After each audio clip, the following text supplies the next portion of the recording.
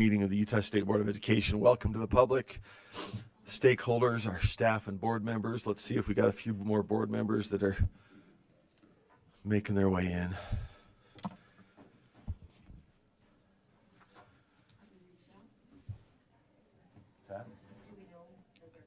Matt will be late. He has a parent engagement, and I think Joe had a meeting this morning. From what I understood, Emily is online, and I don't know where board member is flying. All right, well, let's do the call, and some folks have some. Oh, somebody can. I can't, but can't hear me in the back. Is it faint back there? I see a so-so. Is that better? Do I just need to lean in a little bit? Okay. All right, let's lean in, folks. Sorry? Project, Kelsey says. All right. I will project. Let's take a roll call, see who we've got and who's on their way and who's online. Member Bogus. Sure. Yeah, let's do it for the public. I'm present. Member Booth. Not yet. Anybody have any intel on Member Booth? Okay. Member Klein. Member Klein is here. Member Davis. Here. Member Vice Chair Earl. Yes. Member Green. Present. She's with us online. Okay. Vice Chair Hart. Present. Member Hymas. On his way, I think. Member Carey. Had a meeting, expected to join us in a bit. Okay. Member Lear. Here. Member Norton.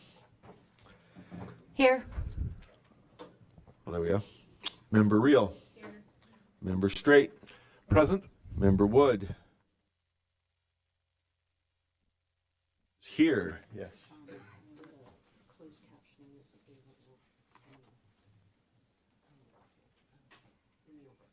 Okay, I'll just announce we've got closed captioning available in the overflow room. And let's call this to order then. We do have a quorum with 4 members en route or in process of joining. So I'd like to thank our Utah Highway Patrol members, Chris Horrocks and Seth Dalton, as always, security Devin Booth and Chelsea Wilson. Case of emergency, got 2 exits on the side here, the 2 west doors leading to exits on either end of the building. So with that, let us open and have our pledge. I assume somebody's going to make a comment about Dr. Seuss's birthday that was up for us. All right, good, because I didn't want to overlook if somebody was waiting for me. That's glad you got it covered. That's important. Let's have a pledge. I did not ask anybody. I apologize. I see Member Straight first hand up, so if you would lead us in the pledge. Thank you, sir. Allegiance to the flag of the United States of America and to the republic for which it stands, one nation under God, indivisible, with liberty and justice for all. Okay, with that, Member Wood, thank you. The floor is yours for board member message. Is designated as National Reading Month. This week is Read Across America Week, and it's been set that way in honor of Dr. Seuss's birthday. And this year we're celebrating 120 years. So let's see if this works. So we've just finished up the legislative session. And for those of you that spend a lot of time at the Capitol, it may have felt this way. And for the next few months, our staff will be busy drafting rules for the board to work through to support the implementation of new laws. I think too often we don't outline a clear path that leads from a law to a positive outcome for students and families. So in honor of Dr. Seuss, I'd like to share a Utah literacy success story. So in 2022, Senator Milner sponsored SB 127, Early Literacy Outcomes Improvement. That law required that the board partner with a nonprofit organization to provide books for students in Title I schools. USB approved a contract with Kids Read Now. Last spring, a parent of a blind student invited members of the board to attend the Utah National Federation for the Blind Conference. As I was listening to the session on education for our students who are blind and visually impaired, I wondered if we had made the necessary requests to make sure these students were also getting the books through the new program. I connected with our staff, and they worked to get some minor changes to the contract to provide our students with books in Braille when needed. Various families have been working with Kids Read Now on a pilot program to increase accessibility of Braille books for both students and parents. So I was so pleased to have a letter shared with me from one of these parents. She said, as a blind parent of sighted children, it is a continued struggle to find accessible books to read with my kids. In my years as a disabled parent seeking access for myself and others, I've never worked with an organization that has shown as much empathy and caring about accessibility as Kids Read Now. As a parent, I'm delighted with the KRN program and its innovative model that will help my children discover the magic and joy of reading. As a blind parent, I'm very grateful for KRN's work to include all families and make the program as accessible as possible. How grateful I am that as a board we were able to facilitate opportunities for a mother to read to her child. Strickland Gillian, and this is one of my mom's favorite poems, shared in a poem, The Reading Mother. You may have tangible wealth untold, caskets of jewels and coffers of gold. Richer than I you can never be. I had a mother who read to me. So we all know when schools, families, and community groups, and I would add legislators, board members, parents, work together to support learning, it improves child and student achievement, decreases disciplinary issues, improves parent-teacher and teacher-student relationships, and improves the school environment. So I hope as we move forward on the laws that were passed and the rules that we'll work with, that in the next few months we can create new paths to student success and truly open the doors of opportunity for all Utah children. And to finish off with a quote from I Can Read With My Eyes Shut by Dr. Seuss. The more that you read, the more things you will know. The more that you learn, the more places you'll go. And so on your desk today, and for those in the audience and staff, there are cupcakes. For many of you who have been here, I don't know how many board members have been around long enough, but staff will remember Randy Verfel. He was our statistician and probably the smartest man I have ever met. His wife, Holly, donated cupcakes for our Dr. Seuss celebration today. And on the board members, in coordination with Deputy Superintendent Voorhees and Mandy Kay from the USIMAC, this is this quote from Dr. Seuss in Braille. We wanted to call attention to the great work that that USIMAC does to provide those resources for our blind students and visually impaired students. And if you have not, as a board member, taken an opportunity to tour that facility, I would highly recommend you see the labor of love it takes to create these resources for our children. So thank you.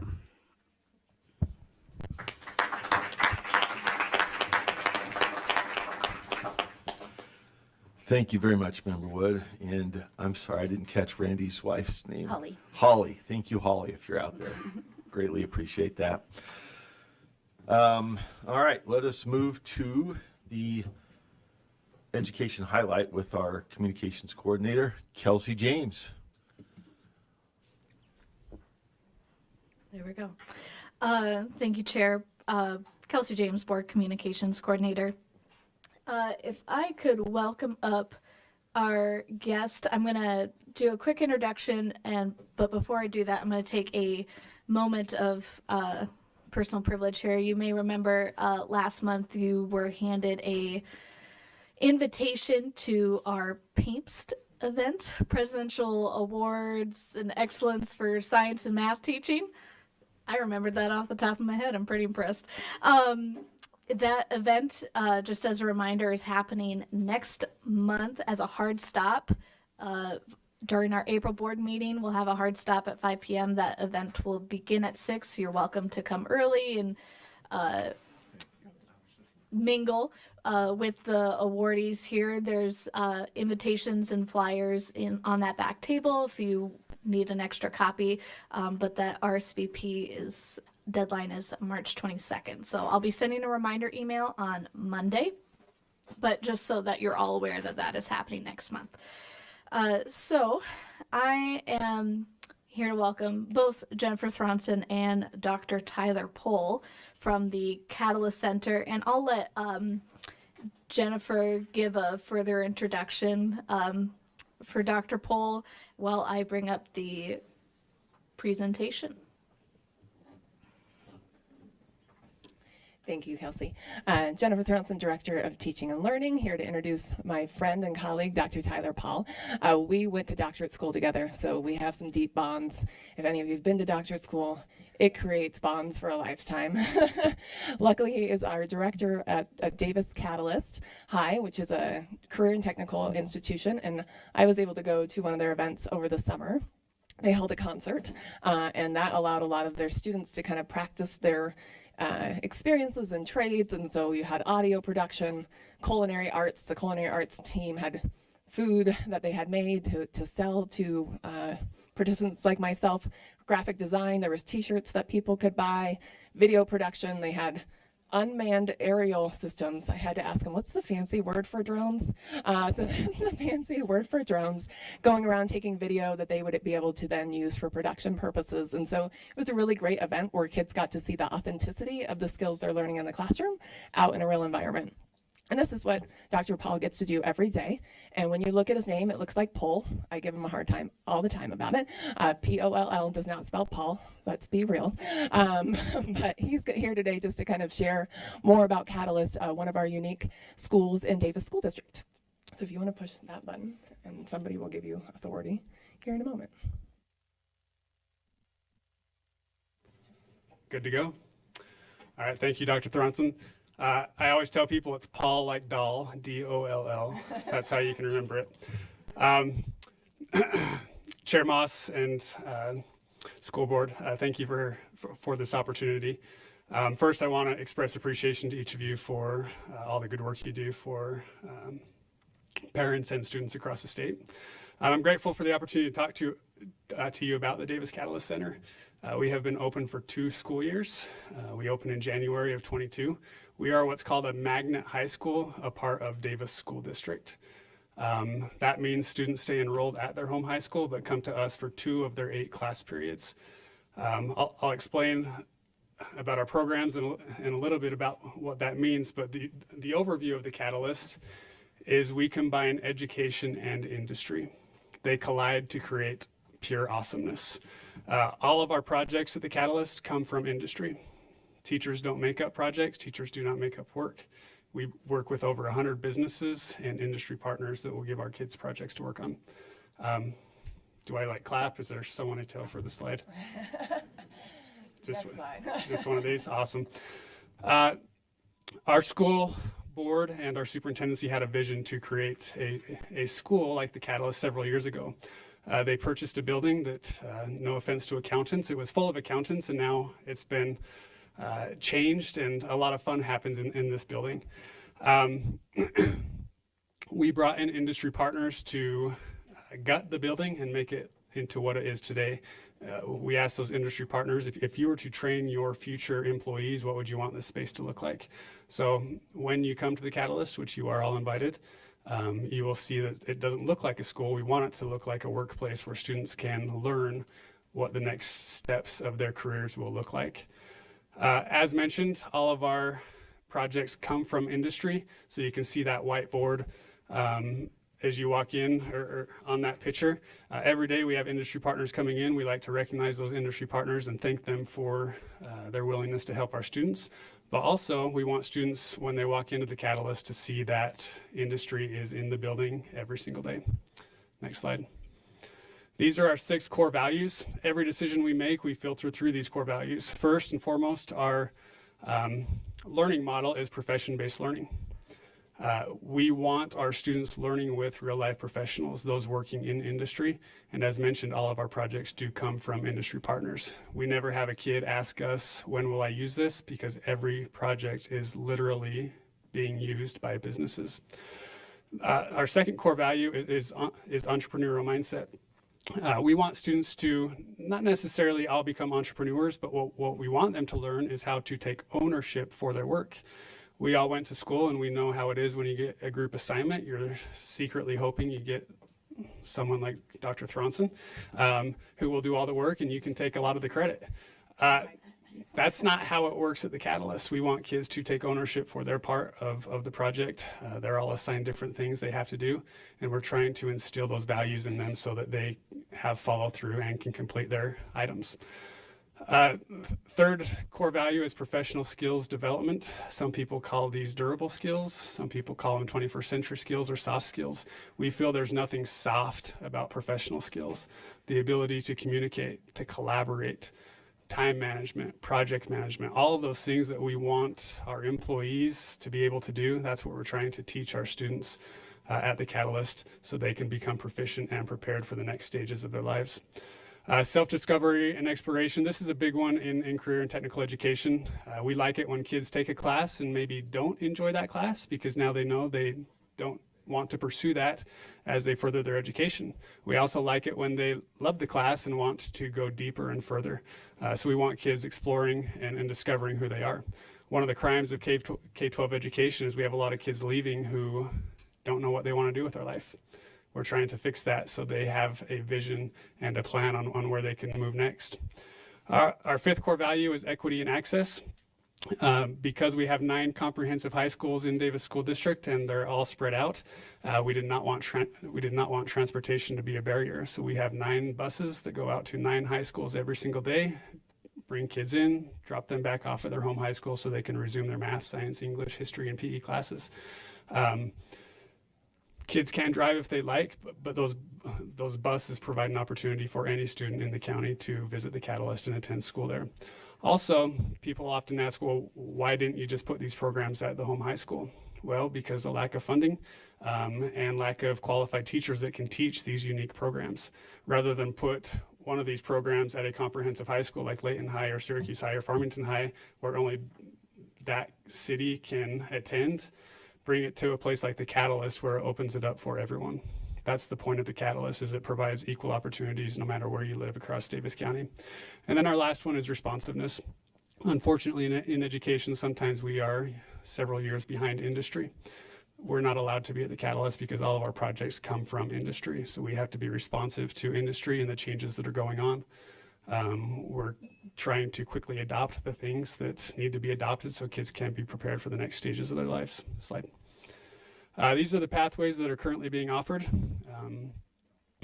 We started with, I believe, 9 2 years ago, and we've grown to capacity where we have our first portable and currently seeking more portables from our school district so that we can expand. Again, with these programs, we are working with industry professionals to give our kids projects to work on so everything is real world. The goal is that kids will obviously earn high school credit. All of our programs, except for medical assisting and pharmacy tech, also offer concurrent enrollment credit, and that's because those 2 programs are working on getting certification. And then, as mentioned, instead of teachers making up assignments that they feel like would be valuable, we bring in businesses, and the businesses give kids projects to work on. We did just sign an agreement with Davis Technical College this summer. It's the first of its kind in the state, where now half of our teachers offer technical education credit as well. It's kind of like CE. We call it CETE, Concurrent Enrollment Technical Education, and that will expand to 5 additional high schools in Davis County this upcoming school year.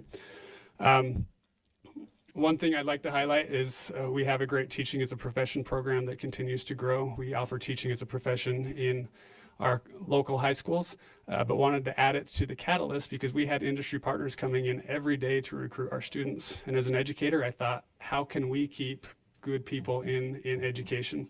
So it's currently being offered, and we're actually revamping it. So next school year, our teacher will act as the internship coordinator and create a student teaching experience for those students. And then hopefully work with our professional teaching and quality staffing group to be hired as TAs. So we'd like to keep them in Davis County. And so my kids and grandkids have wonderful teachers to work with. Next slide, please. People often ask how the school day works. We have a double block schedule, so kids come for 2 of their 8 class periods. We have to balance 9 different bell schedules, so classes are 2.5 hours long. And then we have an hour break so they can get back to their 3rd period, or if it's a B day, their 7th period. As mentioned, we provide buses to and from each of our 9 high schools, but we also have students who come from our online high school, Davis Connect, our alternative high school, Mountain High School, and several homeschool students that choose to attend the Catalyst. Next slide. We are always looking for people to come visit us and learn about us. So if you're ever in the area, please stop on by. You don't even need to make an appointment. Come check out what our students are doing, because every day at the Catalyst is an awesome day. I'm lucky for the opportunity I have to interact with wonderful students and wonderful industry partners who are so dedicated to helping our students have a successful experience. Thank you. Back to you, Kelsey, or can I open to questions? Thank you, Dr. Paul. Sign me up. Be out there next week if I can. So, of course. Thank you. I think Vice Chair Hart sounds like she's joining us, so be ready. Yeah, you're always welcome. Fascinating. Thank you. Questions, comments? Member Straight. Yes, I have been to the Catalyst Center on several occasions. It is in my area and wonderful program. I was just curious, how do you market this program? Is it just word of mouth? How do you market this program? We've tried a few different things. When we opened 2 years ago, we had about 325 students enrolled, and now we're up over 750. A lot of the marketing happens by word of mouth. If you've ever worked in a school, then kids will often listen to what their friends are taking and find out what types of experiences they're having. So that's certainly our best marketing tool, is kids talking to kids. Now we're entering the field where younger siblings are also coming because our older siblings came. But we try to work hand in hand with our high schools because we all work for Davis School District. So we work closely with them and their counselors to provide materials and provide resources so that students become aware of us and parents become aware of us. We also have a couple people that will go out to high school orientations and market as well. Any other questions, comments? Thank you for a great report. I'd heard about it, but I haven't been out there, so I'm on my way. Appreciate your work and sharing it with us. Back to Kelsey, did you have or is it back to Dr. Thronson? Okay. I was just going to apologize for getting your name wrong. So sorry. Oh, it's all good. Dr. It Paul. happens all the time. I figured. You have to work harder than that to offend me. Thank you so much to Dr. Paul and Dr. Thronson for joining us today and making this possible. We'd love to hear about the different things happening in schools across our state. And it's a great opportunity to both see what students are doing on kind of the ground level and get ideas for what schools you may want to go visit and, take lessons from. So thank you so much. Thank you. Thanks. Member Bogus, did you have a comment for? Question? Sorry. Maybe it was too late. I Before you apologize. run, no. So, I'm wondering if our students have to sign a release of their intellectual property to participate in this program, because many programs like this require a release for intellectual property rights. So could you help me understand that? Can you ask the question a different way? Like, what are you referring to? Do students have to release their intellectual property to these businesses while working for free? No, so they're working on projects with the business, but they don't release it. The agreement is that they're working with the company, and then the company would be able to keep that work. So that the company does take their intellectual property? Yeah. Yeah, okay. Sorry, I misunderstood the question. Thank you. So the work they perform while engaged with the business is the property of the business. That's the agreement. Okay. Yeah, one of the benefits is that we've had a lot of kids hired by these companies. We tell students that every day is a job interview because businesses obviously need some work done, and they're dedicating their time to mentor our students and work with students. So we have had a lot of businesses that will hire students straight out of high school or even when they're in high school. Got it. Okay. Thank you very much for joining us. Appreciate it. Thank you. Okay, Kelsey, did we wrap it up? Thank you, as always. Wonderful info. All right, public comment opportunity. I'll go through the usual rules. Public comments are limited to 2 minutes per person. I think we had to go, we occasionally extend that to 3. I think we had enough, we had to keep to 2, right? All right, so 2 minutes today. Comment can express support or dissent for regulatory action. Individuals should not use public comment to complain about personnel issues or to attack or defame an individual. Speakers making a highly detailed or complex comment should also consider providing a written outline of their words to the board. Please remember that children may hear your comments. Be thoughtful and professional. Keep your comments appropriate for a general audience. If you have material with explicit language or content, please submit that in writing to the board at publiccomments@schools.utah.gov. So our list today, I will project. First on the list, Monica Wilbur, in person, I believe.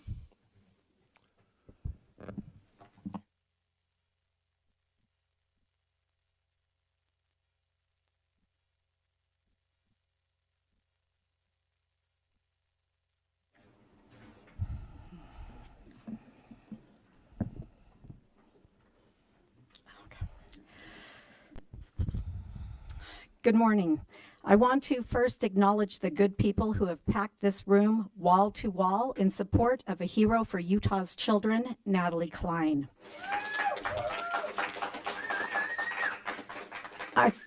I thought today I'd list the corrupt education agendas that Natalie's made great personal sacrifices to expose and stop during her 3 years on the board. Since I only have 2 minutes, I'll just scratch the surface. Klein has exposed how the board's portrait of a graduate in PCBL imposed control and conformist collectivist mindsets, attitudes, and beliefs on students, and then track and score students' behavior based on how well they monkey dance to the tune of this woke, state-defined value system. This is taxpayer-funded cultural Marxism. Klein has exposed how the board's push toward tech-driven instruction and pseudoscientific evidence-based approaches is an elaborate scam that makes our kids not more literate but functionally illiterate. Klein has exposed how the board is rearranging the deck chairs on the Titanic instead of rescuing children from being sexualized through obscene books and radical gender ideologies in schools. Klein has tried to put a stop to the board outsourcing its thinking and decision-making to radical organizations and so-called experts who are 6 degrees removed from Utah's family-oriented values, people who are pulling strings on our local students and teachers as if they were mere puppets. Klein has tried to stop the board from corrupting a beautiful law that says that students don't have to compromise their consciences or religious beliefs as a condition of receiving a public education. There are so many, many bad un-American agendas hurting Utah's kids happening at the state board. The transparency Natalie brings to the board's corrupted agendas is invaluable to Utah's families. It's no wonder you grasp at any pretext to silence her. You want somebody to resign for wrongdoing? By all means, show us how it's done. Thank you, Monica. Folks, we'll ask you to hold your applause, please, and just leave it to the commenters, just like on the legislature. Next, Curtis Linton. We have Curtis. I think he's in person. Not seeing. We'll come back to Curtis. Stephanie Grant.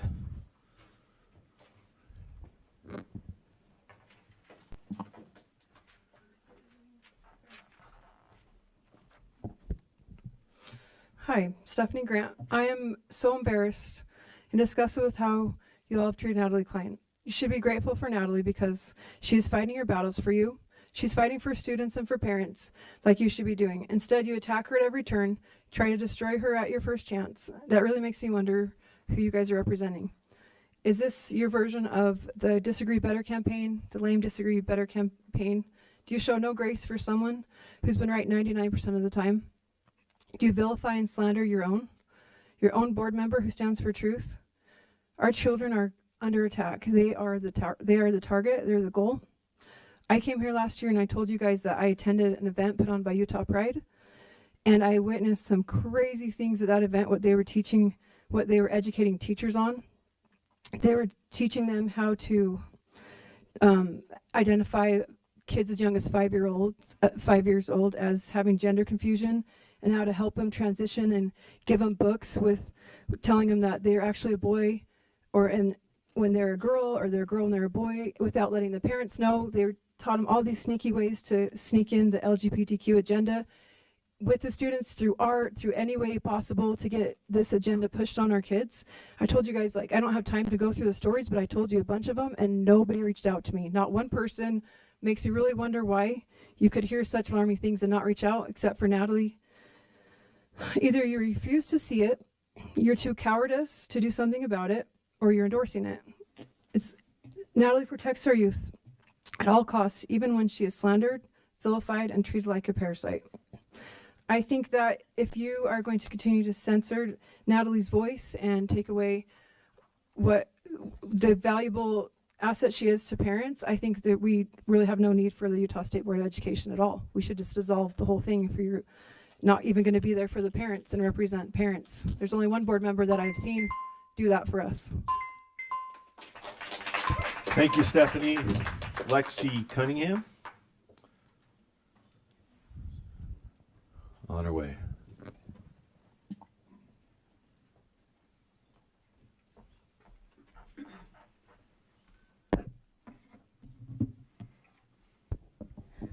Chair Moss, Vice Chair Earl, and Vice Chair Hart, and members of the Board of Education, good morning and thank you for the opportunity to speak with you this morning.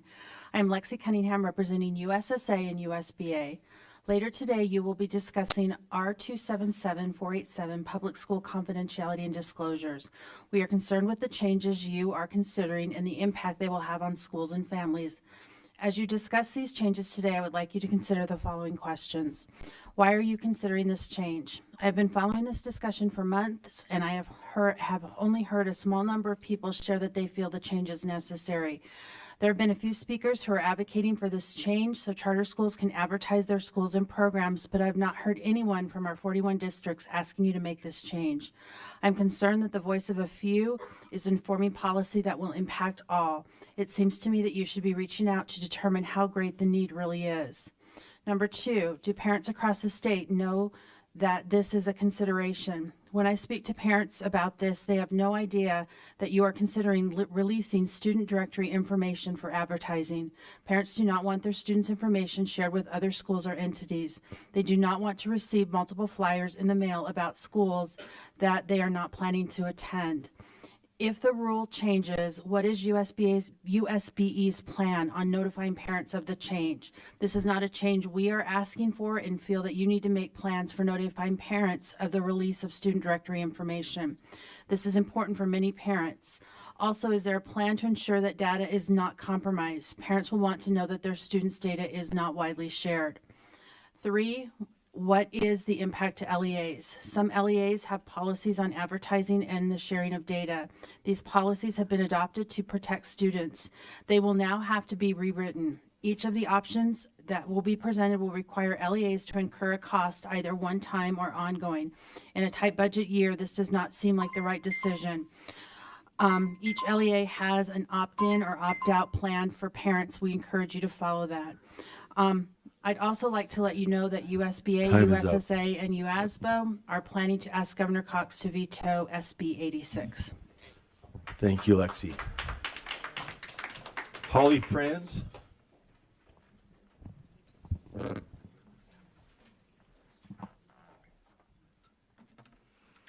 Thank you for allowing me to speak today.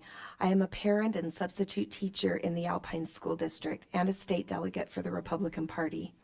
My children attended California public schools for 18 years, and the situation became so vile that we chose to move to Utah 3 years ago, the place of my birth. We desired a better education system for our children that didn't include dangerous ideologies being shoved down their throats, the liberal indoctrination that included critical race theory, comprehensive sex education, gender ideology, pro-LGBTQ+ philosophies, and anti-theism. It saddens me to inform you that we have witnessed similar issues in the Utah schools. For example, as parents and legislators have attempted to eliminate pornographic books, Local school boards and administrators have catered to activist groups, creating a cumbersome process to remove inappropriate material that never belonged in schools in the first place. I've seen pride paraphernalia displayed in elementary classrooms. Gender ideology is being discussed with students of all ages. Teachers are ridiculing students' religious beliefs in class discussions, and elements of critical race theory are being taught. 2 months ago at a regional high school swim meet in Utah County, my daughter and her teammates encountered a boy in the women's locker room showers, a biological male high school student who swam against high school girls. There is only one person on the Utah State Board of Education who has been willing to expose all of these issues and more, Natalie Klein. It is she who Utah parents and teachers throughout the state contact when we encounter issues in the schools where we teach or where our children attend. Natalie has been willing to take the beatings that come with being a whistleblower. I have been appalled over and over at your responses, reprimanding her, silencing her, removing her from committees. Well, guess what? You aren't succeeding. She continues to expose the evils in Utah schools. She continues to speak out for our children, and you should be doing the same. Thank you, Holly. Wendy Ruff. Folks, we can't hear. We just please keep the applause and let the speakers do their thing. Wendy Ruff.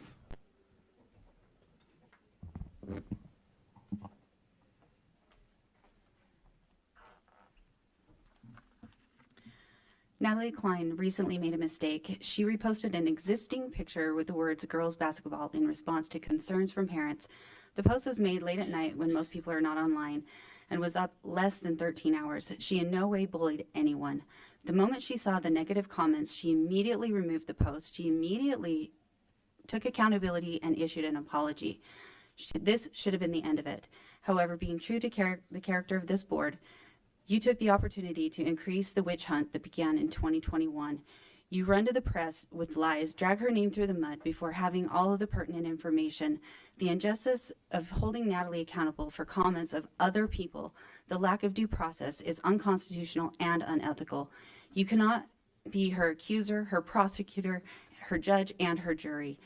The board fueled a fire which caused more harm to the student than the post made by Natalie. This student received more harm by this board, the lieutenant governor, the governor, and the legislature by making this national news than if they had just accepted the apology and recognized that we all make mistakes. I'm astounded at the level of hypocrisy in this room. There are two sets of rules for Natalie and rules for the rest of the board, as evidenced by what I witnessed on April 21st, 2023 at the Marriott Library. Carol Lear protested Natalie Klein by encouraging protesters to disrupt the meeting that Natalie Klein had been invited to speak at. Ms. Lear broke USBE bylaw Article 5B. We're not doing personal attacks on board members. It's not a Speak personal to policy. attack. This Hey, is not an it's attack. allegation. This is an actual event that happened. This is Hey, truth. folks, This is truth. it's an allegation of no, it's misconduct not an against the board allegation. members. There is proof. Please stick to policy as you were. These activists then disrupted a public meeting by Natalie where they ended up having to be removed by the police. Where was the investigation on that? There was no investigation because there is no wrongdoing for anybody except for Natalie. It is hypocritical. Do you not see the hypocrisy of this? Every investigation that has been done on Natalie has consistently proven to be innocent. She is always proven innocent, with reports concluding that there has been no wrongdoing. Natalie's Time has primary goal. expired. You took some of my time.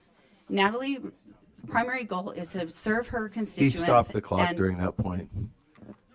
Go ahead. No. Wrap up, please. Time is up. Just Natalie's wrap up. primary goal is to serve her constituents, protect students in the public school system, and this witch hunt on Natalie needs to end today. Thank you, Wendy. Rebecca Colley.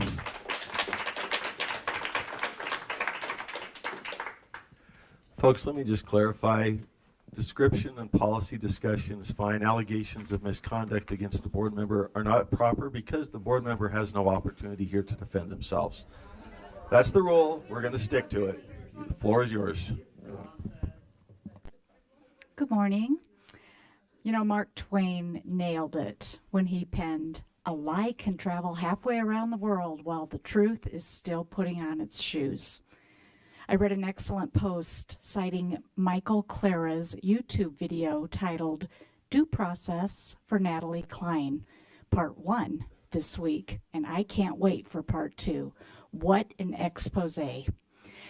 It was an incredible breakdown, the video on YouTube, Michael Clara, of the facts and the unrelenting and unnecessary feeding frenzy that's been going on here.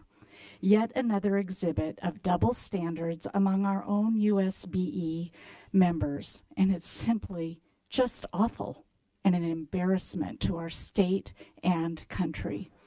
I have long been concerned about the public school system increasingly spinning out of control. After several years of observing, attending, and speaking in my own local school board meetings, it is clear that Natalie Klein is the champion of the children that we need. I express my support and appreciation of Natalie and for the knowledge she has been willing to courageously share, and that's something lacking here, is a little courage, to share about the inner workings of the education system. I hosted a meeting where Natalie met with me, parents, neighbors, friends, grandparents in my home with information about what's happening within the public school system. Natalie fielded our very difficult questions and our heartbreaking concerns as we strive to protect our precious children from the insidious ideologies many of them are encountering at their schools. Natalie understands the dangers that face our youth and is an amazing asset. Natalie has consistently demonstrated fortitude, and she knows what matters most, our children and our future. Thank you. Thank you, Rebecca. Cody Eflin. Cody? We'll come back to Cody. Let's see, who else are we coming back to? We get everybody. Curtis Linton. We're still on the comeback list. Curtis Linton with us? All right. Michelle Lee. We have Michelle. No. Okay. Tiffany Barker.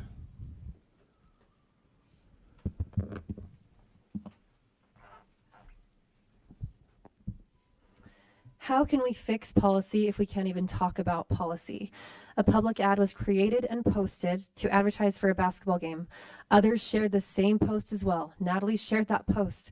Was anyone else penalized for sharing the public ad? Just Natalie? You've attacked Natalie's First Amendment right to free speech. You are assuming intent of her words. Do you realize how dangerous that is? She was condemned by you and many others in this state and this country, which is disgusting, by the way, for what you implied she meant by things she didn't say. Is Natalie Klein the only person in the world who isn't allowed to post this photo? The high school created the ad and publicly shared it, and then Natalie shares it. Why did you condemn her when you said nothing about anybody else who shared the ad? I've played sports my entire life. I played Division I basketball. Do you know how many times we had to prove eligibility, that we did not have performance enhancing anything, drugs, hormones, anything? We had to prove our gender. We had to prove our age. All of that is up for, when you're an athlete, that's a normal thing to have to prove. And now we can't even ask questions. And that's the fault of you guys and the legislature. You decided that Natalie must be silenced because she asks too many questions. She's the only person who has any ramifications for sharing this post, this public post. She's the only one on the board sounding the alarm about the filth being pushed onto our children. We are experiencing it firsthand, what we get in our schools, what our children come home talking about, what they're being told, what they're being given, what the teachers are being trained on. She is a lifeline. Natalie is a lifeline for many parents like me. She's come to my local school board to represent parents to my local school board when they're not listening to us. Your job is to represent parents. You don't represent teachers. You don't just show. I talked to one of the board members here and he told me that his job is to showcase the good the teachers are doing in the school. That is not your job. We as parents know that, but that's not your job. We elected Natalie to represent us. You took away her voice. It's an election year.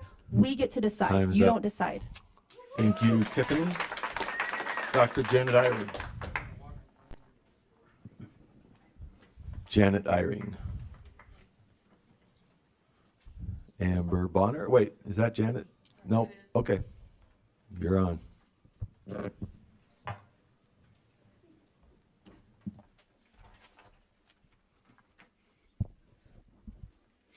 My name is Dr. Janet Eyring, and I stand here in full support of Natalie Klein. I'm a Highland resident, California Emerita professor, teacher, and teacher trainer for the past 45 years. This most recent call for Klein censure merited a drive up to Salt Lake to speak in person to you. Most of you are familiar with the term microaggression, a term coined by Professor Darrell Wing Su of Columbia University, and often criticized for perpetuating victimhood culture. It's being taught all over the state of Utah. How do I know? Because Klein has shared examples of this in schoolwork and then posted it on her private website. She's been accused of a microaggression or small bigoted action, which ironically many of the board members here may actually be guilty of. I lived in Salt Lake City for 4 years, teaching at Salt Lake Community High School.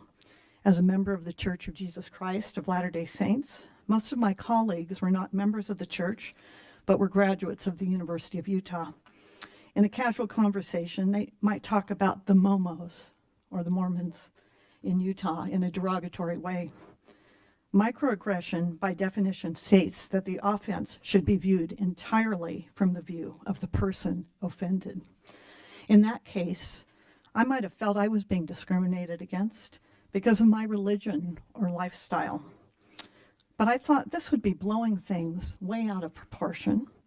I took the more charitable way and supposed the person did not mean any harm. However, in this case, Klein was condemned without due process and experienced a rash onslaught of vitriol from the media, the State Board of Education, the Granite School District, the Governor's Office, and the Utah Legislature. Would that be an appropriate response for you if you had accidentally used the word Momo to criticize me? I really wonder who the real bigots and aggressors were in this case. Let's not be so hypersensitive and assume the worst in people. Klein's not a heartless villain, but Utah is a gullible consumer of the very controversial work by Professor Su on microaggressions. Thank you, Dr. Eyring. Time's I advise expired. that all of these critics of Klein fall back on the far superior spiritual foundation. He who is without sin. Amber Bonner's up next. Thank you, Dr. Eyring.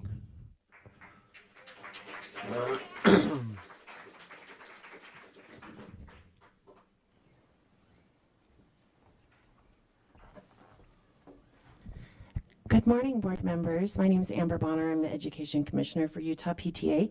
My public comment today is in response to a couple of items that are on your agenda for today. First of all, I wanted to talk about student data privacy. I'm very concerned about the proposals to share student contact information with charter schools.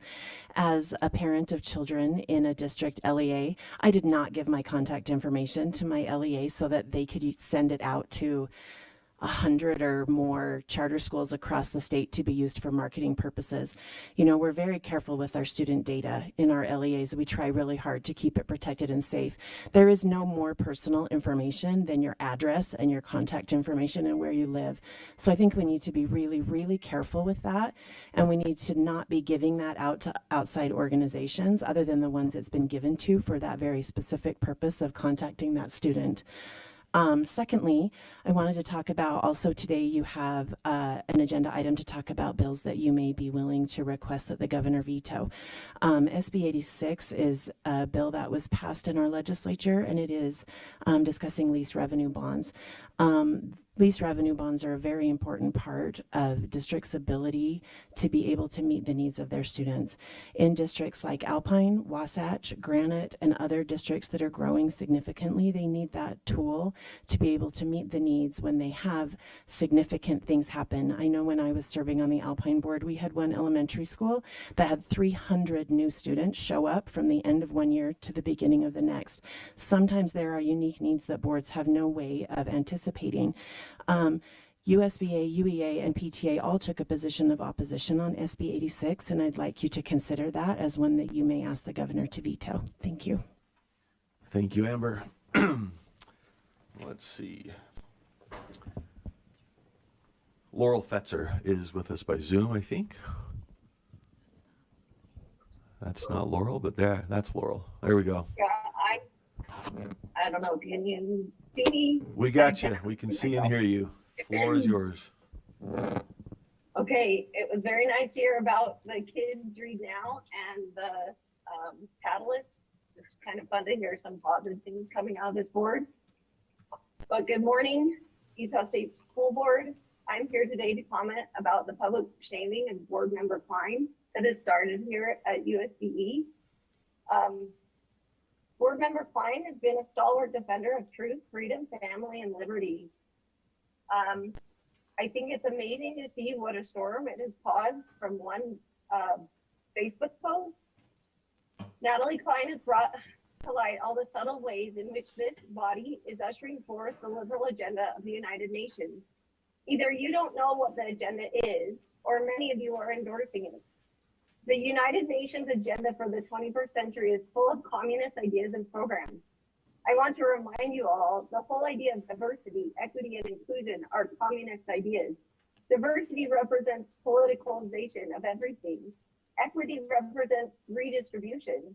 And inclusion represents accommodating the intolerant ideology of the woke activists to achieve a renormalization that transforms the institution. And it also looks like this board cannot stand the reminder of any deviation from the progressive agenda that you censure Natalie Klein. Have you read or learned about Alexander Solzhenitsyn or read his book, The Gulag Archipelago? He says that he should have stood up against the communist agenda long before he was taken to the Gulag. Do you know what life is like in a Gulag or in a communist-led country? It is not good. Let me remind you that countries that have communist agendas or governments have extremely high death tolls. The estimate of deaths from the gulags from 1919 to 1960 was upwards of 60 million. Mao, during his reign in China, supposedly killed about 100 million people. We don't need to go down that road. These subtle policies that are being advanced in our schools should be thwarted at every turn. You should all be fighting for the best education in America, and you are spending your time Century Board Member Klein. I personally am grateful for her tenacity, and thank you for your time. Thank you, Laurel. Kevin Kouros. Kevin? There we are. Yes, I'm here. We can hear you. Perfect. Perfect, thank you. And good morning, board, and thank you, chair and board members, for your time. My name is Dr. Kevin Kouros. I have a PhD in Family and Human Development. I'm speaking today on behalf of myself from Mill Creek and as a parent of a 4-year-old. I just wanted to take this privilege of public comment just to thank you for the work that the board has done for our public schools here in Utah, which are a vital resource for our communities and for the future of Utah. I also wanted to thank the board for working with our state legislators during this legislative session to advocate for funding and for programs and policies that best suit our students and teachers.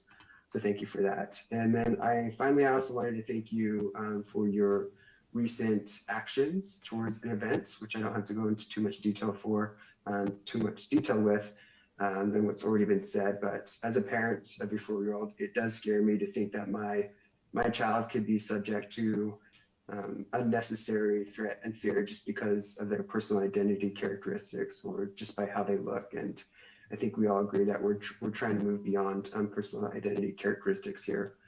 And so I do appreciate that and thank you for that difficult decision. And then I will just comment based off the data privacy that I would like as a parent, when I enroll my child in public school, to have the option to opt into sharing my personal information and students' information with external partners. So thank you for your time. Thank you, Kevin. And Jonathan Bejarano. Thank you, Chair and board members. I want to thank you all for your swift action in condemning hate. I noticed that Natalie Klein had posted from Facebook, unfortunately, a message that had many comments where people were insinuating that we need to go attend this person's basketball game and when's the next time they're playing. It was horrible. I also noticed that when Mr. Bejarano, we don't allow attacks on personal board members. Stick to policy, please. Yeah, so let's talk about privacy. So there's privacy policy that says that we need to keep students' data safe. And I feel like the board needs to lead by example. And I felt like the board is leading by example right now. And they're saying we don't tolerate this behavior. And I think that the more the board can lead by example, the better our schools will be. Teachers, students will be motivated by protecting the identity of students. I believe that sharing names and addresses with charter schools or districts requesting information about other districts or charter schools taking other students' charter schools' data is going to be a problem, where you will have state charter schools that go across the state and recruit digitally. Because their school is digital, they will want to recruit from 41 different districts. Keeping track of this information will be a logistical nightmare. I have 6 kids. I, as a parent, do not want my child attacked. I don't want their name and address shared with anybody without me opting into it. And the reason I say this is because I've witnessed as charter schools have opened, I've been to a lot of state charter school board meetings, that they go around door to door recruiting students. Thank you for your consideration. Thank you, Jonathan. We will go to Juliet Reynolds, if you're with us. Not seeing Juliet. David Burton.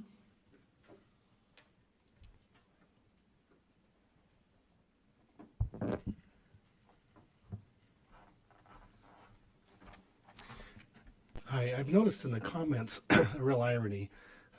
For example, the last person that spoke, he was concerned about the publishing of the names and addresses of children. At the same time was condemning Natalie Klein. It wasn't Mr. Burton, I just want to again warn, we're not doing personal board members. Feel free to speak about the policy all you like. Okay, let me talk about the school board, legislature, and the governor. So it was those entities that broadcast publicly in the news, locally and nationally, all of this, all of it, that really brought about the most intense shame. It wasn't a single post in Facebook that did that. It was everything that happened after it, which means if those entities were truly concerned about the student, they would not have publicly broadcast what they said. I have a daughter with mental illness. And so if someone did a posting on Facebook about her, the last thing I would do is call the governor, the legislature, and the school board to get them to put it in the news. That makes no sense at all. If you're truly concerned about the student, as opposed to exploiting an opportunity, you would not have done that. Thank you, David. Next, Sherry. Folks, we can't call the next people up. Sherry Maddle, you with us? There you go. Good morning, Board. Thank you for letting me comment. I'd like to make a comment on item 5.3, public confidentiality and disclosure agreement.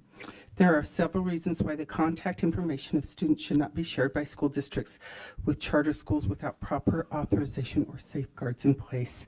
I sent you all a message because I was an alternate on the thing, and so I won't go into all the detail, but I'll just read my summary. Respecting privacy, adhering to legal and ethical standards, obtaining informed consent, and maintaining trust are essential considerations when it comes to sharing contact information of students between school districts and charter schools. Any such sharing should be done with clear guidelines, safeguards, and respect for the rights and choices of students and their parents. And so I would like to encourage you to at least make it be that parents have to grant consent if they want their information shared. Thank you. Thank you, Sherry. Do we have Marilyn Larson? Thank you, Marilyn.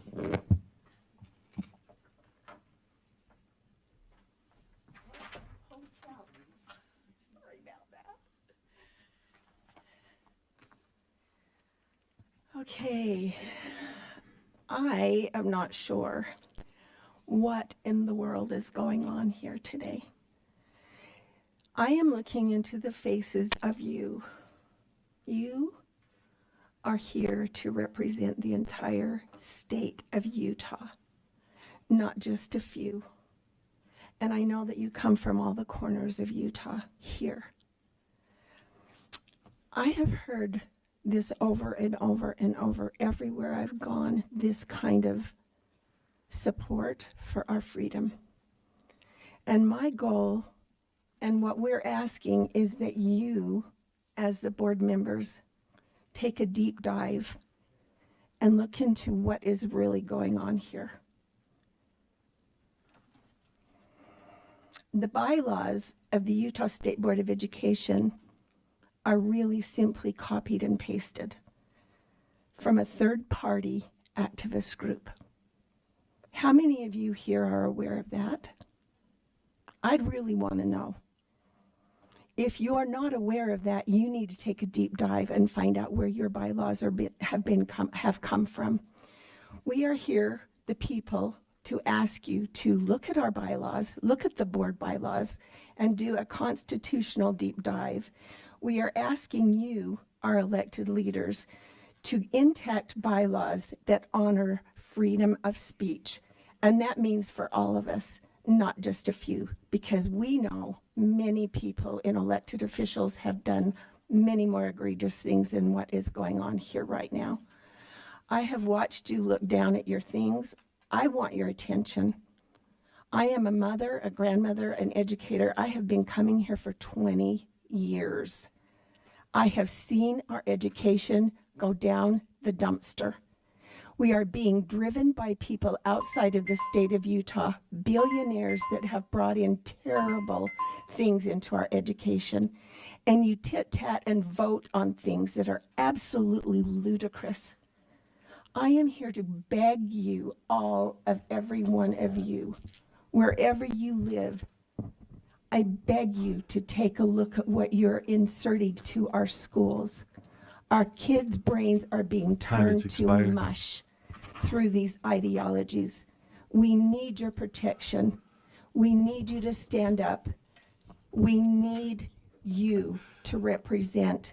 Thank you. Not just our religion, not our culture, not our LGBTQ, but our brains. Thank you, Marilyn. All right, that concludes our public comment. Thank you all for joining us. We will turn to our next item is the superintendent's report. Superintendent Dixon.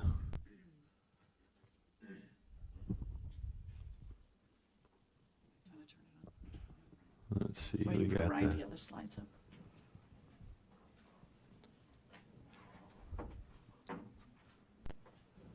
Thank you. Ryan. Could Kelsey or Sybil, would you mind chatting with her? Just we'll address your concern. We're going to move to the superintendents, but thank you. We'll have our folks check with you on how we processed the list. We did have a lot of folks signing up. Superintendent Dixon. Thank you, Mr. Chair. Good morning, board members. Happy March to you all. Happy spring. It doesn't feel, well, I guess it feels Utah spring-like out there today. So we're going to start with our Employee of the Month, who is Rachel Hawes. And I don't know if Rachel is in the audience. It's a very full audience. Rachel, if you're in back, if you want to come into the boardroom. So while Ryan is setting up, you can see Rachel's picture up here and in the back. Rachel is with our child nutrition program, and she was nominated by her supervisor, Kim Loveland. And I loved when I got the nomination, it had unwavering in all caps for her unwavering support of staff. And this is why she's been nominated. We have a number of a number of employees in CMP who have been there for a period of time, but we also have a lot of monitors who come and go. And Rachel has been amazing, quoting her nomination, for really helping support not only the new employees, but those that have been around for a while. And she is the first to stand up and say, let me help you figure that out. When somebody's struggling, she's the first one to show up, but also very proactive.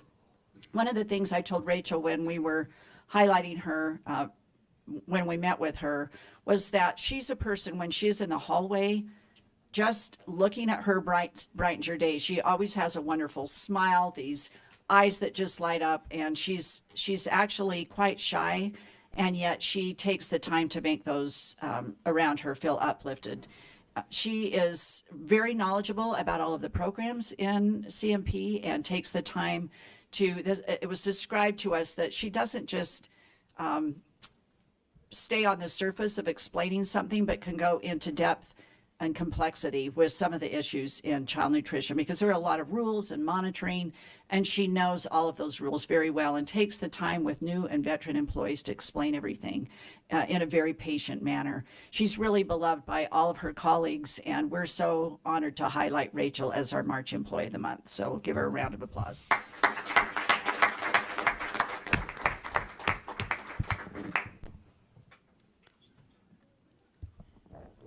Okay, I don't see artwork. Anybody in the room? Is Lori? Okay, maybe we'll go through my report. There's Lori. Lori, let's go through my report and then have you do art, since we've got some guests here. Thank you. Thanks for that entrance. That was very graceful. Okay. Is that all right? Yeah, whatever you okay. think Yeah, best let's in just terms kind of of the move order. forward because we have a guest here. So I want to talk a little bit about legislative outcomes. You will hear later today from Deputies Stallings and Deputy Jones. One of the things we don't often talk about is the time it takes for staff to support and give information about the bills that come forward, the drafted bills, etc. I know you all have had calls. You've all spent a lot of time as board members on legislation, but we give you a lot of data about the bills that passed, etc. We don't often talk about the work that goes on behind the scenes. So I want to highlight that because in a way it's really highlighting the work of staff.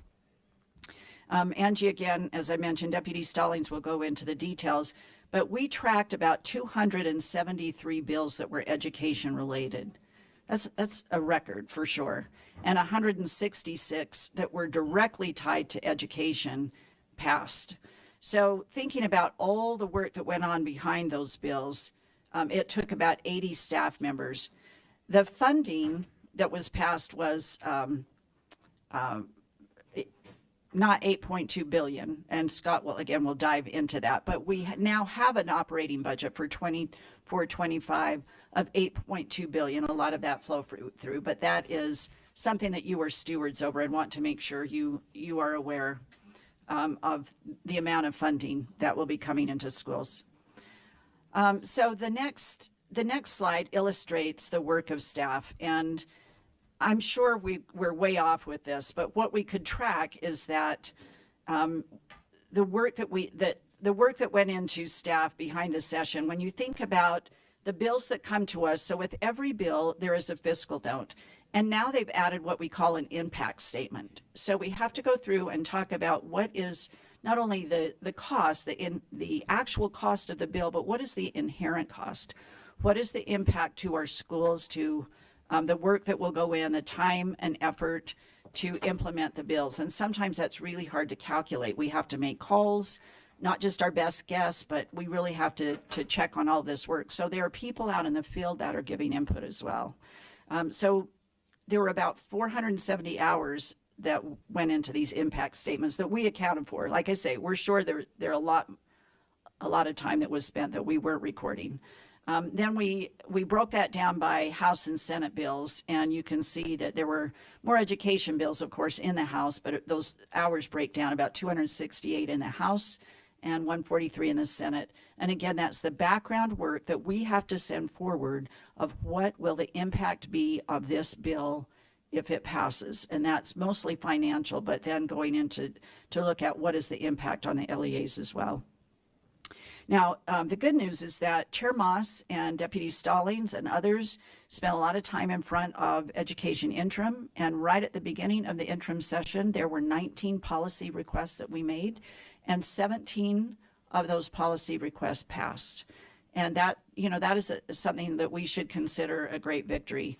The two that didn't pass, for one, the legislature ran out of time, and the other, they just decided to go in a different direction. So I want to just take a moment to just thank staff for their hard work. Everybody leaned in. I'm just looking at the school safety bill alone, and I don't print anything off. I'm try to be kind to Mother Nature and not use trees, but I had to print that safety school bill off because it was so large that I just am still highlighting, thinking about what does that really mean for our schools. So again, thank you especially to Deputy Stallings and Deputy Jones. I mean, they carry a heavy load. Everybody leans in, but the deputies, Deputy Norman, I think the hours that she's spent trying to negotiate this and other bills. You know, Deputy Jacobson I don't think she sleeps during the session because she's worrying about all of the fiscal notes. So I want to highlight our deputies today. They spend so much time, energy, angst, and I don't think they sleep during this session. And so I just appreciate them so much. If we could give them and the rest of our staff a round of applause.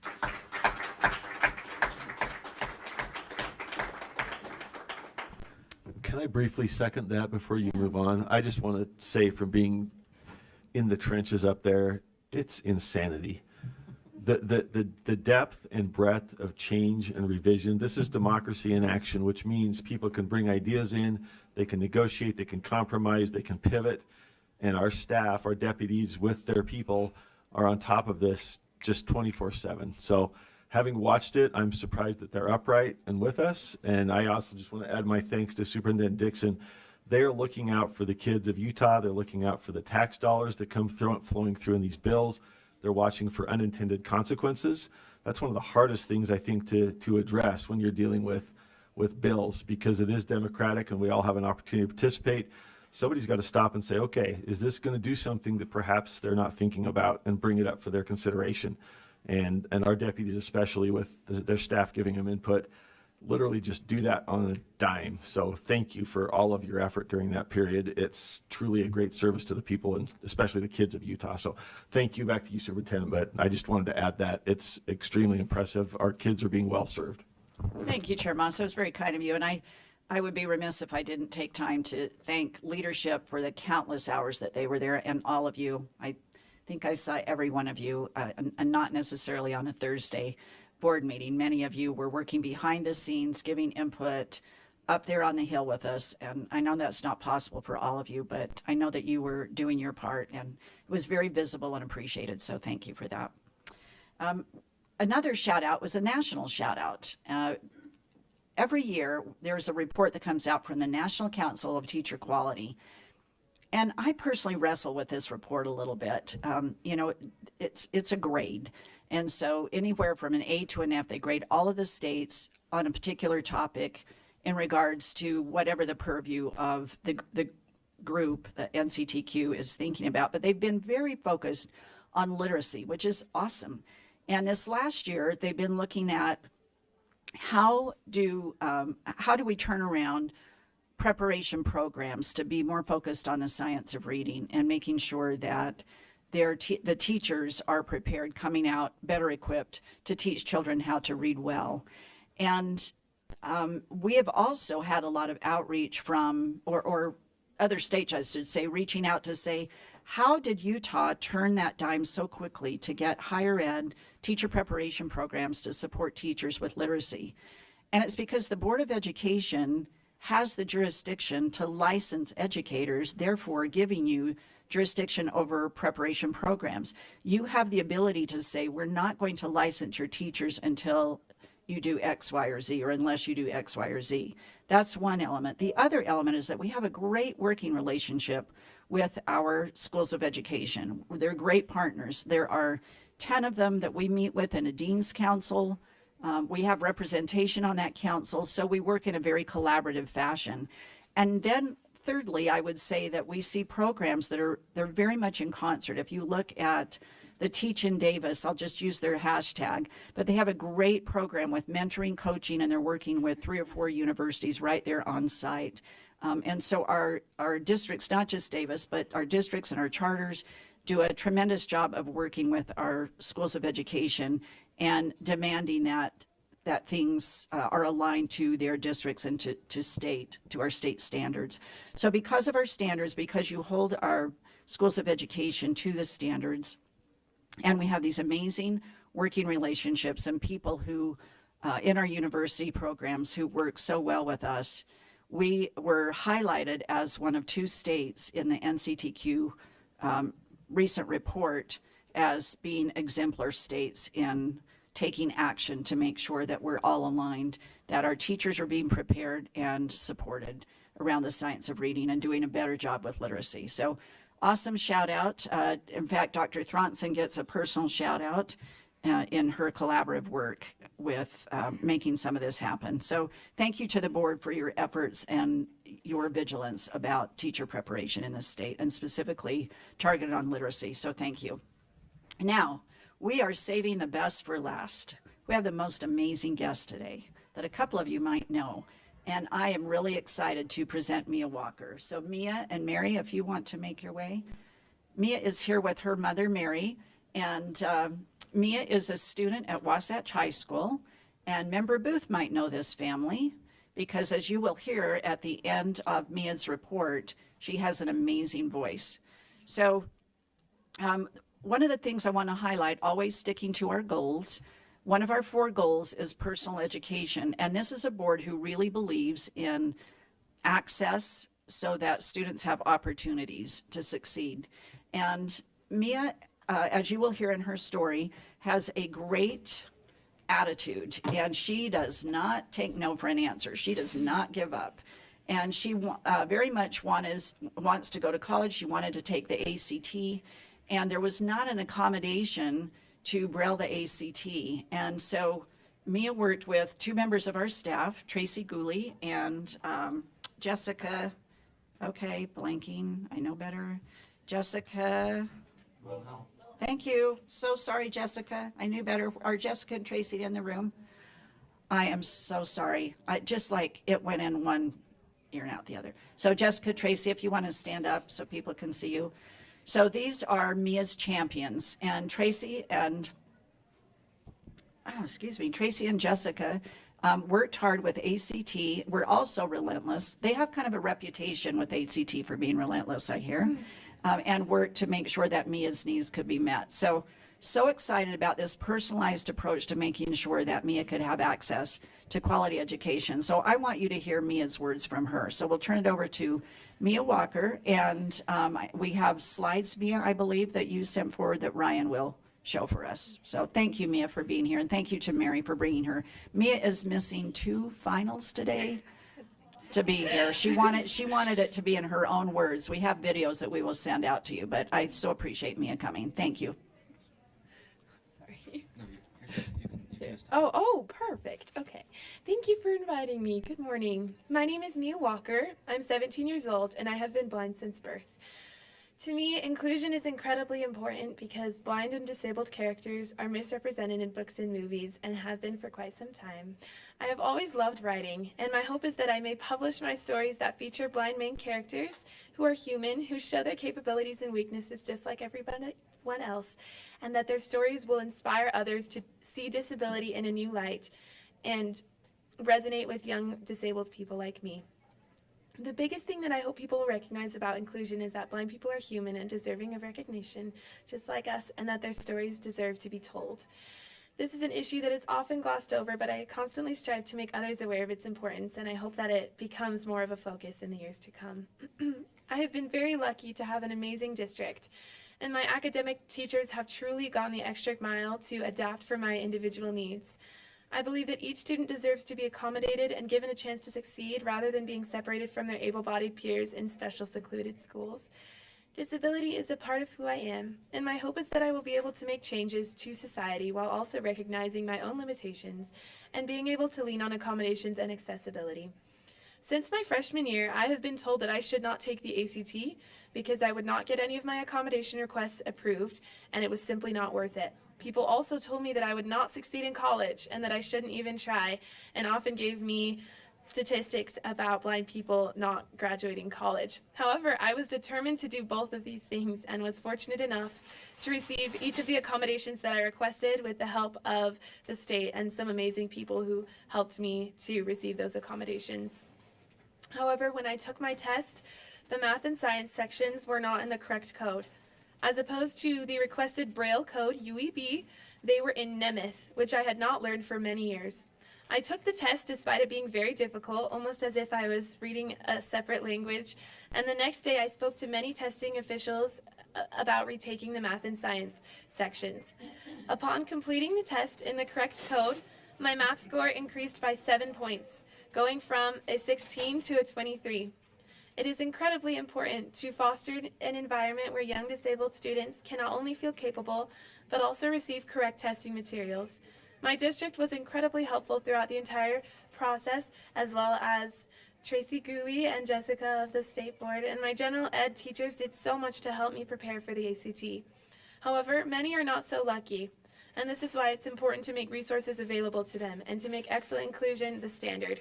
Nobody should have to fight as hard as I did to receive fair and equal access.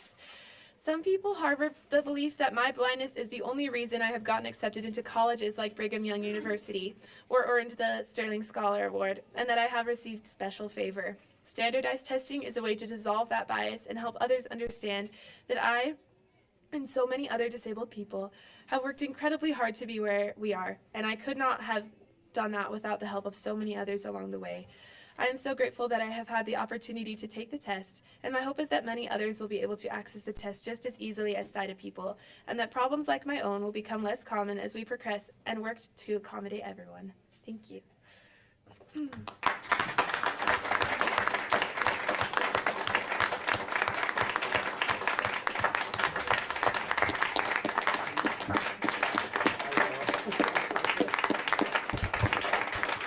Mia, we're all standing for you. Oh, thank you. Sorry. So these are some of Mia's slides that she sent that have just some of the wonderful things that she's done. Right, you've got to be on. That's And so, and you know, we can share this with you as well, but this is just highlighting some of the things she's done in leadership for her Sterling Scholar portfolio. So I just wanted to go through.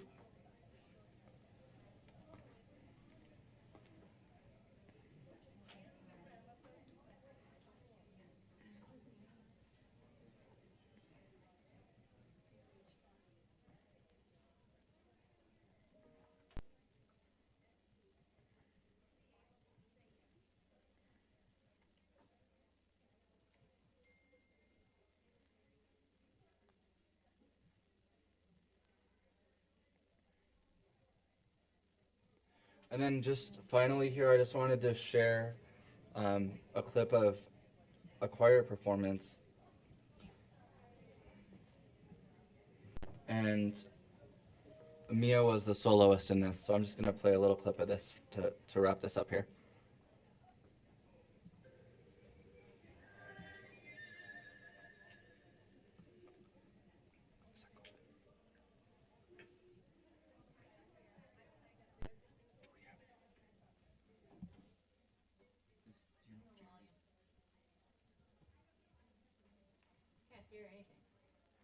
Yeah, we need.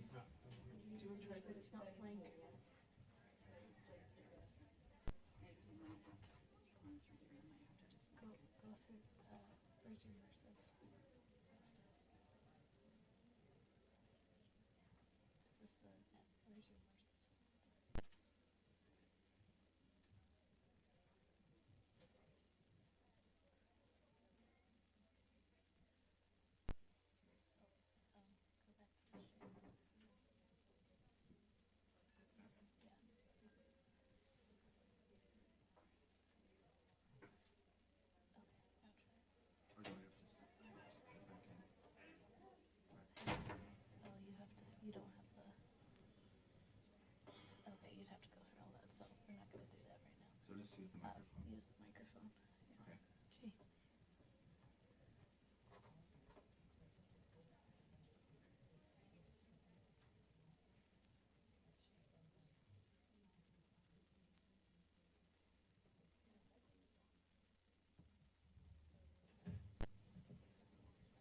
We're gonna have to try it. I'm just gonna go through.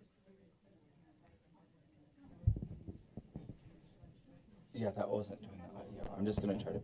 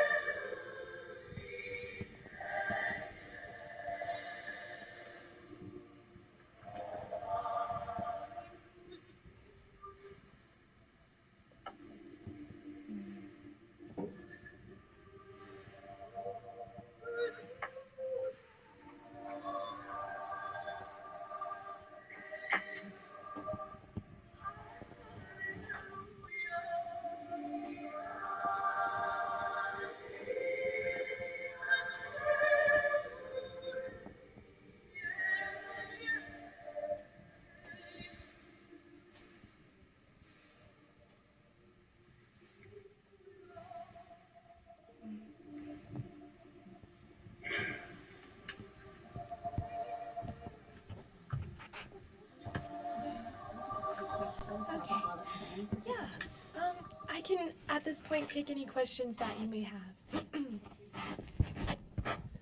Board members, do we have Member Bogus, I think? You first up? Question, comment? Yeah. Comment. Mia, thank you for being here. Thank you. It takes guts to get up in front of anybody, but I'm really happy that you're here. Congratulations on the work that you've done. I'm really proud of you, and I'm really excited to see you here today, representing walking in hard places and spaces. And as someone who has been on the stage many times, and it's hard to do that, and you've done it with such tenacity and grace and diligence and fortitude. Thank you so for much. being here today. Thank you very much. Thank you. Appreciate that. Other comments or questions? I'll just say I hadn't caught in all the inspirational elements of your story. I hadn't caught that it's my high school, Wasatch High. Oh. Is that where you attend? That is where I attend. That is yes. awesome. So the motto there is expect to excel, and you're kind of blowing it off the charts. So I love hearing the resilience, doing the ACT, going back, getting it fixed. I'm curious if there's anything in that system that you think we need to address on. Obviously, the folks running the ACT got it corrected, and you jumped 7 points, which is a massive jump. So you measured correctly. Anything that you ran into that we need to take a look at? I think just making sure that that everyone is able to get the requested materials that they request, because we did request the correct material, but since it came in the wrong code, that was very difficult. And just ensuring that there's accountability there with being able to request the correct materials and make sure that that doesn't happen as often, because that can be very difficult. But a lot of it is just connecting with the ACT and ensuring that they are able to, or that they're willing to accommodate for our students, I think is very important. So. Well, thank you. We will make sure we take a look at that so nobody has to go through that additional hurdle of getting the right code. Back to Superintendent Dixon. Thank you. Mia, thank you again for being here. One of the things I learned in watching a 7-minute video that we will send out to you, so you'll have that and the YouTube link so that you can get more information about Mia and her tenacity. I want to underscore that word, Mia. I think earlier when you said people just make assumptions that because you're blind, things are given to you, and yet you had to work extra hard, not just hard, but extra hard to earn everything that has come your way. And that's something I've learned from your story and from listening to you and meeting you, is just the positive outlook that you have and the tenacity.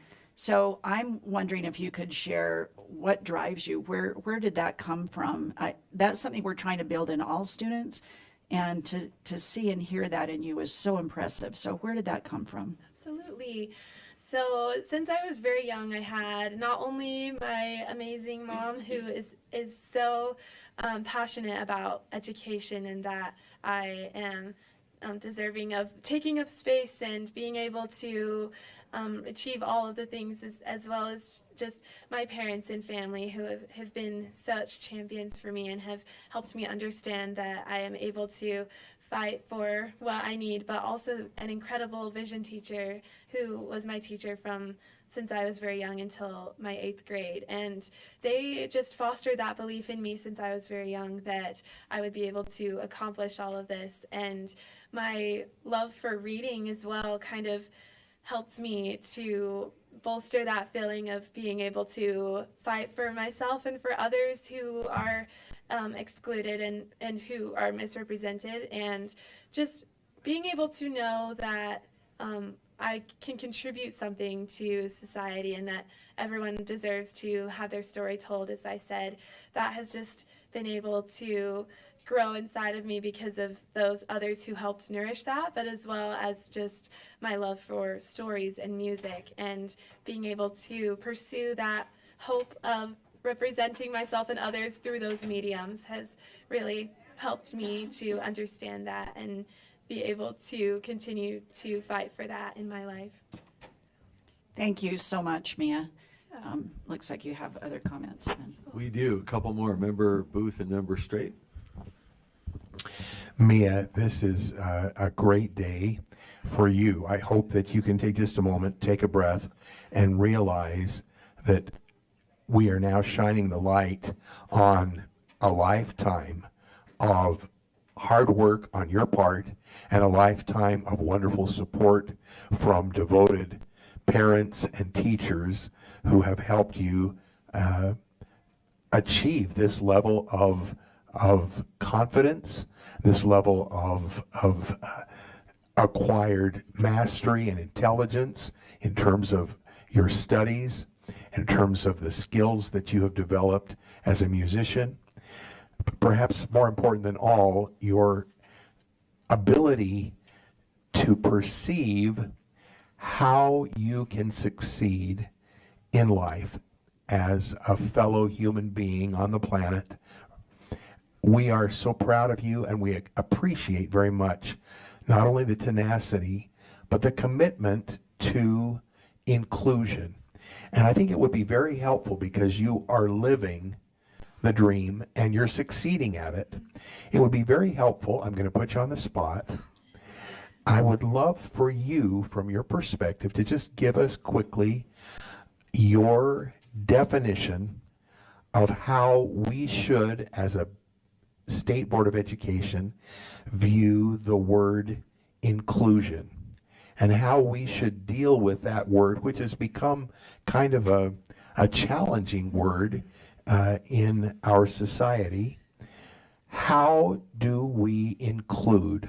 What would be the proper definition of inclusion for all students across the state of Utah? What would you, from your vantage point, having been included, but at times not like you would have liked to have been included, and you just kept coming. You just kept at it. We're so proud of you. And your example could be very helpful to us as we open our eyes and our ears to be aware of others who may be in that same boat. So could you just take a moment and share with us, what is inclusion? How should we define it? And how is that important to you? Thank you. Of course, thank you. To me, inclusion is very heavily linked with empathy and understanding that each person is deserving of love and of taking up space, and be able to understand that we all have something beautiful to contribute, regardless of our background or anything else that others may judge us as, being able to transcend that in a way and see each of us for the beautiful, unique person that we are, and be able to connect through that way of empathizing and understanding that everyone has the ability to succeed regardless of any outside things that are being discussed or judged about them, that in the end we are all just people who are deserving of love. And as I've been able to understand that I am just as worthy of being able to succeed as everyone else in my school, that has given me the ability and the confidence to fight for that inclusion, which is simply just making myself able to connect with other people and trying to help them understand and empathize with me, and as well as other minorities and people who have been excluded that I have encountered. And I feel like being able to have this personal experience that I have has made me more empathetic to everyone, and I'm so grateful for that. And I hope that I can share that empathy with other people and help them understand that everyone is so beautiful and so strong and have such contributions to the world and our society today. So that is how I would define inclusion. Thank you. Awesome. Thank you. Thank you, Mia. Thank you, Mia, and thank you, Member Booth, Member Straight. Wow, that was beautiful. Thank you for what you said about that. Thank you. So I'm really curious. As we watched your video and we looked at the things you've accomplished and the things you've done, seems like you have some great leadership qualities, and it was really transformational to me about the idea of inclusion that you mentioned several times. What are your hopes and dreams for the future? How do you plan on making a difference moving forward? Yes, I'm really hoping to bring this idea of ableism, which is the mistreatment or judgment of people who are disabled, into context for people, and be able to kind of, I don't want to say defeat it, because I don't know if it will ever be, but that is the hope, that someday everyone will have equal access and equal ability to be able to succeed and access all of the things that, all of their dreams that they are hoping to achieve, because I hope that eventually we will be able to understand everyone and be able to accommodate for them. But I think the first step is being aware of ableism and how that is kind of ingrained in our society, but also that that doesn't have to be the way that it is, that we can be able to move forward. And so I have written some essays about ableism and how that's been in our society, but I've also just written stories of blind people who are experiencing joy and who are doing great things and who are just the main characters and the heroes of their own stories. And my hope is that someday I'll be a published author and be able to publish these books. And it's definitely kind of an ambitious dream, but I do hope that I'll be able to achieve it. And as I think I'm a testament to the idea that blind people are incredibly capable and above all just human beings, and being able to share my music and my stories with other people among my peers and alongside all of my friends is a testament of that inclusion and a step towards that dream that I'm hoping to achieve. Thank you. Thank you, Mia. Thank you. Well, seeing no other lights, just thank you again, and those are wonderful aspirations, and we will follow your success as you work in that area. We greatly appreciate your story and example, and it really is an example for all students, whether they're suffering from physical challenges or not. That kind of tenacity is something we should all be looking to. So thank you so very much for sharing yourself with us today. And back to Superintendent Dixon. Is that wrap? I'm sorry. Thank you, Chair Marsh. I'm jumping Awesome. in here. Oh, it's great. It's great. We've had a rock star among us, so we're all mesmerized. We'll move into art now. So Lori and Lisa, if you want to come forward.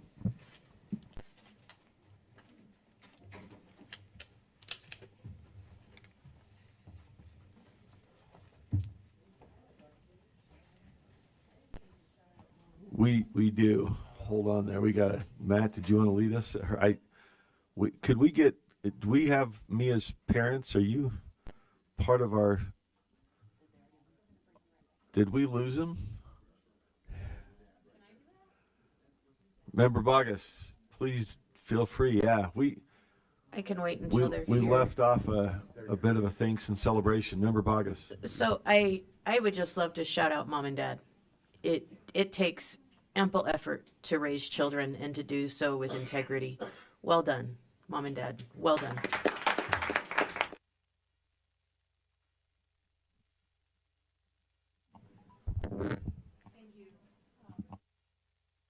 Do I have to push this? Oh, there we are. Lori Bayevsky, I'm your Fine Arts Coordinator. It's my honor and privilege to share a little bit about the art that you're seeing on the wall today, and there's quite a bit of it. Before we get into that part of our show, I'm going to pile on to Superintendent Dixon's moment of recognition. I'm joined today by a colleague who is part of our Beverly Taylor Sorensen Arts Learning Program. As you know, the BTS Arts Program is a public-private partnership. And when Superintendent Dixon put the slide up with that very large number about the hours spent by the staff for preparation and all throughout the legislative session, immediately, I also thought about the people behind the scenes and the many, many hours. And that includes every single one of you sitting at this table. And it also includes our private partner, which is Lisa Clough. She's Executive Director of Artworks for Kids, as well as the Friends of Beverly Taylor Sorensen. And I'm going to give her a few minutes to kind of pile on Superintendent Dixon's moment of recognition. Oh, well, thank you for letting me be here today. We are going to pass out a little thank you to you from the Fine Arts team and Artworks for Kids. I just want you to know how much I appreciate your fervent support of the Beverly Taylor Sorensen Arts Learning Program this past session. This gift is a sweet treat for you, as well as original artwork. I don't know if you remember last month, students did cyanotypes. And so these are done by the students in Iron and Canyon School District. And you will each have one, and it gives a little description of the art itself. So just thank you for your support. It means the world. The additional $1 million allocation will allow us to reach thousands of additional students in BTS Arts this next year. And I have to echo Sid's comment, Superintendent Dixon's comment from last board meeting. It really is a pleasure to work with a board that supports and believes in the arts. So thank you so much for all you do to support the program, to support children, and to support the Fine Arts team and myself. Thank you.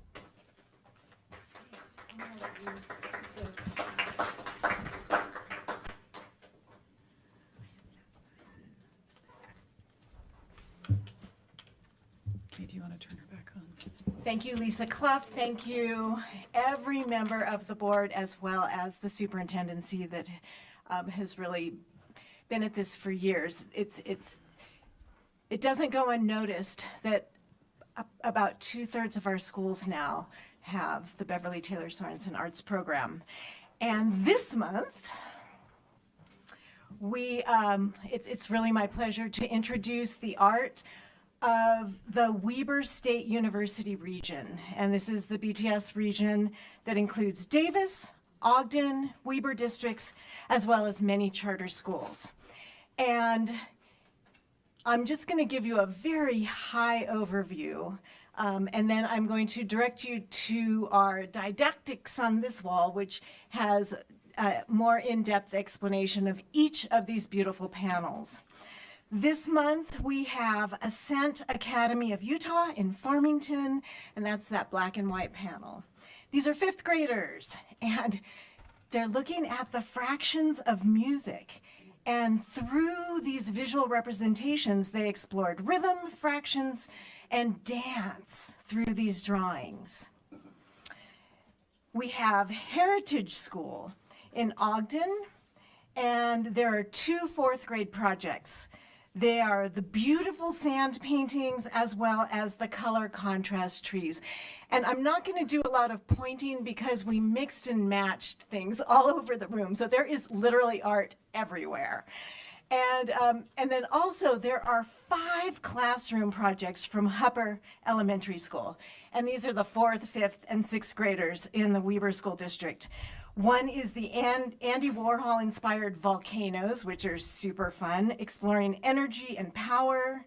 We have radiant forests from our 1st graders. The 4th graders explored the Earth's crust and geology and paleontology in watercolors. And our 6th graders took on form and structure by studying and creating art, looking at ancient Greek pottery and geometry. And that's what we got today. Yeah, any questions? I'm not seeing any. Okay, we got a wow and an amazing, so I'll take Yes, that. yes, we'll do the quick. Yeah, everybody. Thank you. Okay, we're going to take a 5-minute break, and then we're going to get started on our committee. So if you need to go grab a drink or run to the restroom or something, or anyways, 5 minutes.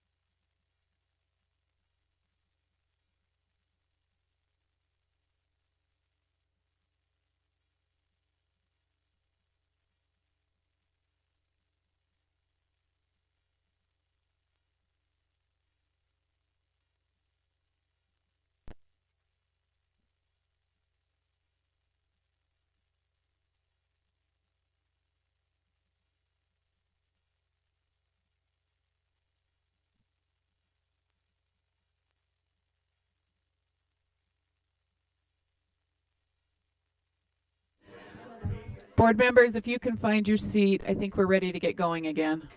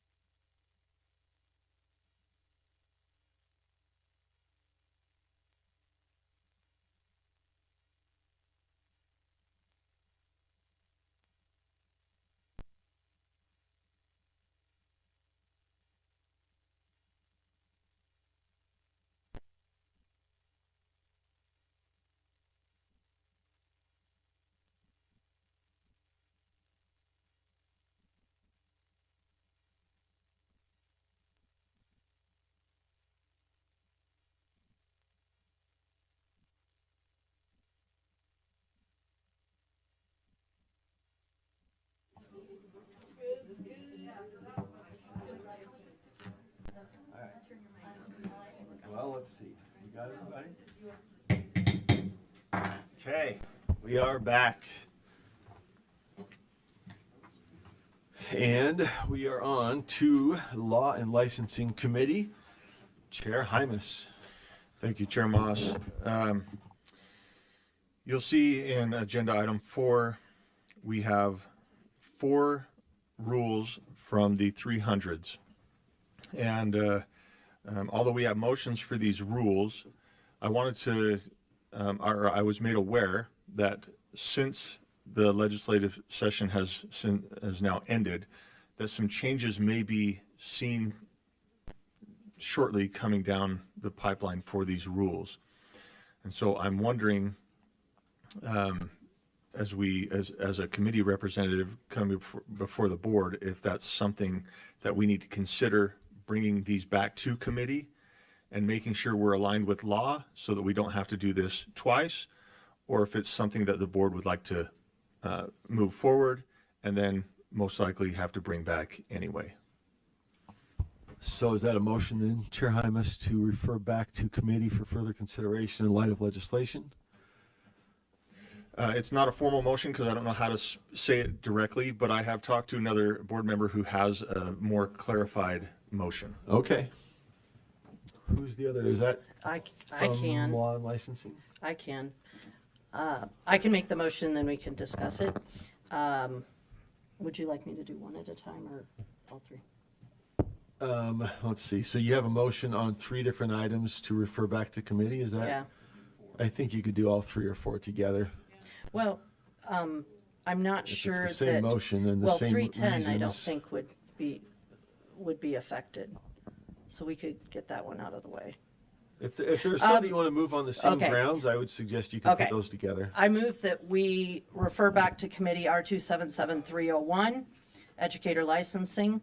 I'm R277302, educator licensing renewal, and R277305, school leadership license areas of concentration and programs. Okay, it's been moved and seconded. Did you like to speak to the motion? I want to use our time well and efficient, and if it requires changes, I don't want to do them twice. I don't want it to be piecemeal. I don't want to send a message to the field that we've updated something and for them to find out later that there's more updating needed. It's just a matter of practicality, in my view. Okay, any other discussion of the motion? Chair Hymas and Member Bogus have lights, and Member Reel, or is that Lear? Sorry. To you, Chair Hymas. Thank you. I just received a message. I know staff is saying that they believe only 301 will be impacted. I admittedly don't know enough about this so I'm going to leave that into the hands of the maker of the motion and to the body of the board since it's on the floor.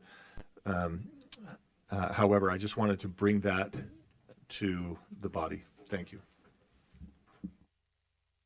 Okay, Member Bogus, did you want to speak?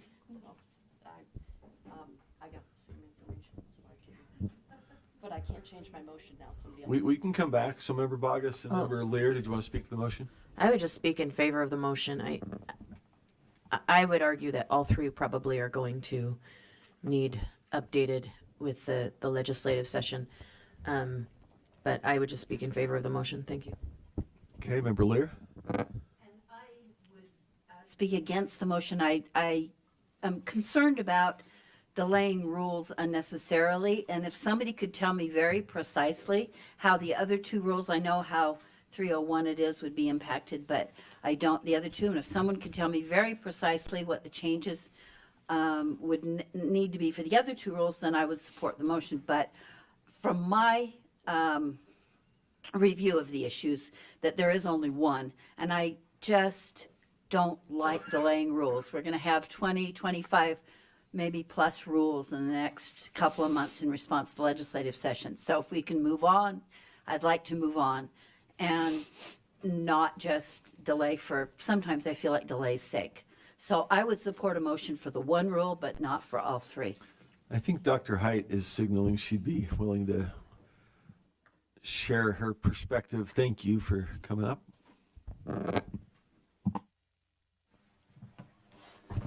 Hello, Dr. Malia Height. I'm the Executive Coordinator of Educator Licensing. And yes, there is one bill that is yet to be signed by the governor. It's HB 208, Educator Licensing Amendments. And there is one portion of that bill that precludes the State Board from requiring a pedagogical performance assessment as a requirement for licensure. And that is only in 301. That is the only bill that, or the only rule amongst these four that is impacted by that bill. Thank you. Vice Chair Hart has a question for So, you. and I'll come back to you. I admittedly have not gotten through all the bills that have been passed. I knew about that one, but what about the ones related to student teaching that mentioned that? I'm just afraid that there were other bills that I hadn't gotten through that did, like, I didn't know if apprenticeships and student teaching had things in those other bills. Chair, if I may. Please. So also included in that bill is a requirement for USBE to establish a strategy, including the Utah State Higher Education System, the RESAs, and Apple directors, in order to create a strategy that may include an apprenticeship, may include a competency-based pathway, and that is work that has to be completed before 2028. I was referring to like the paid student teaching and other bills that Sure. might relate. I'm just not sure if there are. Chair. So that is HB 221, which is the Future Educators Amendment that would pay for student teaching. There's nothing in any of these rules that would need to be changed to implement that program. Thank you, Dr. Height. Back to you, Member Lear. Did you have a follow-up? I know, right?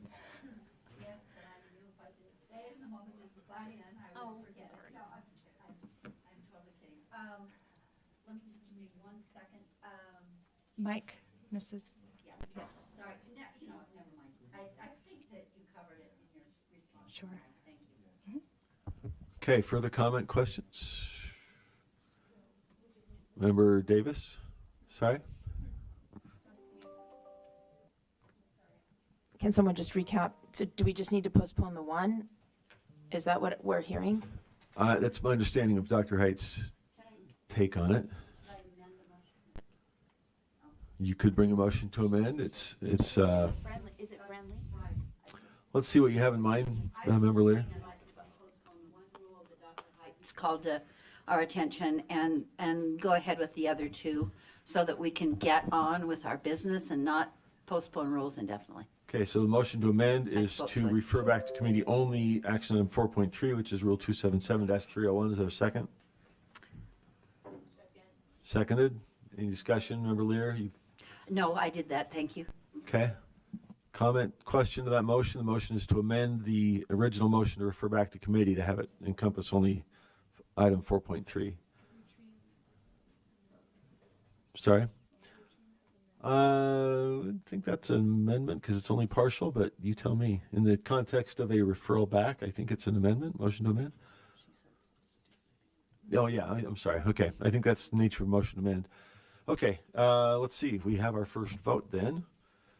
Motion then is to amend the original motion to refer back to committee to include only action item 4.3, which is R277-301. Let's see, we've got online, so we can tee it up for electronic. Or did you have another comment, Member Davis? There's a light on. No. Okay. All right, well, we can set this up for the voting system, and we'll get those that are online. Sorry? Yeah. Okay, we are, I believe, open to vote. And the online votes are Member Green and Member Carey. Are you with us, Member Green, Member Carey? Yes, no. Member Green is a no on the motion to amend. Okay. Member Carey? Member Carey, no as well. Member Carey's a no. Okay.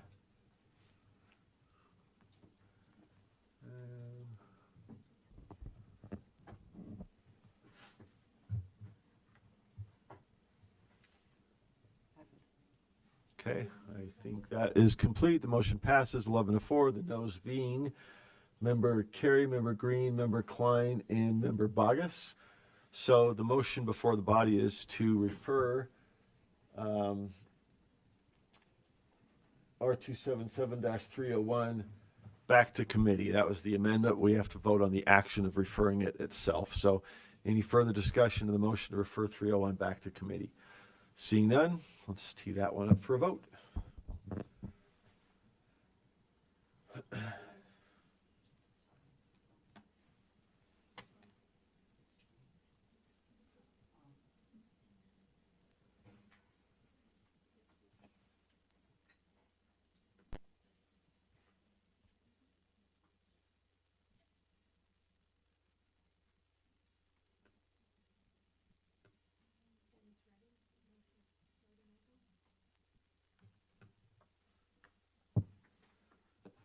Okay, Member Carey? No. Member Green? No. Okay. Now we've got one left, I believe.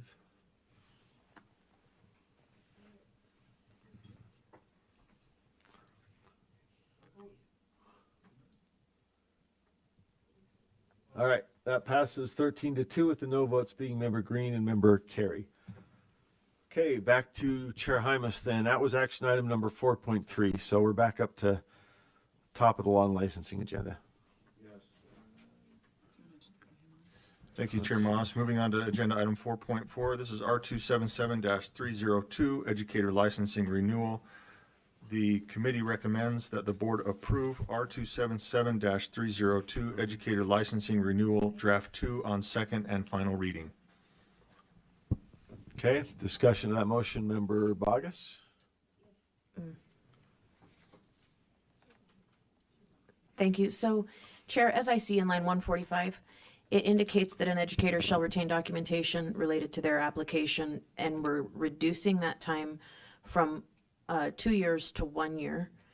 And I understand that, and I believe I understand the purpose. My question would be, when and if someone is accused of fraudulent activity and we don't get to the investigation until after 365 days, how can we accurately assess whether or not that actually took place when we're not asking that they keep verification information?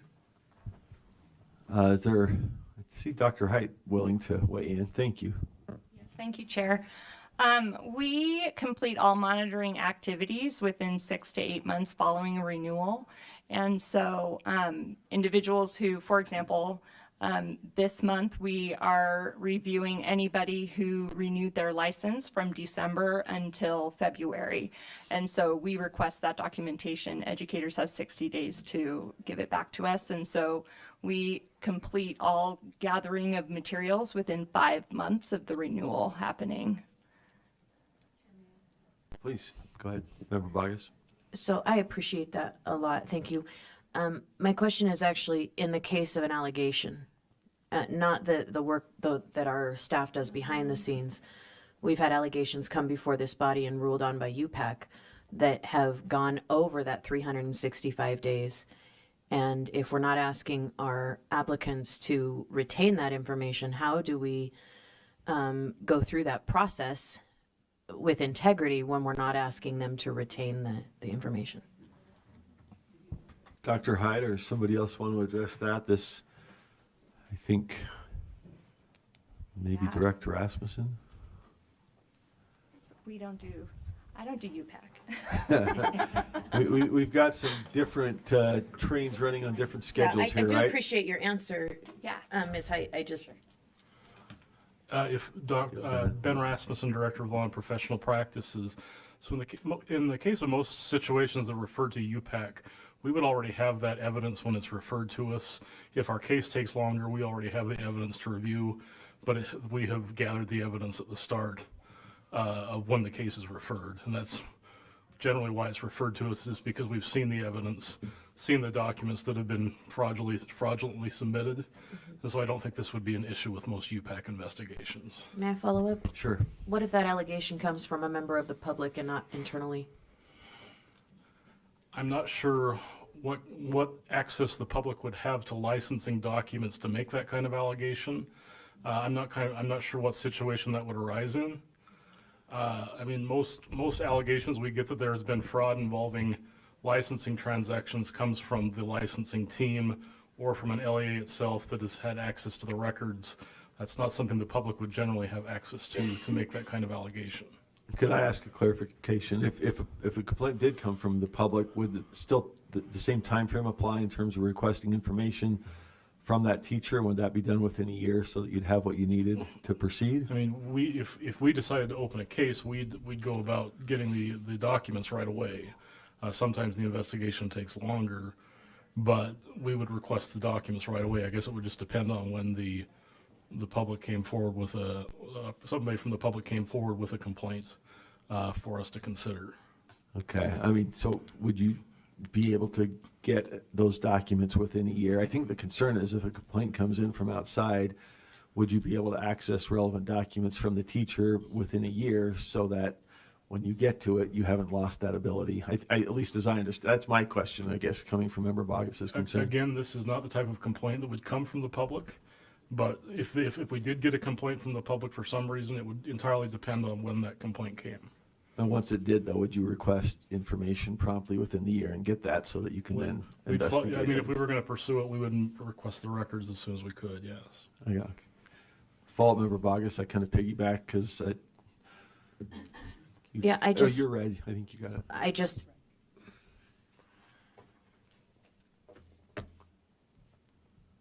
I think that people should be required to hold on to that indefinitely, especially or until their next renewal cycle.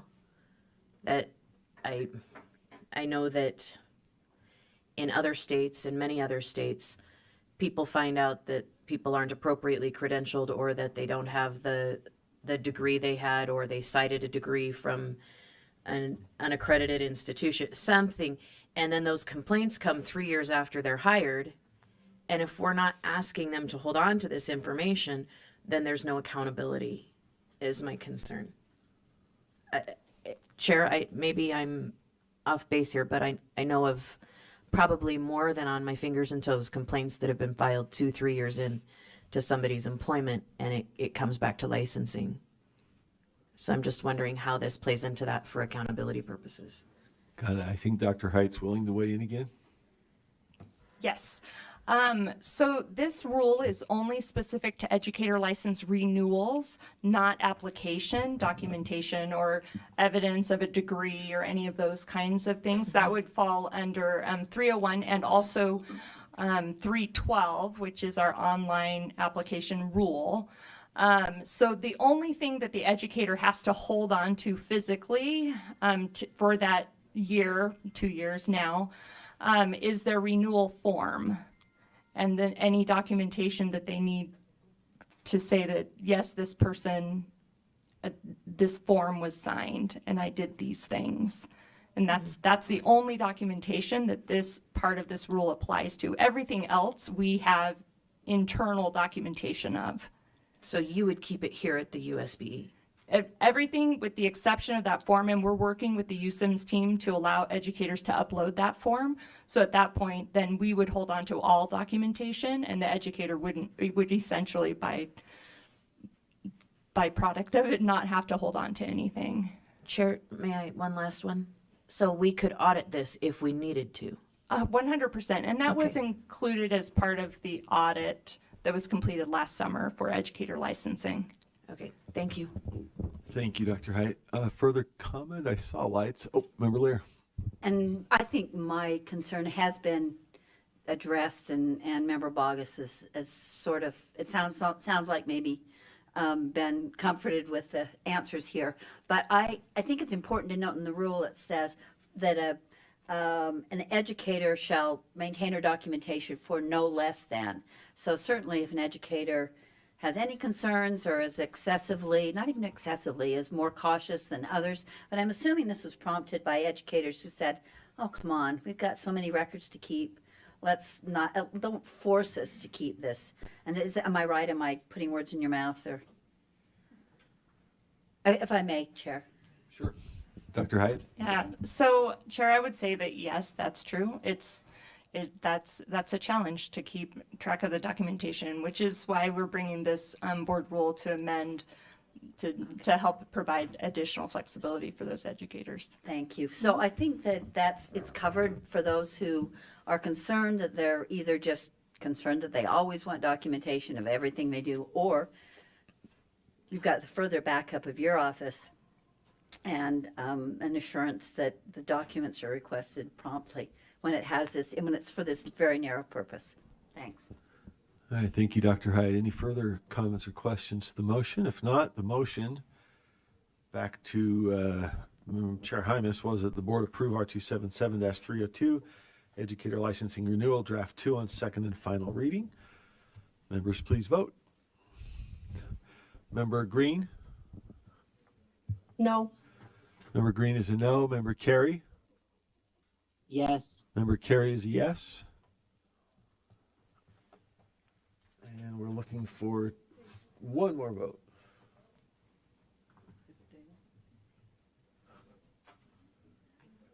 That motion passes 14-1, the no vote being Member Green. Thank you. Back to Chair Hymas. Thank you, Chair Moss. We're on to 4.5, R277-305, School Leadership License Areas of Concentration and Programs. The committee recommends that the board approve R277-305, School Leadership License Areas of Concentration and Programs, Draft 1 on second and final reading. Thank you, Chair Hymas. Discussion of that motion. Member Bogus. May I query Director Rasmussen? Certainly. So, Chair, I'm wondering if I'm reading this correctly when it says that individuals would no longer have to have a leadership degree to lead in our schools. And I'm specifically, Director Rasmussen, I'm looking at lines 35 through 44.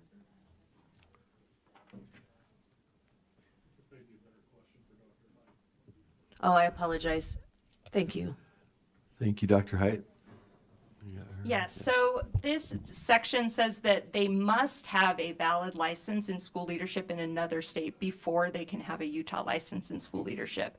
So that means they must have a master's degree and have completed a program and have the professional level license in another state.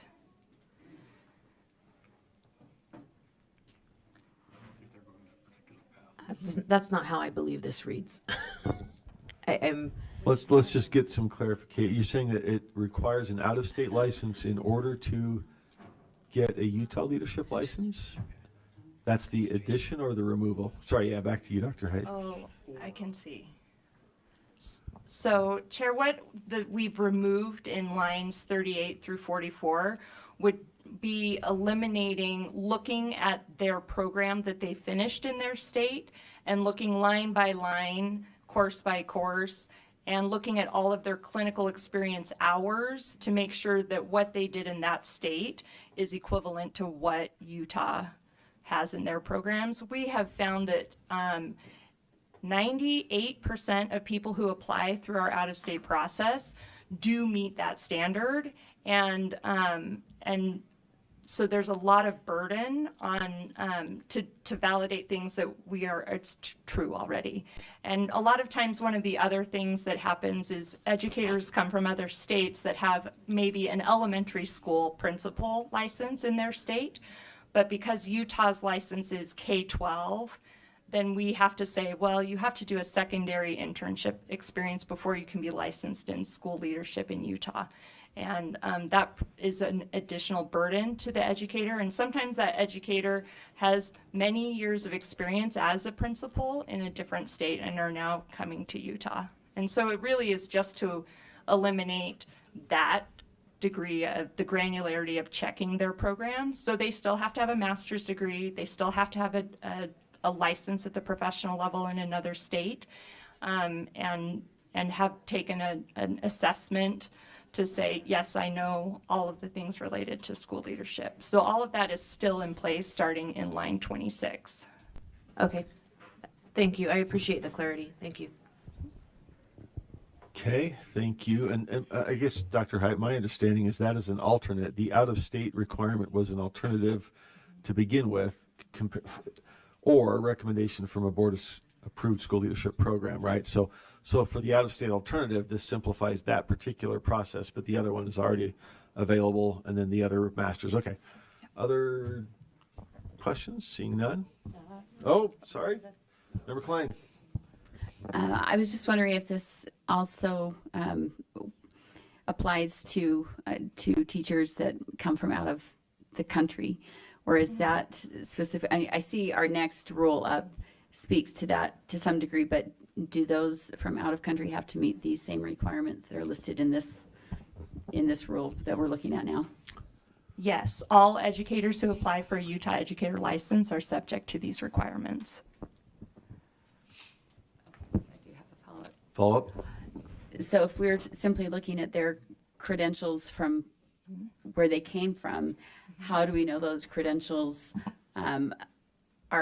meet the same level of rigor as our credentials if they're from perhaps a different country?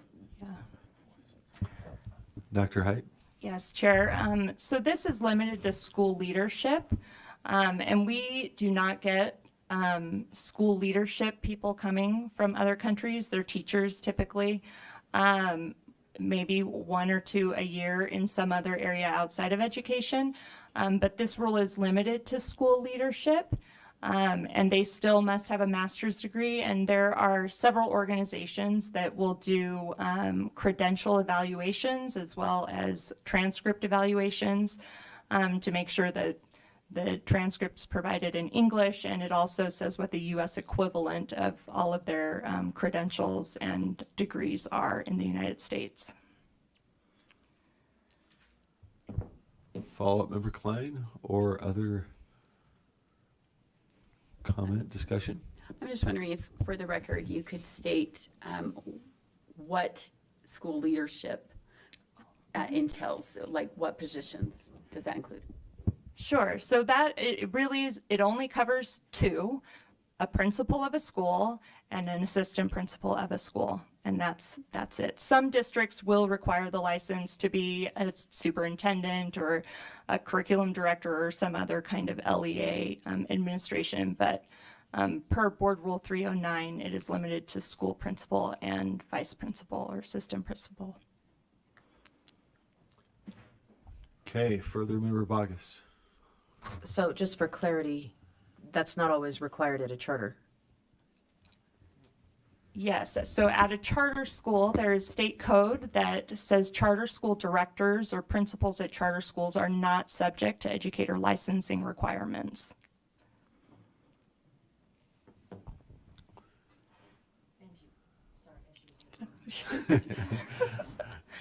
Any follow-up? No? All right. Okay. Seeing no further lights, let's vote. The motion is that the board approve R277-305, School Leadership License Areas of Concentration and Programs Draft 1 on second and final reading. Let's go ahead and vote. Member Green?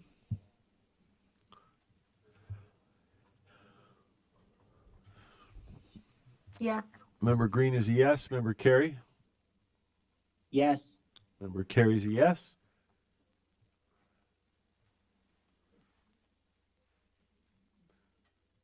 One vote remaining.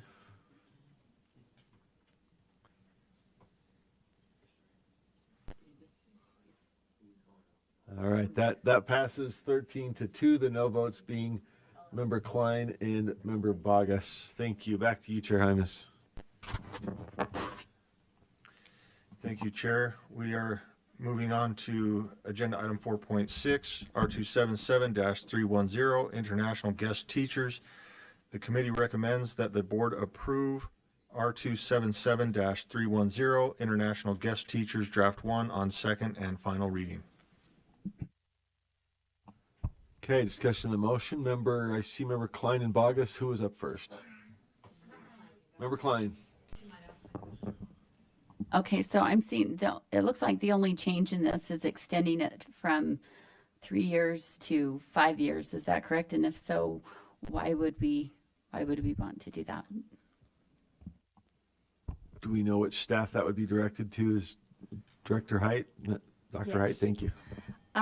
So we have about 100 international guest teachers that come each year, and most of them stay for their 3 years and then go back to their countries. But we have a handful, maybe 10 or 12, that stay for the 5 years, which is the agreement that we have with those embassies countries. And this part of the rule is inconsistent with other licensing rules that say a professional license is valid for 5 years. And so we're aligning the practice for international guest teachers that their professional license is valid for as long as every other professional license in the state. Member Bogus, follow-up, Member Klein, does that answer the question? Member Bogus? Yeah, thank you, Chair. Chair, I'm wondering, it does not appear, as it is written, that we scrutinize the credentials of these educators as we do the credentials of our own educators coming out of higher ed, coming from other states, coming from 15 years experience in Oregon. It seems it's written in a way that says we ask them to check a box from their home country, and then we say, okay, great, you can teach in Utah. And that causes me some consternation. Just in the previous rule, we had pretty heavy scrutiny, and now we have no scrutiny at all. Would that be correct? Would be my question. Thank you, Member Bogus. Dr. Height? Yes, thank you, Chair. So actually the scrutiny for international guest teachers is higher than anyone who's just applying from another country or another state.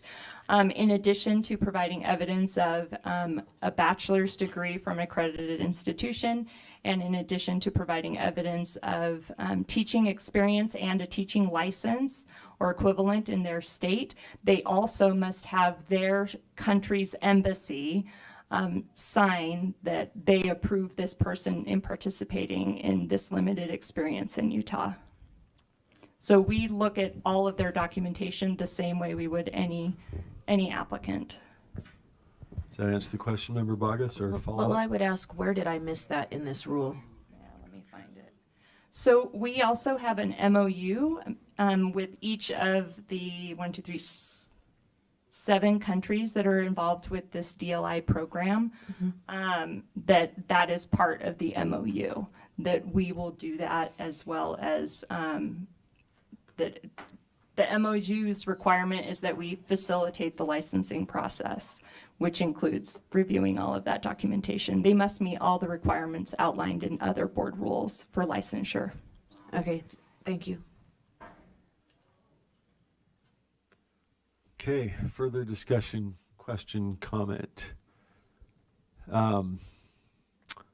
Seeing none, we can vote. The motion then is that the board approve R277-310 International Guest Teachers Draft 1 on second and final reading. Board members, please vote. Member Green? Yes. Member Carey? Yes. Member Green and Member Carey are both a yes. And voting is complete. That motion passes 13-2. The no votes being Member Bogus and Member Klein. Thank you. Back to Chair Hymas. Thank you, Chair. The final agenda item for law and licensing is 4.7, R277-472, Charter School Student Enrollment and Transfers and School District Capacity Information. The committee recommends that the board continue R277-472, Charter School Student Enrollment and Transfers and School District Capacity Information. Okay, discussion on that motion. Member Davis? I'd like to make an amendment. Okay, go ahead.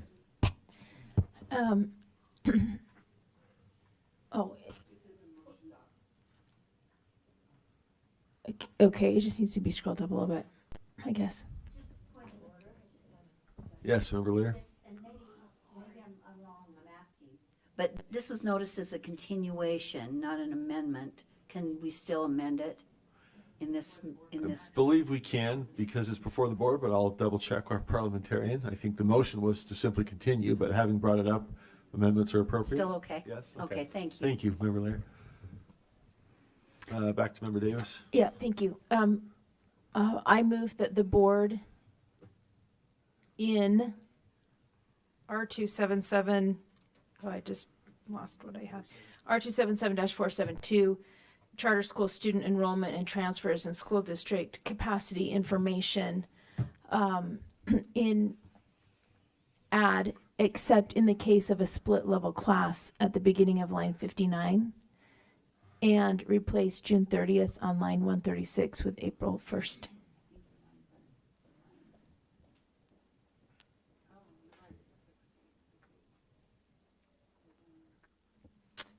Did it change after I first saw it?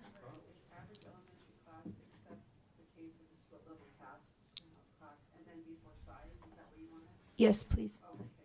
Well, if that reads right. I mean, I think I sent it to you a little different than that, but if that reads right, that's fine.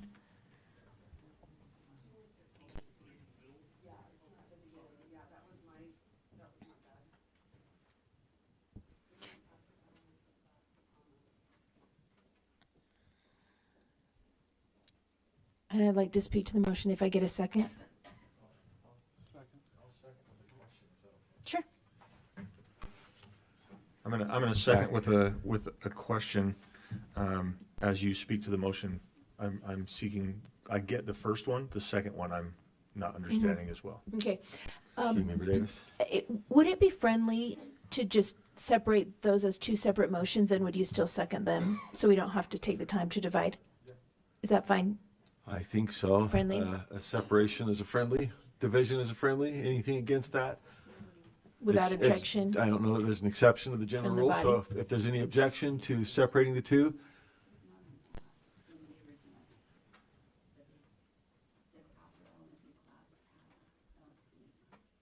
At the beginning of line. oh, so the quote should be at the other side of at. Down where the cursor, the red cursor is, that should be, right. Just move that quote to the other side of at, put it on class.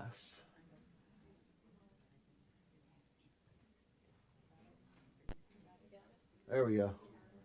We'll just take the other one off. Okay, got her. Does that fix it? All right, so the motion, or the friendly has been to divide those in two. That's been accepted. So back to you, unless there was an objection. Back to you, Member Davis. Yeah, and it can just be put at the end of the line to either one. It works at the beginning or the end. It works at the beginning or the end. It doesn't matter. I just want to add this to the line. So in speaking to this first one, I just think that we need to take into account some of our schools right now have an elementary school teacher, and then in one class they have half, like one I was just in last week has half fourth grade and half fifth grade. And so for them, and several of our schools have to do this if they don't have enough FTE to cover a small amount, but they don't want ginormous classes. So I think just to have some accuracy on these averages, we have to be able to include those types of classes. And that's why that provision would add in here. So we could vote on that first, and then I could speak to the second one if Yeah, they've other been people have divided. So questions. let's have discussion of the first motion then. In discussion to the one just described by Member Davis in the case of a split level class. So that would be added after grade level, right?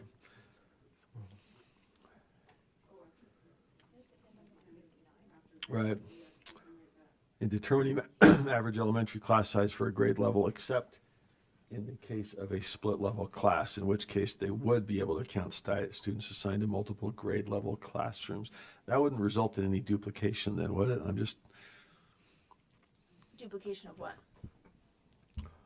counting of students. Count students assigned to multiple grade level classes in order to discriminate. All right, I'm Still hearing one teacher per one class. Got it. Okay. Just a question because it's new to me.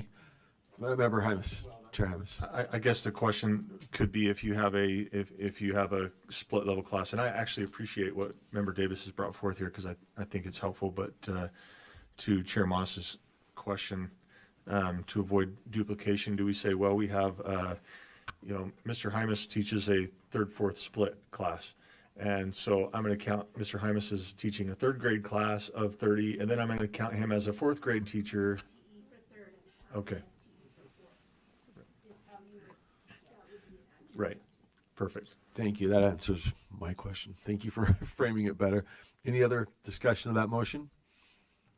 Okay. If not, the motion is that the board amend R277-472 to add except in the case of a split level class at the end of line 59 after grade level.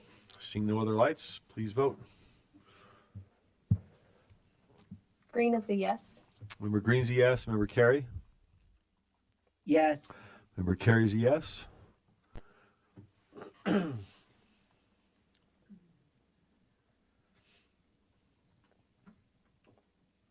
We're missing two.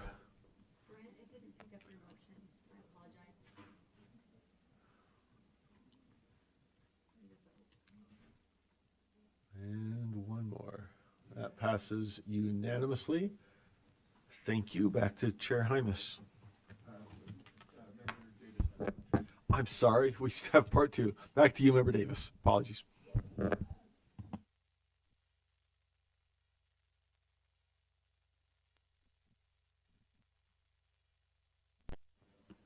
Thank you.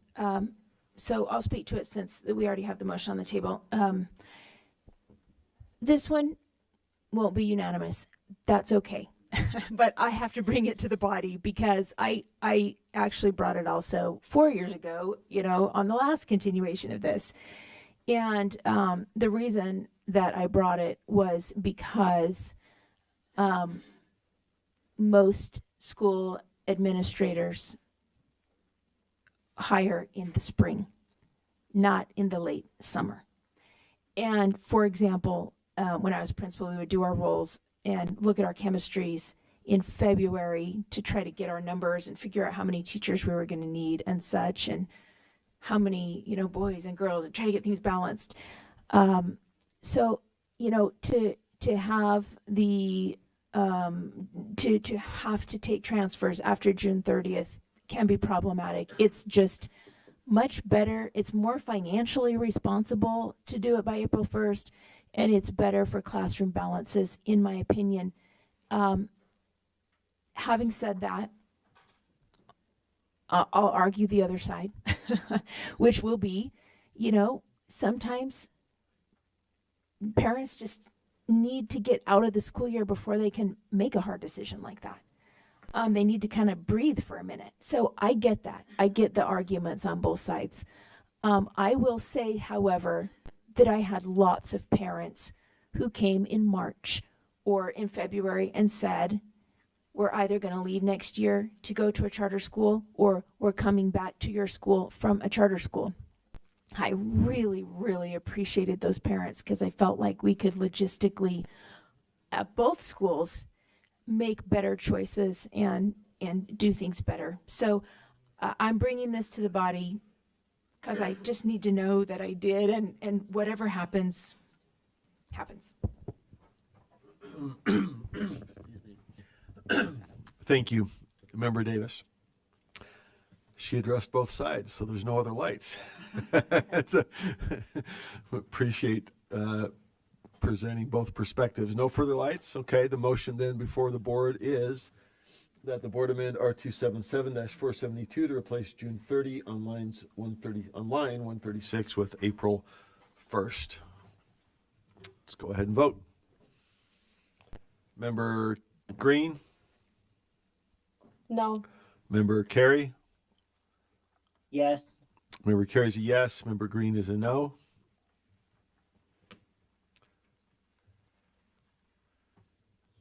And that motion, with all voting, fails by a vote of 8-7. The yes votes being members Reel, Booth, Norton, Carey, Straight, Lear, and Davis. Okay, with that, we're back to the underlying motion, which is that the board continue Rule 277-472, Charter School Student Enrollment and Transfers and School District Capacity Information as amended. Any further discussion to the underlying motion?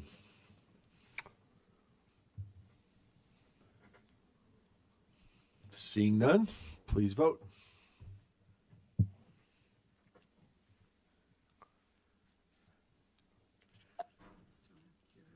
Oh, I'm sorry. Member Carey?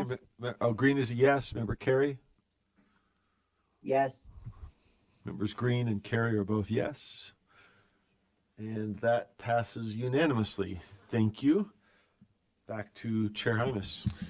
Thank you, Chair Moss. That concludes the report out from law and licensing. Thank you. Okay. Thank you, Chair Hymas. Let's see where we are. We are on to finance. Let's go to, I don't think we have, we don't have lunch till 12:30, so Chair Norton. I'm not on now. There we go. All right. So our finance committee last month was action-packed, but not really action-packed, information-packed. So we're going to skip down to item 5.5, which is a recommendation for bonuses. The motion before the hang on one second. I thought I had my motion up. The recommended action is that the board approves bonuses for eligible employees using balances from the tax delay funds not currently encumbered and not to exceed $5,000 per eligible employee, paying $2,500 for the next available pay period following and subject to board approval during the March 2024 Utah State Board of Education meeting, and only to employees who were hired on or before March 1st, 2024, and then an additional $2,500 if the employee is still employed with the Utah State Board of Education on June 30th, 2024.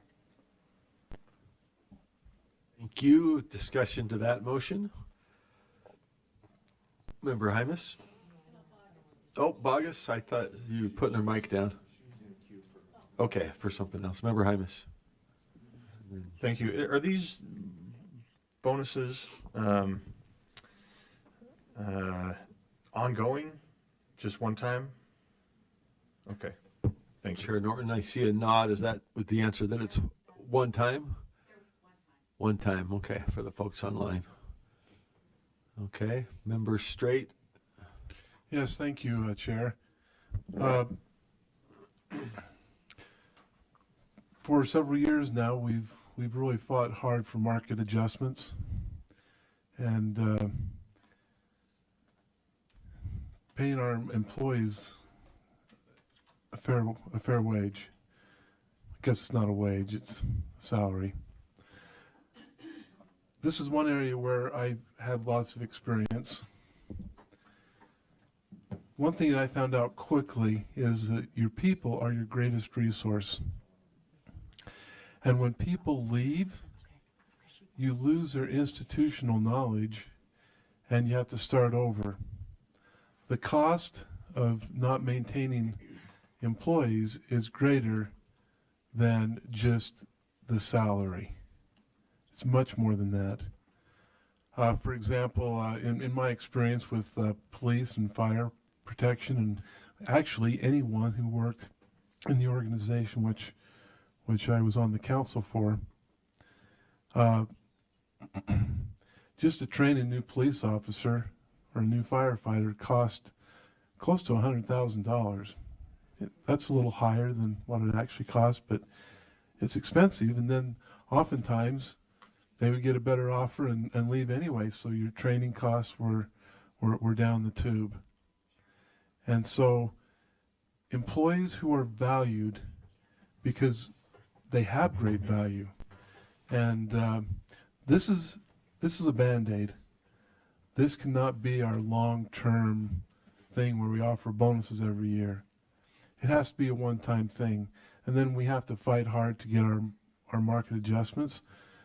So we pay people what their value is, and so yeah, this is important to me. I think it should be important to the organization, and I can tell you that the result of bringing into alignment the value of our employees with the market turned the organization I was a part of around in regards to recruitment and maintaining our employees, and we dropped to a very, very small percentage of turnover because of that, and the employees were valued, and employees that are valued are much more likely to stay because you're part of a team. And so that's what I have to say. I support it. Thank you, Member Straight. Seeing no other lights, I'll just echo that. I think last year we had a couple shots at market adjustments. We did at PEA and then later on at EAC, and we were able to get some money. This year was a tougher uphill challenge, but I certainly concur with what Member Straight had said, trying to make sure that we keep our folks and recognize and reward them for their effort. Any other? Member Norton, sorry. This is just going to be really quick. Because I work so often with finance, I'm going going to talk specifically in that realm, but it's in every single realm in this building. I'm thinking right now legal, et cetera. But another thing that we have to be highly aware of is management and administration people that work in education. That is a completely extra added skill level that you can't just go out and hire somebody from, that has a finance degree. You can't just go out and hire somebody that's got an MBA and think that they can come in to this huge not corporation, but this huge business. But because it is so technical with the education requirements, we're comparing apples and oranges. And it's really important that we hire great and retain them. Thank you. Member Lear? Oh, Some reason. there we go. All right, now we'll try it. Don't press that button. Oops, don't press this. Okay. I'm sort of repeating what's been said, but I just want to say that I've changed my position over the years on this. I at one time opposed, or at least softly opposed, these kinds of bonuses, because there's no teacher that ever has the opportunity for this kind of a bonus, and we have the same kind of revolving door problem with our teachers. And I would love to have the funds, to be able to get the funds from the legislature to do the same for our teachers, especially in really difficult schools and areas. And it sort of frustrated me that the higher level employees who have a different kind of hard job are the ones that are benefited this way. I'm sounding like I'm not going to say what I'm going to say, but I've come to believe that this is necessary to keep good people in the office here, and experience does matter. So I'm really supportive of this. I just wish we could go down the food chain more and give more teachers this opportunity, so we could have the same level of experience and increasing expertise in our schools for regular teachers. I've seen so many things in my career in education that have changed because a primary wage earner can barely afford to teach now. It's a rare opportunity for the primary wage earner family to teach in our public schools. And consequently, we have way more females in the profession than males. And I personally think a workplace is healthier with a good balance of both. And we certainly need male role models for our young men. We know that, and for our young women. So I just express my frustration that we can't make this go farther down to the rank and file. But I think it's also necessary in this office. Okay, thank you. Any further discussion? Member Davis, your light's on. I do have. Oh, Member Green. Yeah. Thank you. Oh, Davis can go first. Yeah. Me? Sure. Okay. Okay, I understand our teachers, luckily they have gotten a bonus recently, but, and we always need to keep that in mind. But in this case, these market adjustments that we've been trying for and having a hard time getting, they are getting paid more in our local districts. And these aren't necessarily people that are going into teaching jobs. A lot of these folks are working in specialist jobs, and they are being paid more at the local districts. And they're doing these same types of specialist types of jobs. And so, we're losing people to a higher paid situation at a local level. So I think we really need to take that into account and try to keep our people. I know, but for all intents and purposes for this. Okay, any further discussion? If not, oh, I'm sorry, Member Green. I'm sorry, we diverted to Member Davis. Back to you. No, that's okay. I just have a question. I have the board, the funds request Excel sheet up. I was just wondering, what is the total amount for this? I have multiple questions. How many employees benefit from this? What is the total amount for this? I'm assuming this is only meant for what year running, like from 2024 to 2025, that 5,000 bonus would be applied. If somebody could just I think offer a Deputy brief Jones. overview. Yeah, thank you. I think Deputy Jones is stepping up for that one. And I'd also like to know how we pay for that, where those funds come from. Okay, thank you. Deputy Superintendent Jones.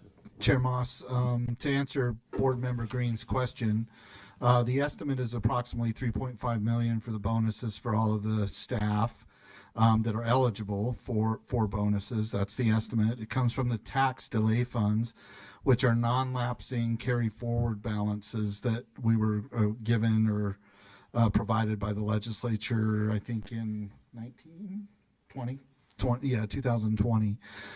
So it's allowable from the fund source, if that's the question that Board Member Green's asking. Did I answer one or both of her questions correctly, sir? Yes, thank you. Yes, ma'am.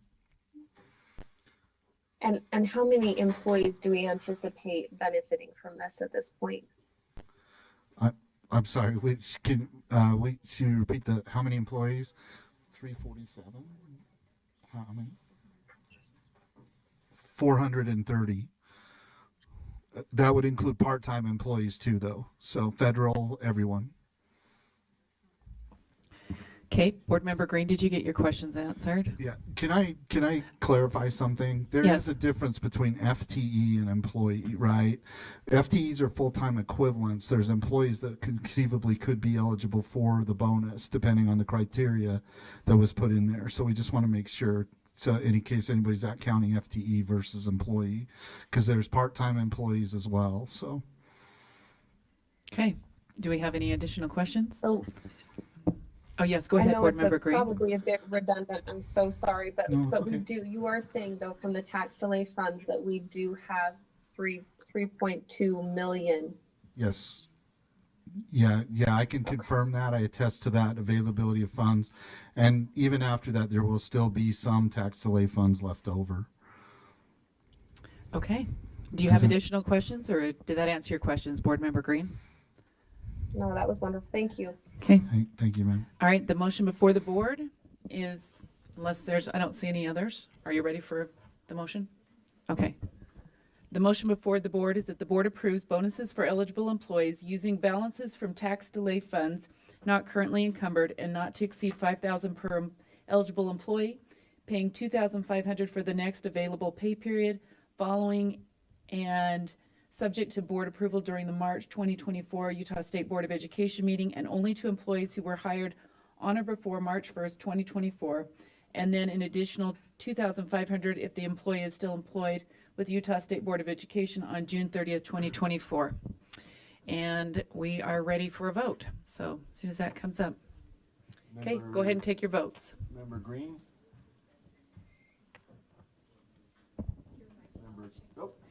Member Carey? There you go. Member Carey? Yes. Member Carey is a yes. Okay. I got it. Member Green? Abstain. Member Green abstains. Okay, and with 15, let's see, with everybody having appeared and voted, 13 yeas, 1 abstention, 1 no. Member Green abstaining, Member Klein voting no. That motion passes. Back to Chair Norton.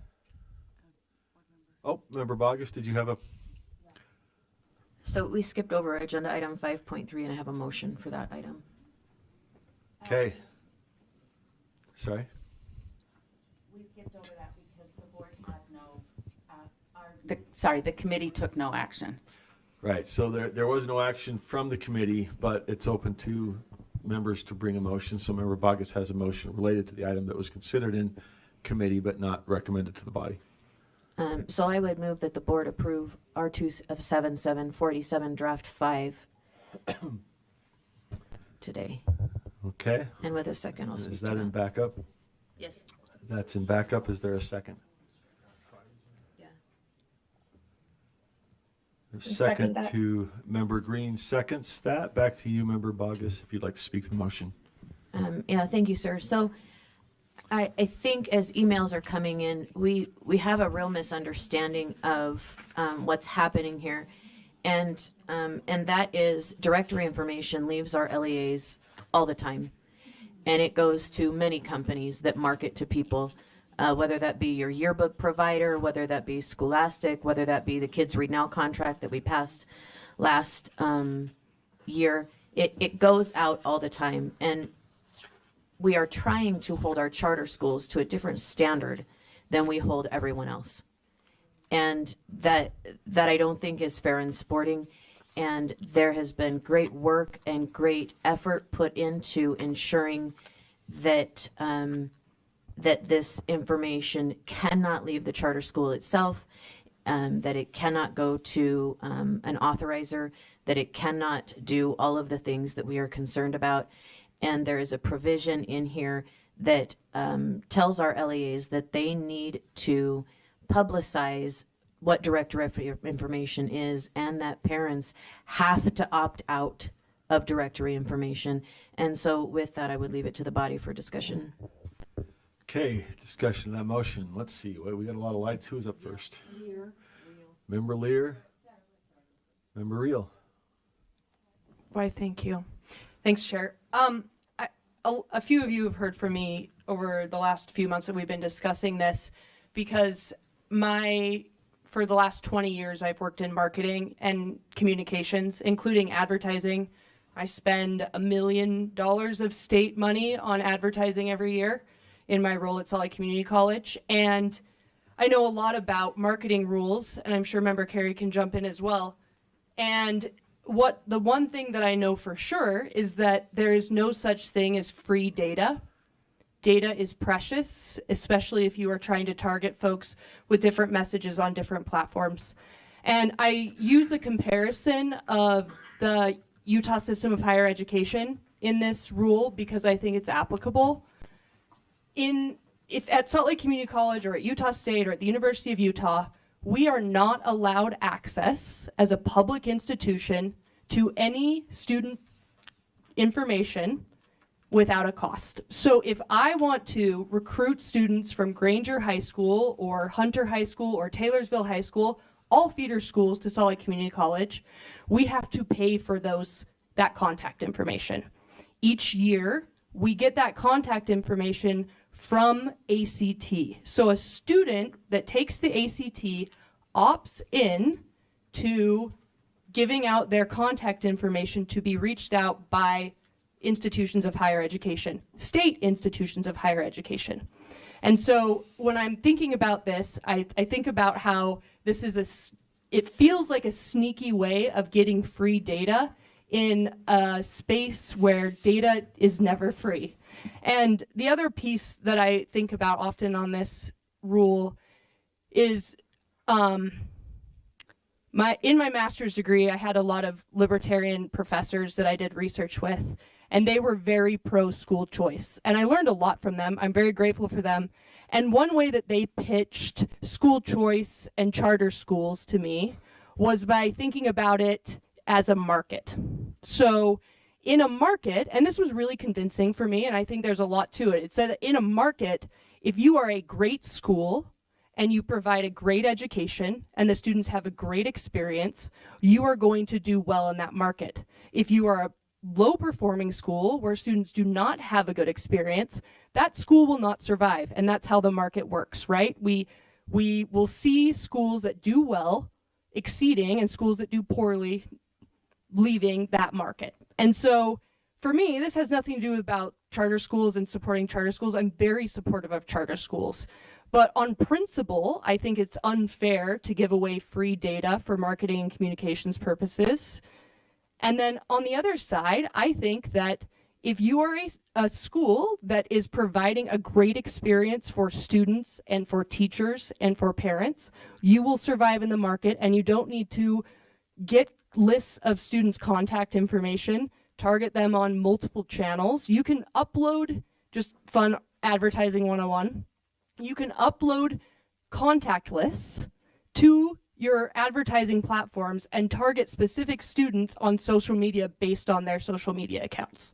So when you have a list, this data can lead to a lot of different types of advertising and marketing tactics that I think it feels a bit unfair to do based on the system that we work in. But more so, I don't think that we should be having schools that have a lot of money targeting folks, but then the students are having a bad experience there. If you have a great school, you will see those enrollments grow, and that is part of how the market works when it comes to school choice. Thanks. Thank you, Member Reel. Let's see. We've got other lights have gone off. Back to you, Member Lear. I have too given a lot of thought to this. In fact, for the previous 6 years, I think I've been on the board. I've served on the data privacy committee and met frequently with our office, USBE data privacy specialists, and other people from LEAs that express constant concern about data privacy. And I want to take issue a little bit with Member Bogus's statement that that LEAs freely share directory information. That's not been my experience. FERPA right now says that LEAs may share, giving the discretion to the LEA, not forcing them to share directory information. Even though it can be shared, they don't have to. And I think that's a very good standard. So I think that's a really important clarification. Secondly, where I was going before is we've heard for years about how concerned parents are about sharing these data. And now this would be a forced sharing of data from LEAs who are trying to be protective, as parents have asked, of all data, including directory information. Thirdly, there's a cost. As Sarah was pointing out in more technical terms, we see from our spreadsheet that an opt-in and an opt-out both cost significant amounts of money.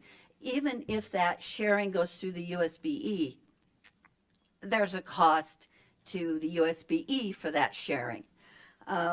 And the other point about having it go through the USBE is the USBE for years has said, we're just a repository of your data. We are not, except for attendance and accountability purposes, we do not want to own your data. We want to store it for you and use it only in the very limited times that we need it. So now, for the USBE, if we were to go with one of these options, to be sending out data against the will of the LEA really just rubs me the wrong way. I don't like that position at all for the USBE. I really think this is something that should be left to the LEAs to work out among themselves. Some LEAs really need charter school enrollment to help in overcrowded areas. Other LEAs, using Salt Lake District as an example, is fighting fiercely to keep its students. And I think it's doing some really good things to do that. But to expect them to market, to give data, to let charter schools market to get their students, I think is just a really unfair dynamic. And I think we should leave it to the LEAs to work with each other and not interfere with a shall. I think that's really inappropriate on our part. Thank you, Member Lear. Member Norton? I'm going to whittle this down to just 2 points. First of all, when we first discussed this in our committee, I reached out to many superintendents and heard back from all of them, and they were very adamant in telling me that they did not approve of this. Since that time, being at the Capitol the last 2 months, I've had many more superintendents just reach out to me to say the same thing. Many of them say, we have policies against this. We do not share our data with anyone. And they mentioned what a slippery slope opening this door just a little bit can bring. The other point that I wanted to make is the unintended consequences that can come. Many of the areas south of Utah County don't have charter schools. They don't have private schools. They only have public schools. But the unintended consequence for them is not that this child might choose to go to another, charter or a private school in their area. It's the large SOEPs that are out there looking for more students. And, to lose 1 or 2 students in some of these districts could could shut a whole class down for the other 12 students that are in that class, or could shut an elementary school down. Their lines are, so fine on keeping those students. So I think it's something that we need to be very careful about. And finally, I realize this is selfish, but as a person, I hate junk mail. I hate the phone calls. I don't want to continue adding to that burden of people that have to deal with the advertising that goes on, and I don't think we should be the ones that are releasing that data. Thank you, Member Norton. What's the other lights? Member or Vice Chair Earl? Yeah, just a couple Then things as Member I Hymas. did a deeper dive on this, especially when it comes to directory information. There's two entities that already can access this information. The military, higher education can make this without going through. They just have to request it, and they're supposed to. Well, that's what our stuff says. Well, Hold on, folks. I'm We just. can- we can ask. We can spread the microphone around. The federal. So Hold I'm on, just gonna. hold we on, can folks. Let Vice Chair Earl speak and hit your light if you want me to get to you. Yeah. Vice Chair Earl. So there is a federal code that allows that to be not all the information, but there's access to 3 components of the information that's allowed. Just speaking to, I'm not sure, it felt like there was a lot of people speaking, but I don't know that they were speaking to this particular motion. I don't think this is USBE opting people in, opting people out, us collecting the data and distributing it. That was a different motion here. Let me think what else. So just a couple of things. Parents already have the ability to say, no, I don't want my directory information shared. Districts have to indicate who they're sharing their information with when it comes to directory information. It's on their site. Legally every year they have to put up who they're sharing it with, what they're collecting, what that looks like. That's not anything new, and they indicate that they are sharing it with certain entities. Yearbooks being one of those, class rings, and they say most of them, not all of them, most of them say, other organizations that have for educational purposes. So I just think to be aware of that. The other interesting thing is we just shared with Workforce Services for the benefit of, at least the bulk of this body did, for the benefit, we shared information with them with the idea that they signed a form that said we can share your information back in the fall. And I guess the idea here is kind of similar in that if you don't want your information shared, then you engage in a different way. Anyways, I think there's just lots of components to this that I think we need to take some serious consideration to. Any LEA, it wasn't limited to just charters, but in another LEA, Salt Lake School District, others could also be advertising to, well, it's not advertising, providing education options, right? So anyways, I think there's more to it than meets the eye. I think there is availability, and I think we need to probably look at how to make that available. There is one piece to this that I have concerns with, and that's and I may make a motion just to listen to the rest of the comments here, an amendment. I'm concerned about having to notify people quarterly. For me, that is, it seems excessive. I do think there is a yearly notice that is appropriate, an annual notice. Anyways, I think that becomes a little bit too much. It stretches into maybe looking at too much that we're expecting of an LEA if they choose to do that. So, but I'll listen to the rest of the components here. Okay, who do we have up next here? What's the lineup? Sorry, Member Bogus? Bogus, Klein, and Hymas. Yeah, thank you, sir. So I would argue that it is, first of all, the student contact information that would be allowed to be shared under this is very, very narrow. The comment was made that people would be marketed to in multiple channels, and that under this is absolutely false. They would have a name and address, and they would be able to send out a postcard or whatever that looks like, and that's it. It wouldn't be a multiple channel notice process. And I think that we have to remember that directory information flows out of LEAs readily all the time. It does, it just is a thing. And a lot of our LEAs have directory information identified that is very broad in scope. FERPA allows for biometric information to be categorized as directory information. So this is very, very, very narrow.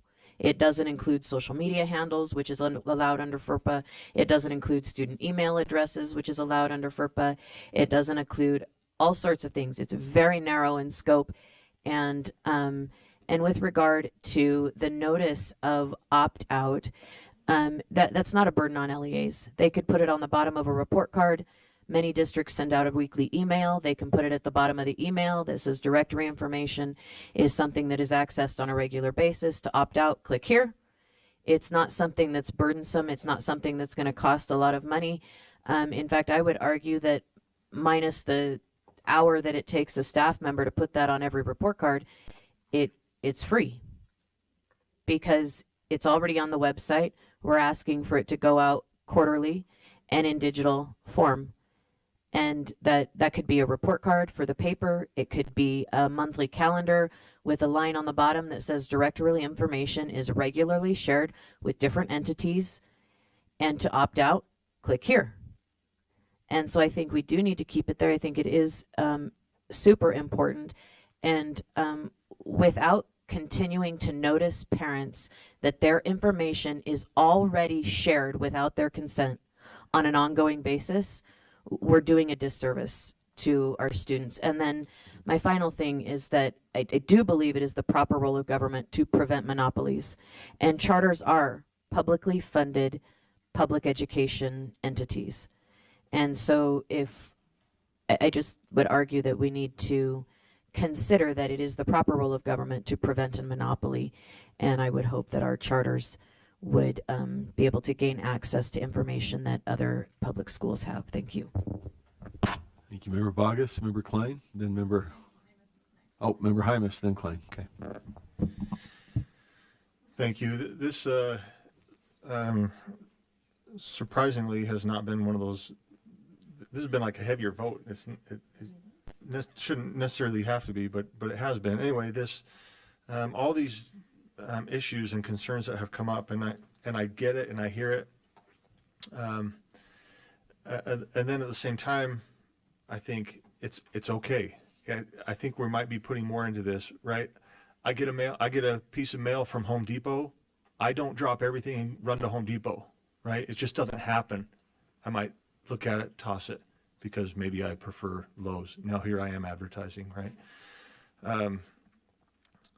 We're talking about cost, and we say the argument is, well, people have to pay for this. Schools, I mean, technically schools can get the information. They can send mailers to every home, and that's fine. So now we're saying, well, is it really about the data? Is it really about annoying people? Or is it we want you to pay for this information? We want you to go through the steps and we're going to make it more difficult for you. And I don't know if that's necessarily right as well. We have this public education system, and we're saying because you're a charter, you don't get this. Or, right, when we're hopefully trying to get to this sense where we say, no, let's work together. Now, I know the people who don't go to my charter school don't go for a reason. So that's their choice. And I'm not going to try to convince somebody who doesn't want to go to my school to go to my school. And I would say the same thing for the district schools, right? Is if you're losing schools to charters, or if charters are losing schools to district, then what am I keep saying schools, huh? Yes, I'm sorry. Thank you. I appreciate the correction.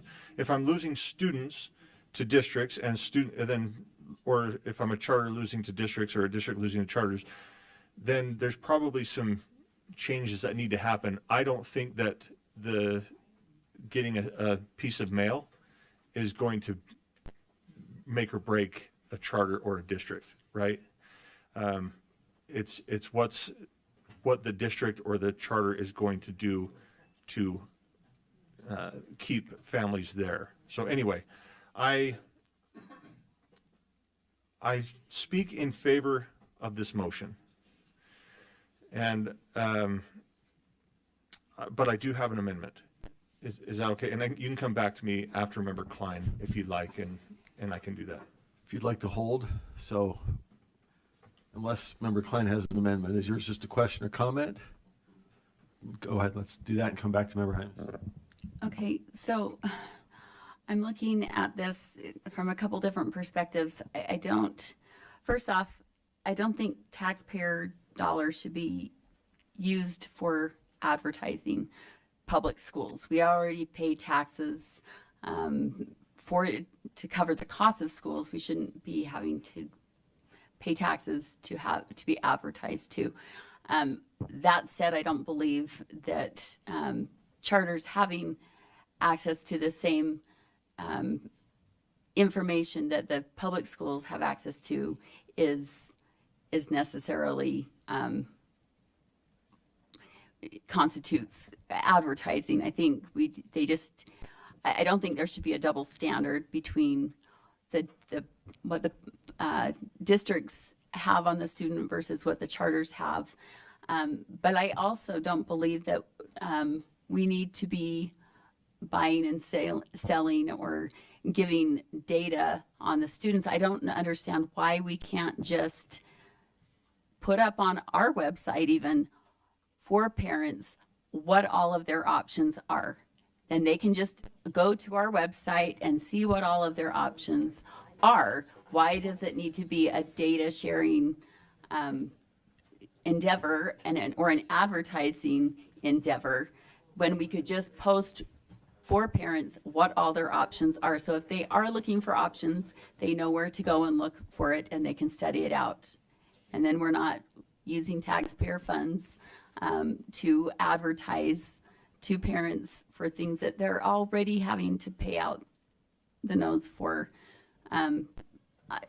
One other point I would like to make is that everybody just acts like they're entitled to student data, and the student has no true ownership of that data and what happens to it.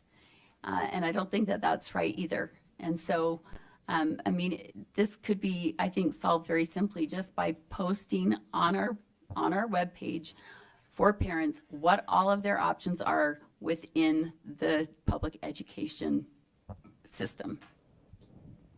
Thank you, Member Klein. Back to Member Hymas if you wanted to make a motion.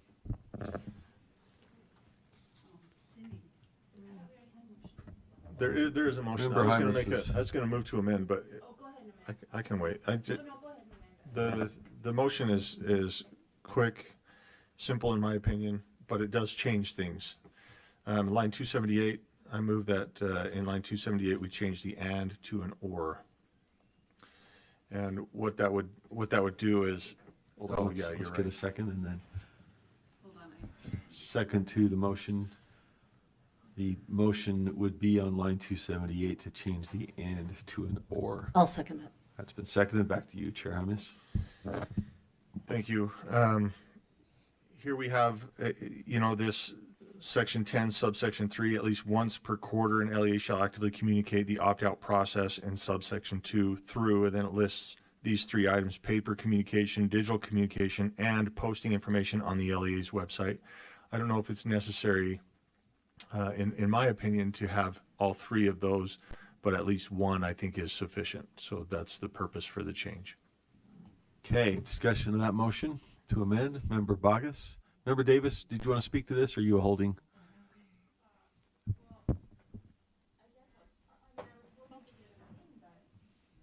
I mean, we've been trying to reduce reporting burden on LEAs, and now they got to quarterly go out and tell everyone that their information's going out to more people. I mean, I don't know.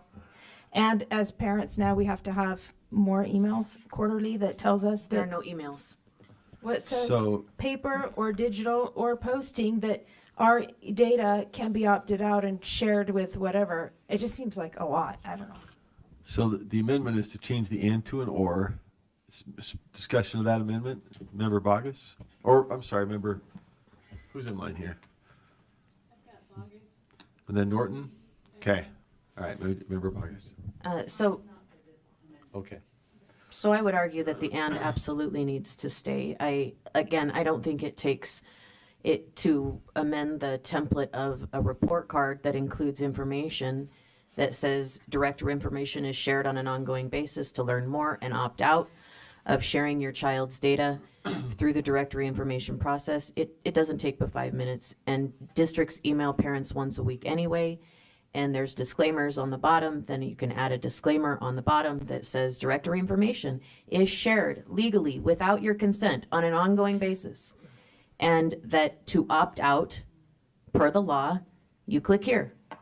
It's not difficult, and I would not support this draft without an and. So I would leave it at that. So I would argue against the motion. Okay, further discussion? Who else do we have on the motion? Vice, did you? Well, she can go first. Vice Chair Earl? Vice Chair Yeah, Hart. I do like the or takes care of the quarterly, what I consider as an excessive amount. So I would speak in favor of that.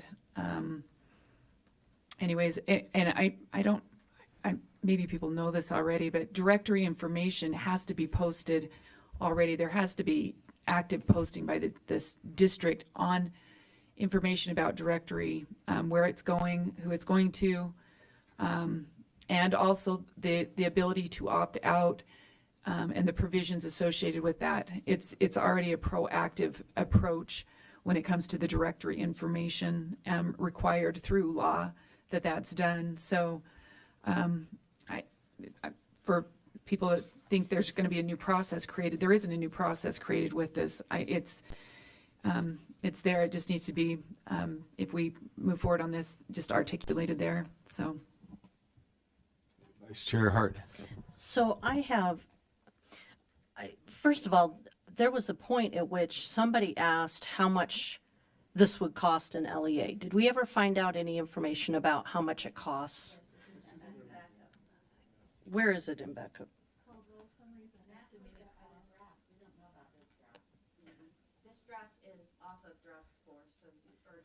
So it would still, I'll look at that in a minute, but we have entered into a space, whether we like it or not. We just finished the legislative session, and we are in quite a bit of a shift into an education marketplace model. And the only way an education marketplace model works is if the consumers are educated. And so I feel like we're not actually addressing the root cause. We're just trying to make our old paradigm fit a new reality. And I can't help but think that the solution for this is, it's not advertising. It's not about one charter school or one district. And let me promise you, your dollars are already being used to market within the LEA. There's plenty of glossies going out from the LEAs to parents, and they already have your addresses, and they're already doing this. So that's not a relevant point in my view. What is important is that parents know the range of options that they have, and that they are educated about those options. I don't think it should be a charter or an LEA, because we have plenty of LEAs asking charters about and gramming their directory information as well. So it goes in all kinds of different directions. I think we need to actually talk about how we get the word out about school choice, how we get the word out about charters, how we get the word out about the various programs and scholarships that they can apply for. I think there has to be, this is a bigger issue that requires a different way of thinking. And to simply worry about this little piece does not solve the problem that we're trying to solve. So, you know, I'm perfectly fine, you know, putting on my website and having it up there 24/7, you know, if you've checked the box that you're okay with your directory information being shared, which is fairly standard for registration, and you can check no and you can check yes. If you don't want your information shared, you just check the box. It's not hard. I just feel like we're not solving the actual problem that we have, because the problem that we have is the way our public dollars are being used requires an educated parent participant. So I'm concerned about the cost of this. I'm concerned about more unfunded mandates all the way around. I'm concerned about who wants my lists of the students at my school. I just don't feel comfortable. There's too many questions for me, and with that, I'll go read about the cost. Okay, member Lear, is it? Who did I skip? Lear, Klein, and Davis. I've spoken. Mine's brief because I've spoken once. Vice Chair Hart just said everybody has everybody's addresses. So all LEAs have addresses. So I'm not sure why then we're thinking a rule is necessary that says they need to be shared. Traditional LEAs. And The LEAs are traditional. And that's not what I heard, but I don't know that that's true either. My understanding is that LEAs have their own students' addresses and directory information, but they don't have every school's or every LEA student's information. They don't have access to it any more widely than charters do. And that's my understanding. We don't need to debate it right now. But secondly, in response to, well, this is already on LEA's websites. I don't know if any of you have reviewed LEA websites recently. I did it it's been about 18 months, looking for some information related to a different rule. And many LEAs, I would dare say most LEAs, do not have required information on their websites. And it's not updated. And it's because it's an overwhelming task. You need a full-time website coordinator to do that. And so to say that it's on their websites, or it could be on their websites, and it's updated is a myth. I looked at many websites to ferret out some other information, and it just wasn't available. And there's nobody to monitor either. There's nobody that says, hey, your website's missing this, or little charter school, your website's missing this, or Granite, hey, wait, your website's missing this, or it hasn't been updated for 6 months. So I think to pretend that it's on a website is not satisfactory. And to then force the sharing, I think, is not necessary or appropriate. All right, thank you, Member Lear. Do we have anybody? We've had a couple questions come up about current practice and access. Is there anybody that might be able to clarify those questions about the current state of affairs? I see Katie Chalice might be willing to share a little bit. That might help. Let's hold some questions if you have them for Director Chalice. Just along that lines, I went yesterday to 12 LEAs and was able to find their documents. They have to legally publish it there yearly. Annually, they have to review it and decide if they're making any changes. So maybe they're not doing that, but that's not what I saw. When I typed in directory information, it pulled up their legal document, how to opt out, and all the information there. So you're right, I didn't go to all the LEA's documents yesterday, but I'm just saying those that I went to, all of them had it. So all right, let's turn some time to Director Chalice about what is, and we can get back to what we think ought to be. Would you like to address it, or would you like to be open for questions? Yeah, Forgive me, but I cannot remember the exact questions that have been asked. So if you could tell me what you'd like me to answer. I think there were 7 or 8 questions, but why don't we just channel them through show of lights, and we can direct questions to Director Chalice about current access and availability. Member Lear. If all LEAs, all traditional LEAs have access to other LEAs' data. Chair, would you like me to? Please, yes. So that Katie Chalice, the privacy director at USB. The answer is no. So LEAs have a robust amount of information for the students that attend their LEA, but not for students outside their LEA. And that is true of districts and charters. All districts and all charters have all of this information already, but not for other LEAs. Other questions? What is the access like for other LEAs who want it from another district for a district? If they request it, what's the status there currently? Yeah, so currently my understanding is that, well, I'll tell you what is allowed. So what is definitely allowed is one LEA requesting from another. The LEA receiving the request may, under the directory information exception under FERPA, may currently share that information so long as they remove the names of students who have been opted out by their parents. That's currently true. However, and historically, my understanding is that when that request came through, that the LEA receiving the request often honored that request. They would say, oh, we received your request. Yes, we'll send it to you. That list, for example. However, in recent years, as LEAs have become more kind of sensitive to data privacy concerns, they're more commonly declining those requests, which they have the permission to under the law currently. Okay, thank you. Member Norton, question for Director Chalice.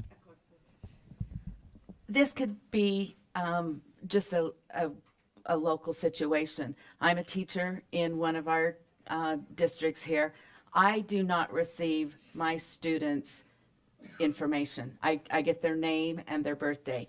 They used to. I used to get a list with the parents' names, addresses, phone numbers, SSID, all kinds of things, but not now. If I need to contact a student, a parent, then I go to the office and I let them know why I need to contact that, and then they will, make that decision or not. Is that something that is is that a USDB thing that we don't release that type of information to teachers, or is that a district policy? I know my district has a policy that they do not release student data to anybody, but I didn't know if that was state or just them.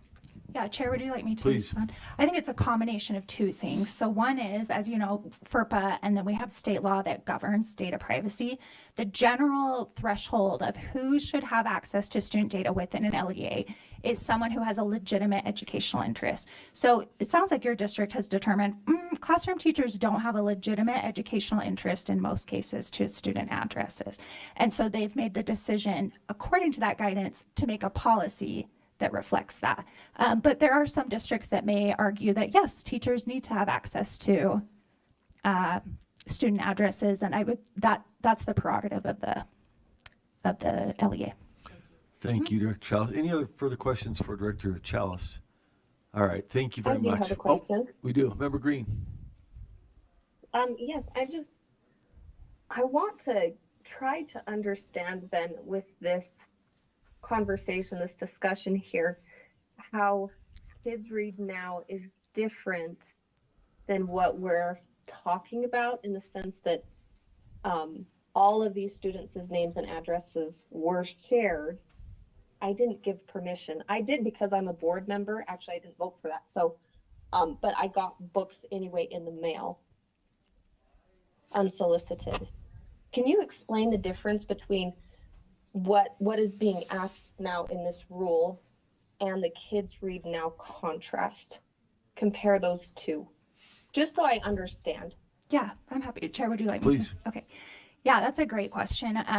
So FERPA, and sorry to get into like the weeds here, but I think it might be necessary to answer the question. It is, thank you. FERPA Yeah, is this, the general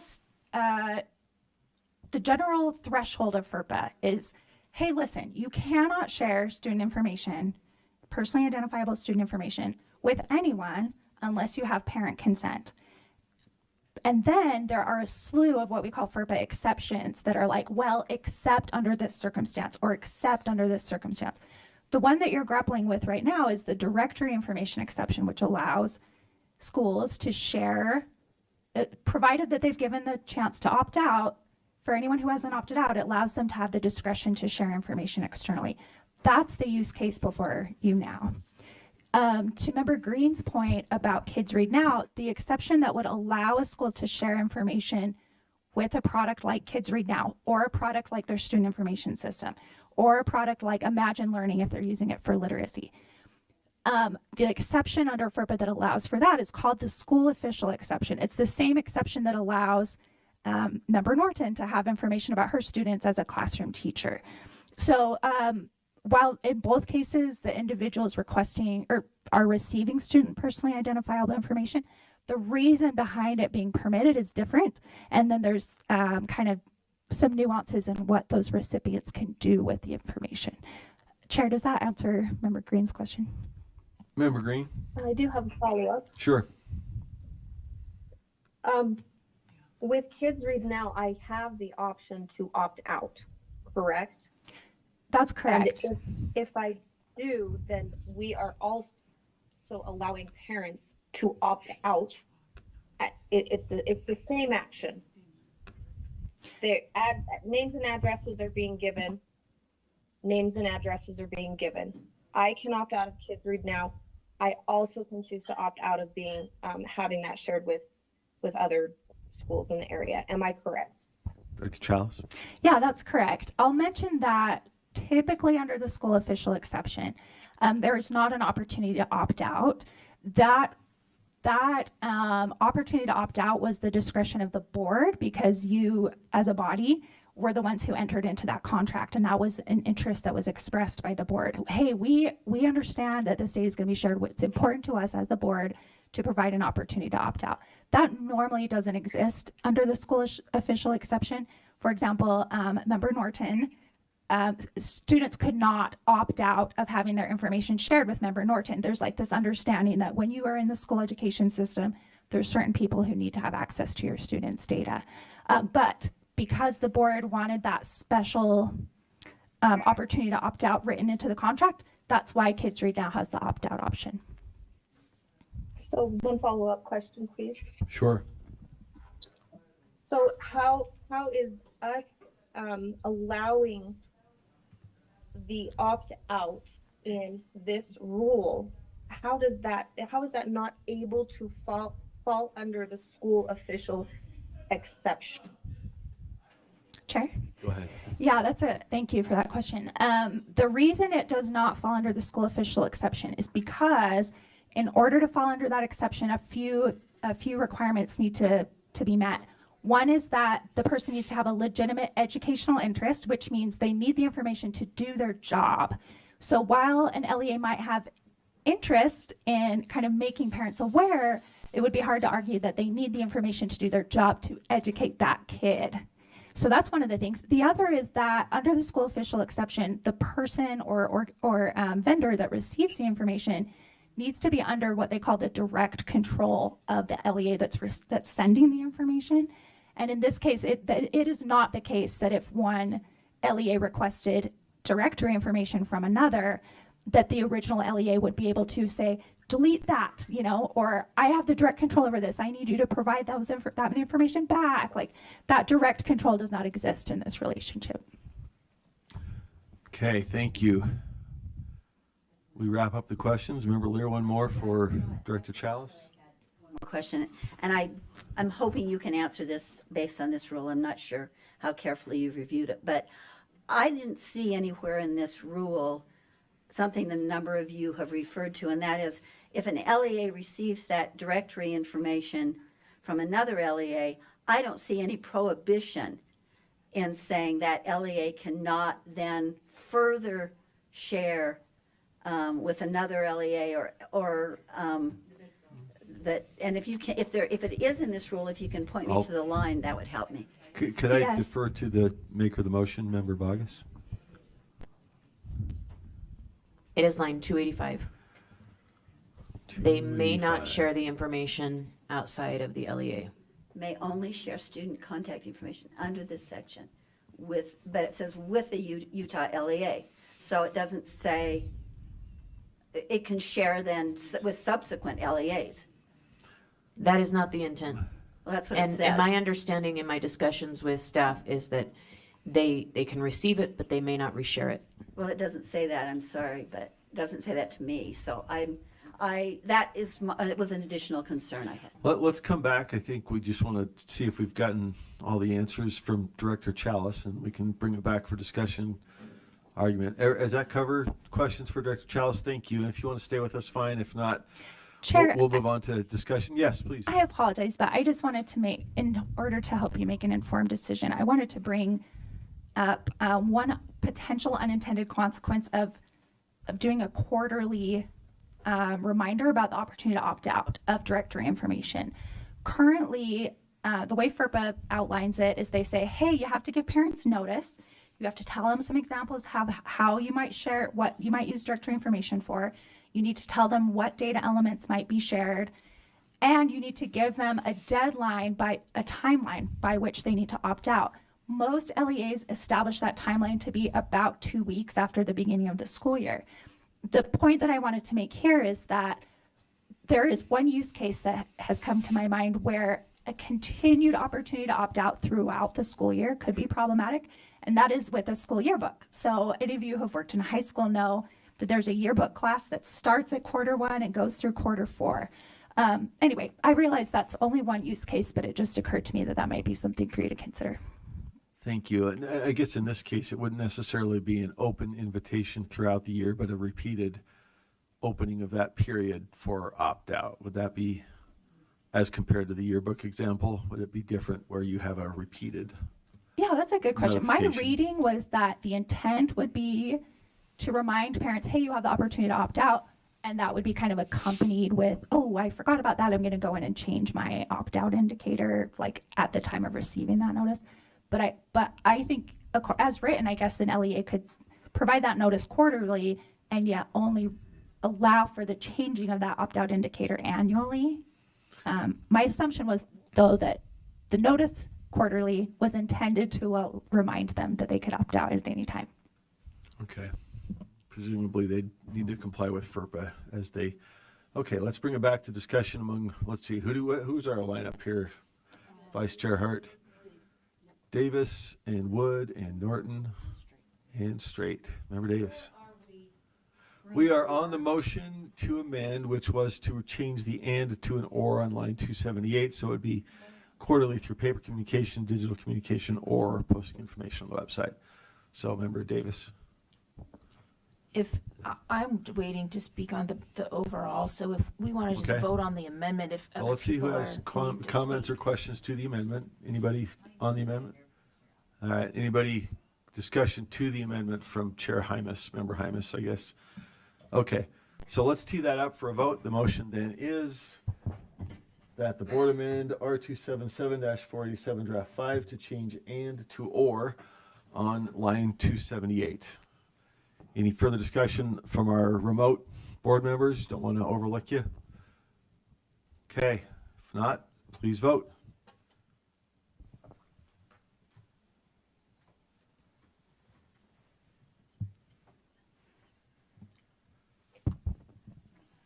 Green is a no. I'm sorry, green is what? Let me make sure. Member Green again? No. Member Green's a no. Member Carey? Yes. Member Carey's a yes. And with 15 voting, that passes 9-6. The noes being Green, Lear, Reel, Klein, Moss, and Bogus. So that motion passes. Line. I lost the line again. 278. Thank you. Has changed from an and to an or. So discussion of the underlying motion. We had a lineup. I think it was Member Davis. Member Davis. Okay. Yeah, thank you. This one has been a tough one. I've been up half the night thinking about this one. Just 5 points I'd like to make. One, it's when we talk about companies that have a school official exception, I went as a parent. I actually am a parent with kids currently in a district school right now. And I went and met with the data person and had him show me on screen and talk me through. If there is a school official exception, those are listed on the right-hand side where I go in to register my child. They're listed on the right-hand side, and those are very specific to the program of what I've chosen my child to do. And they're different for my student when they're in high school than they're in junior high, than they're in elementary. It's not a big free-for-all, you know, everybody gets whatever they want. It's very specific to what they need to teach to my child. And I can opt out of those. Then when it comes to like my address and personally identifiable data that way, there are only two opportunities for that to happen. One is the military and one is higher ed.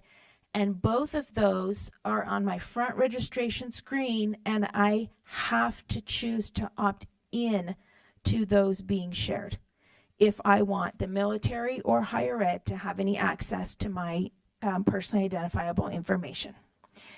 The difference, it has been asked with these school official exceptions, what is the difference between that and other people who want the personal identifying information? And the difference is on the school official exemptions, there is a provision in every single one of those contracts that if there is anything that is done wrong or my data is breached or leaked by any of those, there's a provision that my LEA can go after that company and hold them liable in court, and they can take it in the shorts or whatever that saying is. I don't even know. You know, that's not the case in what we would necessarily be talking about here. The second point I've already made is the higher ed and the military and the opt-in. You know, you could put a link on the registration page, as Member Klein was suggesting, and have a space in our website where every school can promote themselves. And you can have the link there on the registration page, and they can click on it and go and they can even be organized geographically. And then an online section where they can go and get information about every school opportunity for their child. And then you don't have to pay somebody to be collecting and sending and worrying about transfers and safety of whatnot there. The third point is, how is the data transferred when it's asked for? If you have a Skyward system, do you take the data off and send a list via email to the charter school? If it's a district requesting from a charter or a charter from a charter, do you pull information from Aspire and send a spreadsheet via email? And is that secure? These are questions I think we really need to have answered. And then from our data specialist perspective, you know, if we did that at USBE, that's a whole new space that we haven't necessarily been in before, to my knowledge. And then there is a cost to that as well. Number 4, someone had mentioned, I think Jenny had mentioned workforce services. I think that was the summer food one, if I remember correctly. Yeah, and I think, you know, I'll just say in the 5 years that I've been on this board, lots of worthy causes have asked for data, and my question typically has been, is it personally identifiable?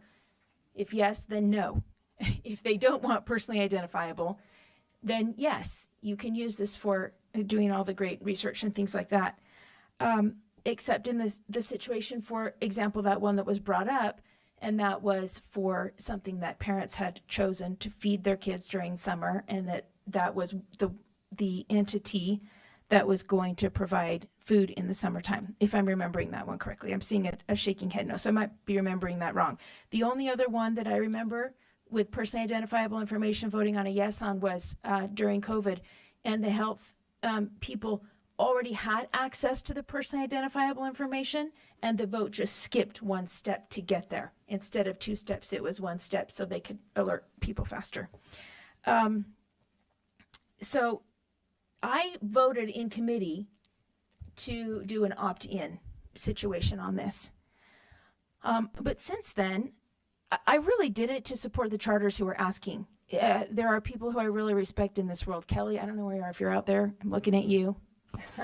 And some others that I really greatly respect.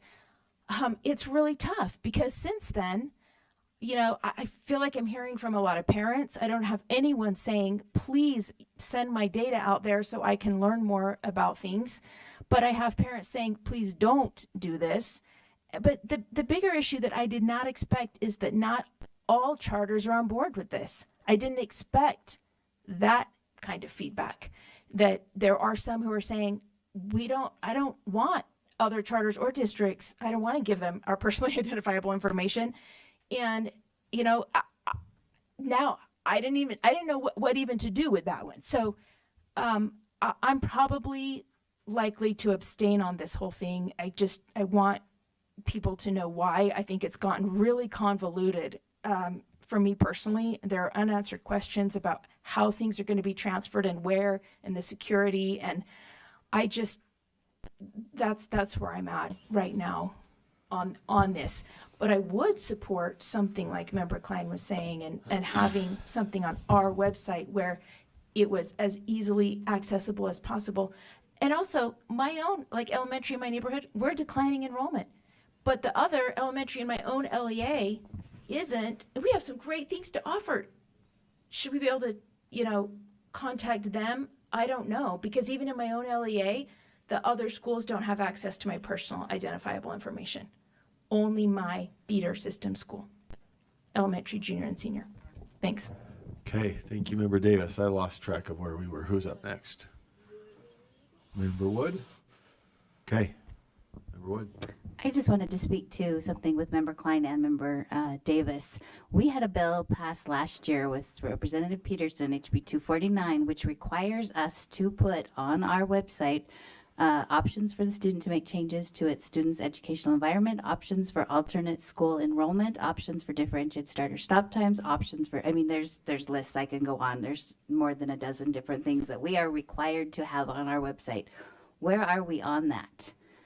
Because then is it a matter of how do we make this, do we require that every single LEA in our state have a link to that spot where, you know, need something else for your child? Click here. Here are your options. And is it defined by area? Is it defined by high school K through 12? Where are we on that? And I don't know who to ask. Somebody who we might, looks like Director Chalice might be able to answer that.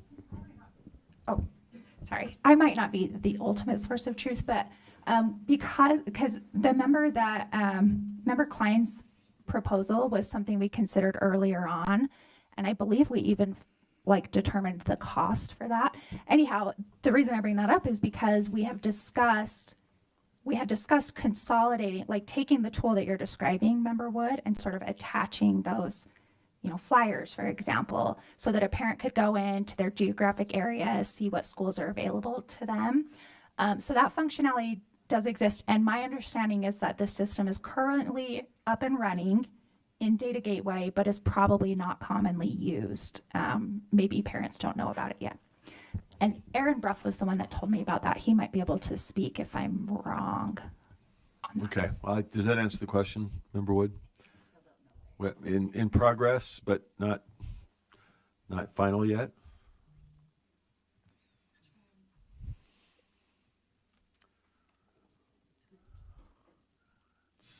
Thank you. My understanding is it is ready. Oh, okay. But, it is ready. And functioning. Okay. Other questions, discussion to the underlying motion then?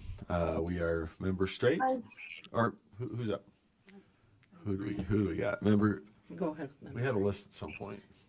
Straight, Bogus, Green. Straight, Hart, Bogus, and Green. All right. Go for it. Member Straight. Thank you. So I really see some demographic issues driving much of this.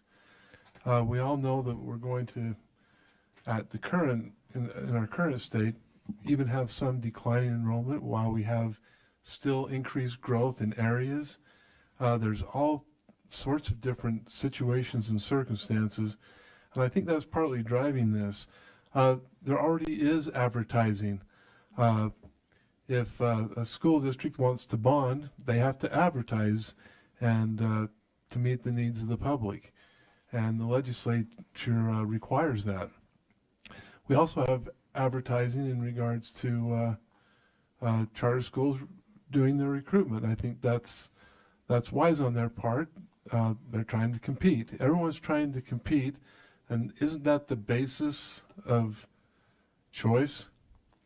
Now we have a third element which is going to impact us, and that is the vouchers. Those vouchers could affect all public schools, traditional or charter. And so, yeah, I'm weighing all this.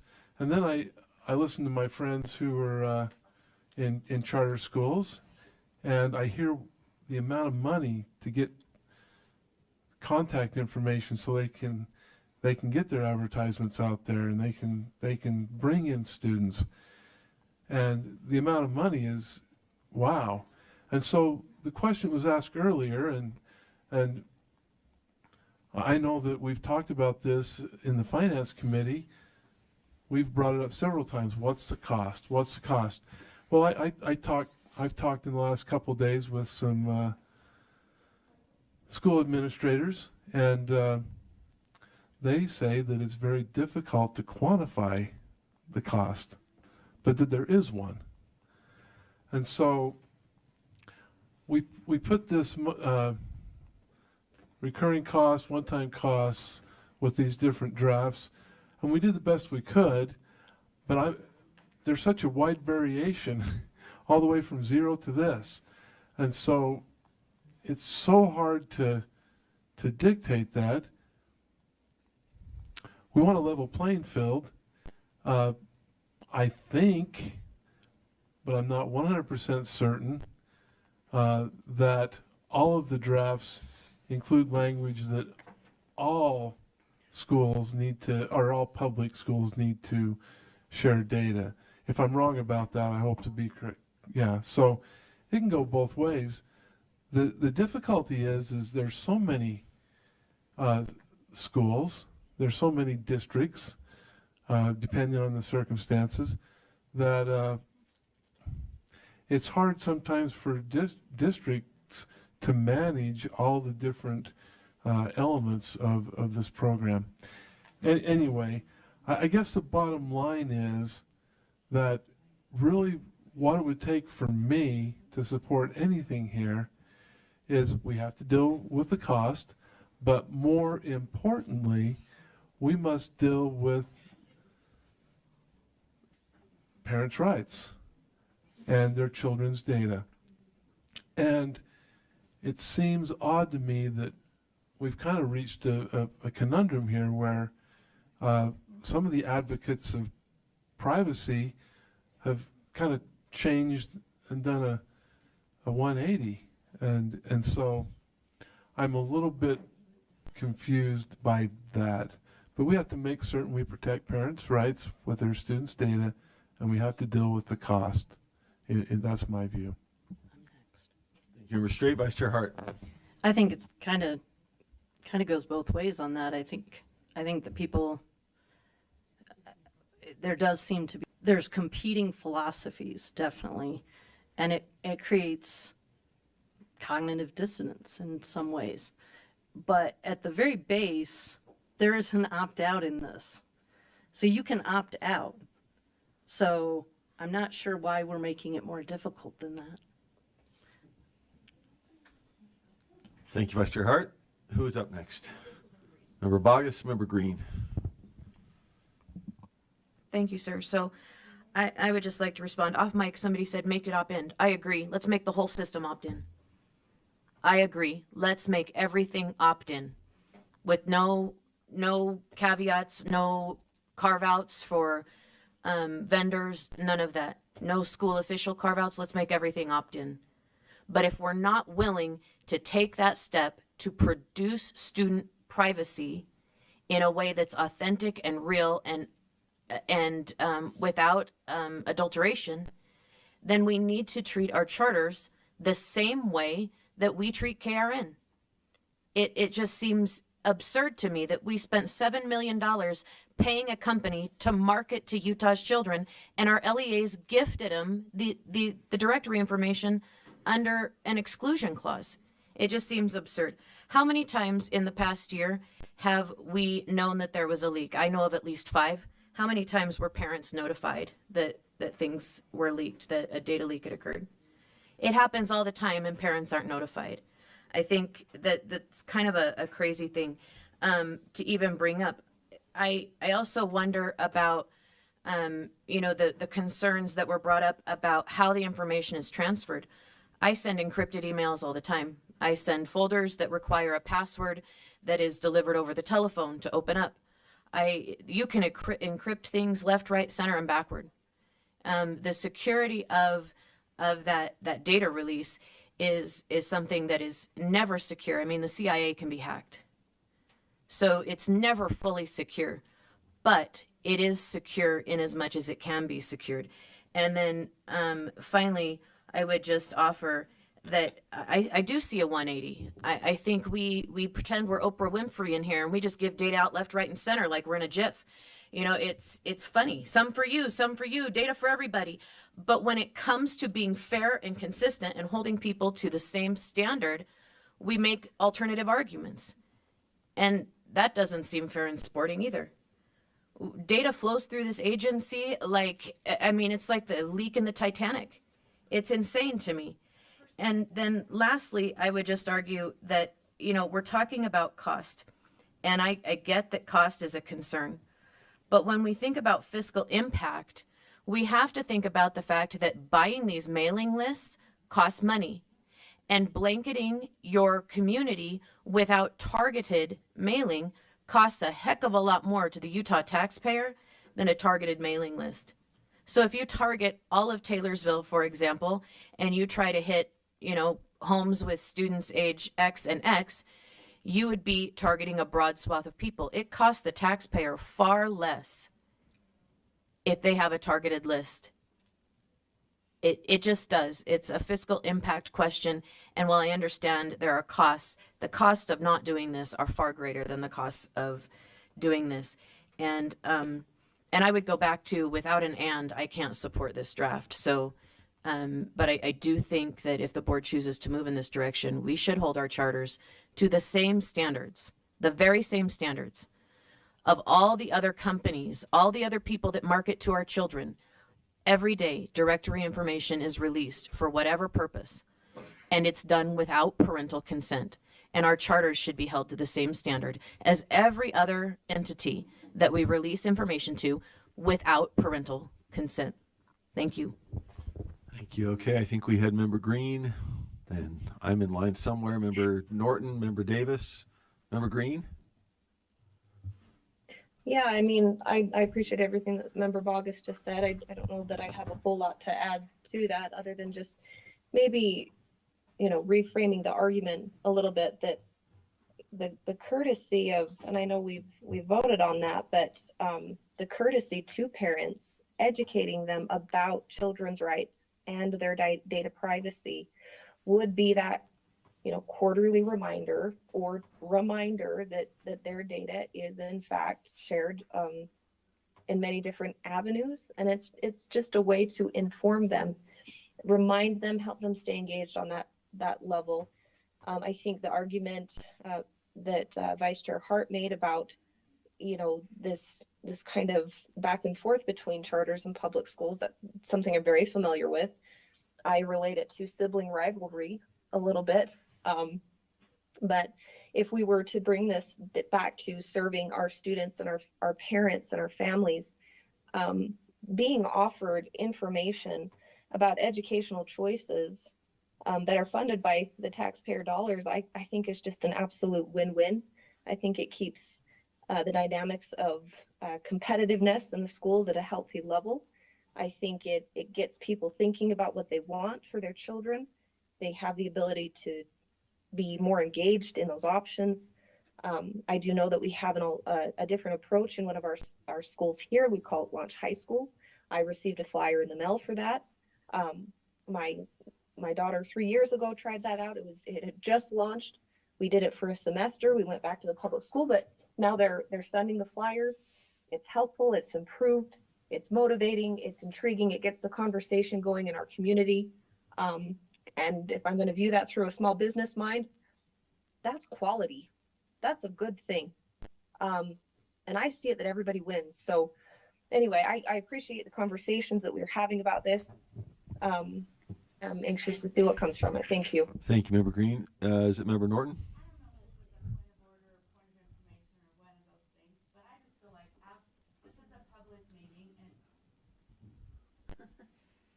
This is a public meeting, and after those comments about our data being like the Titanic around here, I feel like we should have some information from our Director of Data Privacy on that.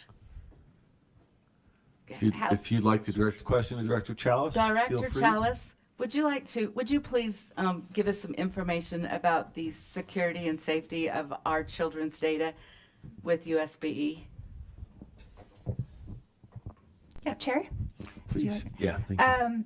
I would say the analogy of the Titanic is an interesting one because we do possess, as a, you as a board and us as the agency, possess an immense amount of student data. It's data privacy to me feels almost like a sacred responsibility because of the quantity of data that we have here. So in that case, I do think the analogy is apt. I do not feel that, for your information, the board is generally an absorber of information from LEAs and is very rigid and restrictive in what we share back out. If there is data being shared, it is either required by statute or it's something that the board has weighed in on. So I guess in that way, I think the analogy is maybe something I disagree with a little bit. I'm proud, I guess, of you as a board and of us as an agency of the commitment to data privacy. I was at sorry, Chair, can I share one little thing? So Aaron Bruff and I were at a workshop the past couple days with a bunch of other states. We hosted them here in the building. And it was about statewide longitudinal data systems, or SLDSs. And there is a general consensus, and in some cases a requirement, that some degree of data sharing among agencies is necessary or sometimes beneficial to service the community. But I was struck by the extent, and so I will say we have an SLDS in Utah. It's, but I was struck by some of the conversations in some of the other states where their discussion about data sharing with other agencies felt a little more relaxed. And I thought, I'm so grateful that in this board that you are privacy conscientious. Nothing is assumed to be appropriate, but rather that you're conscious in your decision making. So in that sense, data does leave, but I wouldn't say it's by accident. Thank you, Director Chalice. Let's move to our next. Let's see. I was in line somewhere, but I want to make sure other folks get in first. Davis, Moss, back to me, and over to Member Lear. Okay. Yeah, a couple of questions, and you can just see how much time you think we have for them. One is, what constitutes an LEA? We've sort of LEAized because we've had to via the legislature, like for example, Arizona State University. So would they have access now to all of the personally identifiable information because they are now considered in our LEAs? And then we have some other out-of-state entities and things like that. So the other question is for the motion maker, and I don't know if you'll allow that, Chair, but if you would, the question would be,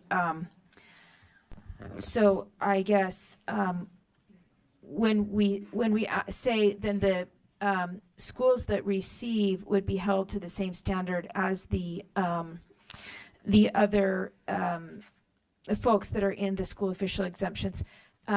So would we contract with them as well and create a contract to where if there is a leak on that end, that that the original sending LEA can necessarily go after damages on behalf of those families in a court of law? Could we put the first question to whomever might be able to speak to it? This is a question whether entities that are not traditional LEAs but may have been given some LEA type status under current legislation, SOEP or otherwise, would be entitled to receive data under this rule. Member Bogus? Thank you. I think I can answer that question, Member Davis. So in my research and speaking with lots of people, my understanding is that as the definitions are in the rule, it would prohibit that. Can someone bring it up? The rule. Was it law? So it's not something that I fiddled with the definitions, but in the rule it defines LEA as, and I'm going to direct your attention to line number 64. LEA includes, for the purposes of this rule, the schools for the oh no, that's not exactly what we want. So LEA is defined in code, and it's also defined in board rule. And my understanding in my research, because I asked a lot of questions, was the answer to your question is no. It cannot go to those entities. Even after last year, when the law changed. My understanding in all of my research is the answer to your question is no. Now, if a member of our staff or our legal team wants to contradict that, but my research indicates the answer to your question is no, that it can't go to like Arizona State University. It can't go to an out-of-state entity. My example was Hillsdale Online. They can't call one of our LEAs and ask for this information and then send notices of an option that's available. That's not what this is intended for, and know that cannot happen. I see you shaking your head, but I don't want to put you on the spot. If any member of staff wants to contradict that, and then I can answer the next question. We also have line 281 that says it's upon request from another Utah LEA, right? So this is limited to Utah LEAs. So Yes. just let's throw that in the hopper. If you have anything to add, Director Chalice. Oh, yes, I'll just confirm that, yes, that was the intention when we wrote it, was that it was limited to Utah charter schools and districts.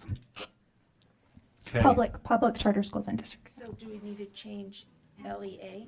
Because And USDB. ASU is an LEA now in Utah for SOEP purposes. Did we change that? Superintendent Stallings, I think, has a comment. Thank you. Angie Stallings, Deputy Superintendent Policy with USBE. ASU is not an LEA. It is a certified SOEP provider. So it's very different. It's only given privileges or been approved for certain purposes, but not as an LEA. Limited. It's a limited purpose. It's called a certified, I believe is the term, certified online provider, not an LEA. Quick follow-up. Are the other SOEPs considered LEAs? So would they have access to this? Deputy Stallings.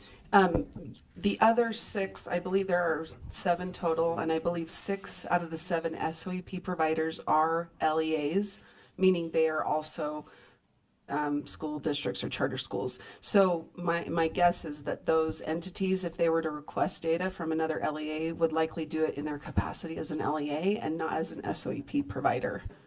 But they could have those data. So like Mountain Heights would be an LEA by virtue of regular operation, and then also That's helpful. might.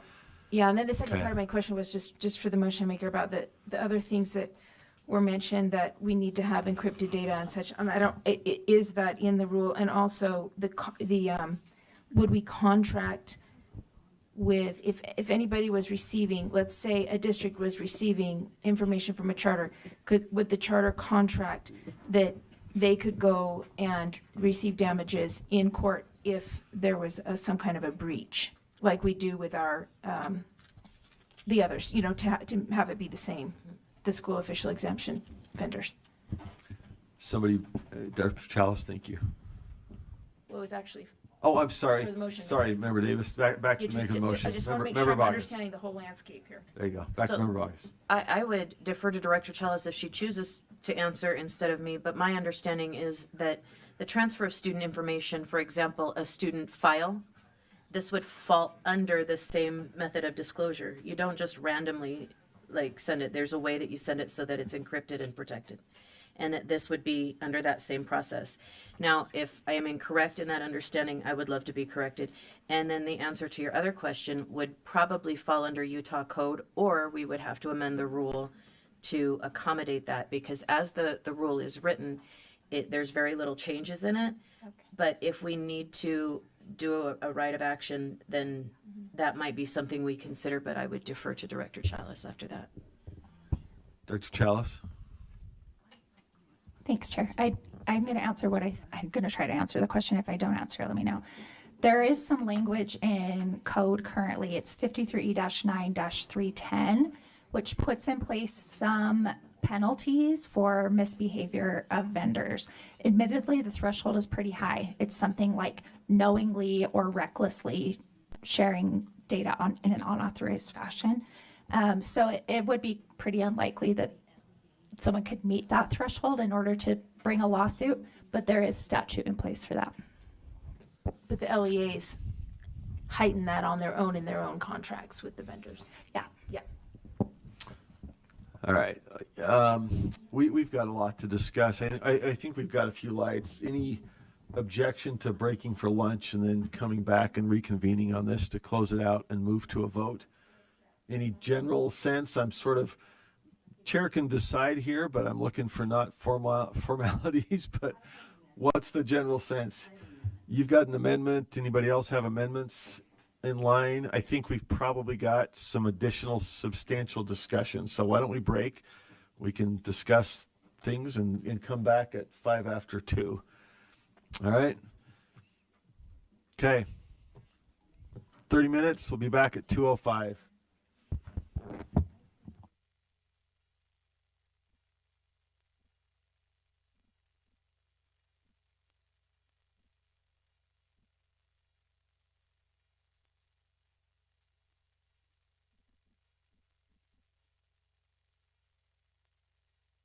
Strains. So, and I spoke to it. So, Is there a second? I'll second.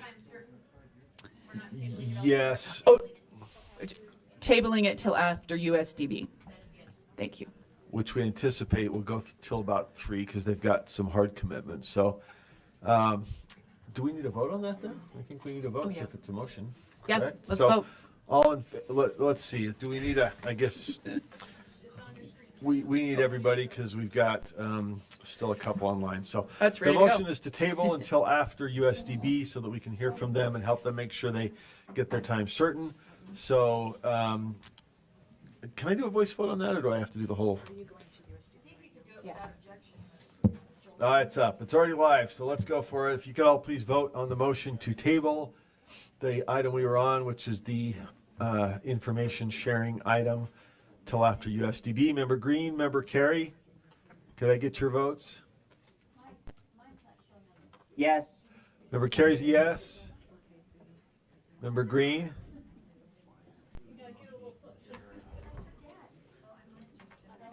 Do we have Member Green? We don't have Member Green.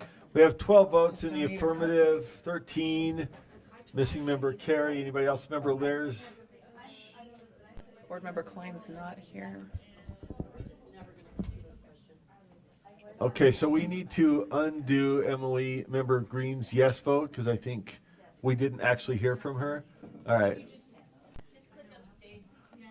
I'm sorry, did you something? Oh, Member Green, we had a motion to table the information sharing item until after USDB so that we can help USDB folks make a hard commitment time. Sure, yes. Member Green is a yes. So we've got 13 in favor. Are we missing anybody? Okay. That motion passes and we will table and let's move to USDB. Thank you for joining us, Superintendent Coleman and your team. Everybody, great to have you. Carl, and I'm bad with Michelle and Susan and Carl. Assistant Superintendents of your respective positions. Thank you. Superintendent Coleman. Thank you. Thank you. Okay, so today we just have a few items. The first is not working. Oh, we do have a public comment. Oh, sorry. Let's do that then, unless that's Superintendent Coleman's job to move to. Who do we have for public comment? Deborah Cook, are you with us for public comment on USDB? Thank you. Okay, we have a 2-minute limit. We won't start until you're ready.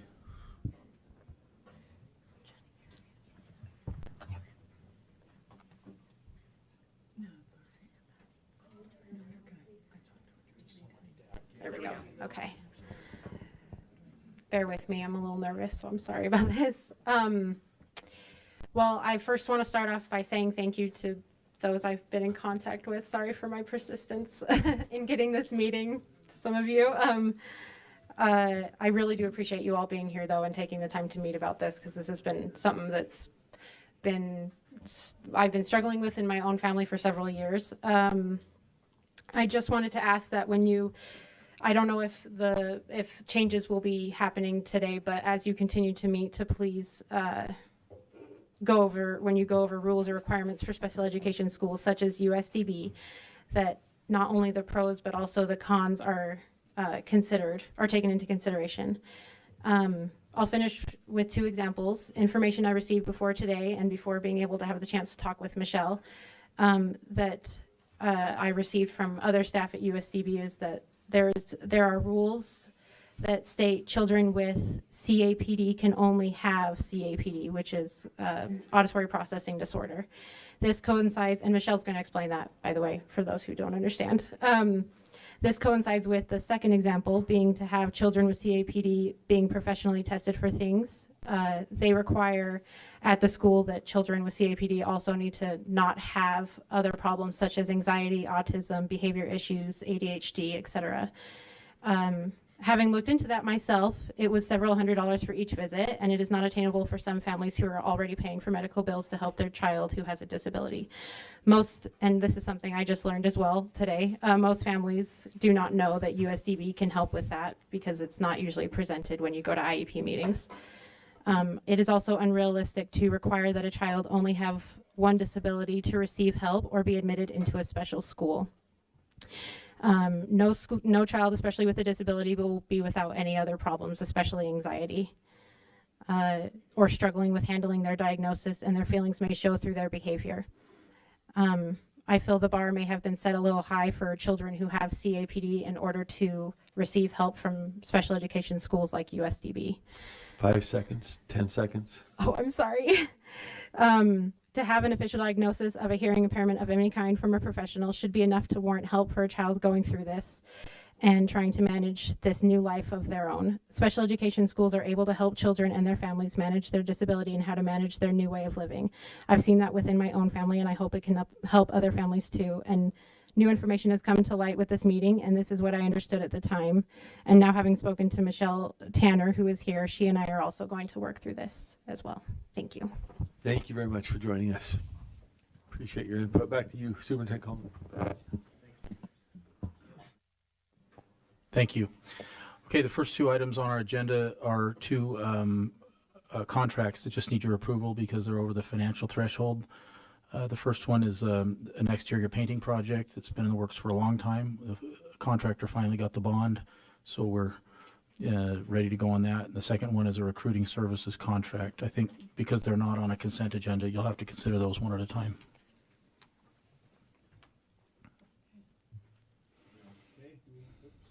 Let's see. So do we need a motion? I think we are looking for a motion, correct? Member Bogus? Motion is to approve. Let me just call up the exact language.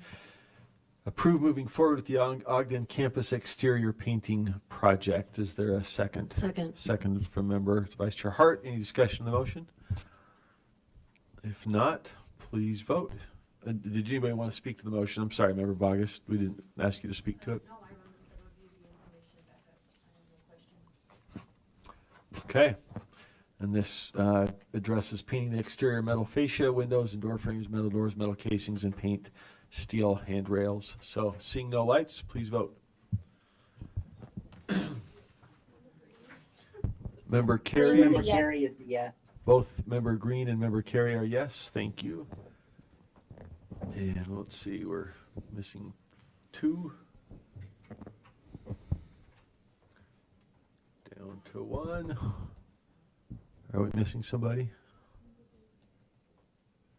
Let's see.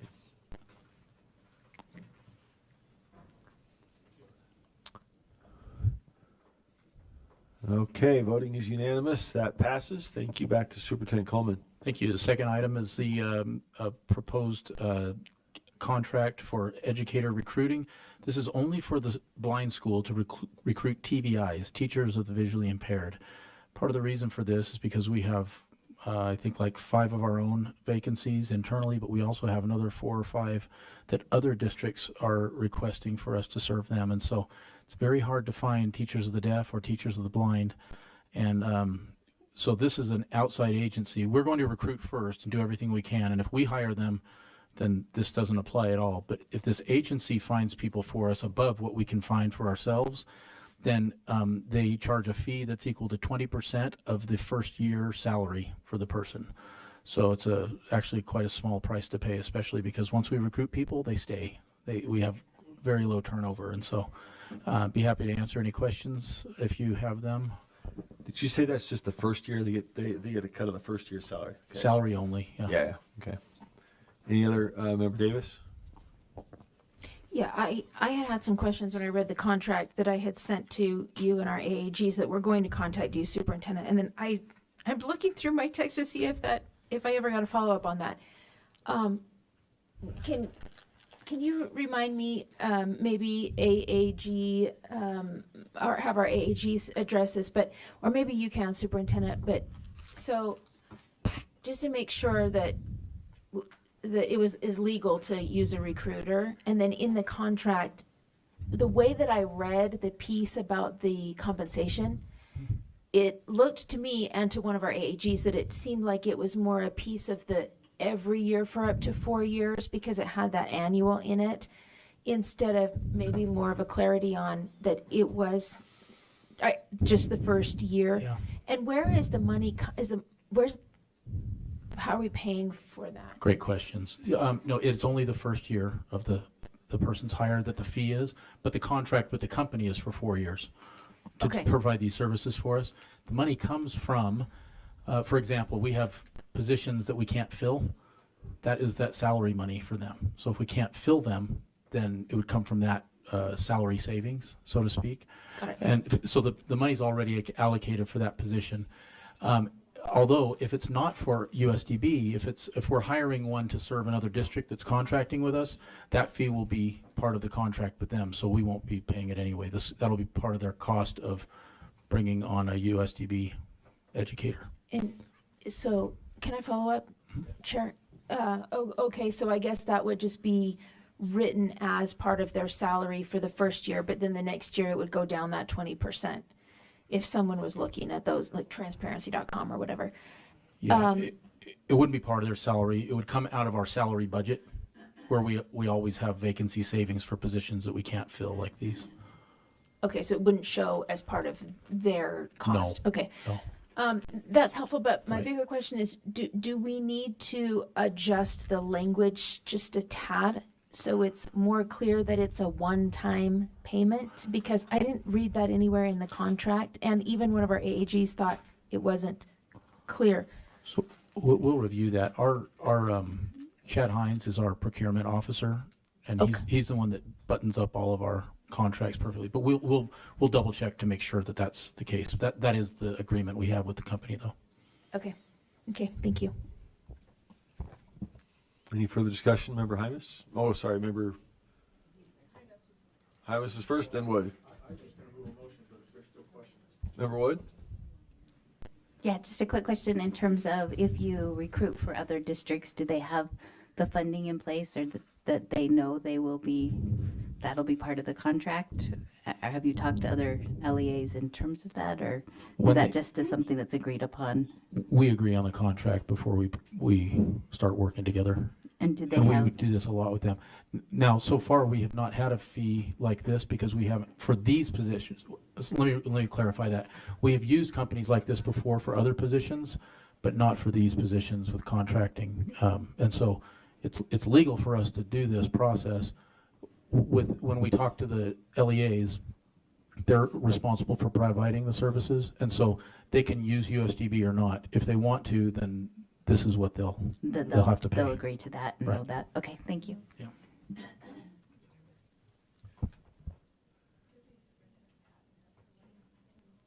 Yes, Deputy Superintendent Patton. If I could speak to just two things, Board Member Davis, in the contract itself, or in the contract, it does state that we will be renewing this contract or reevaluating the contract in March of 2025.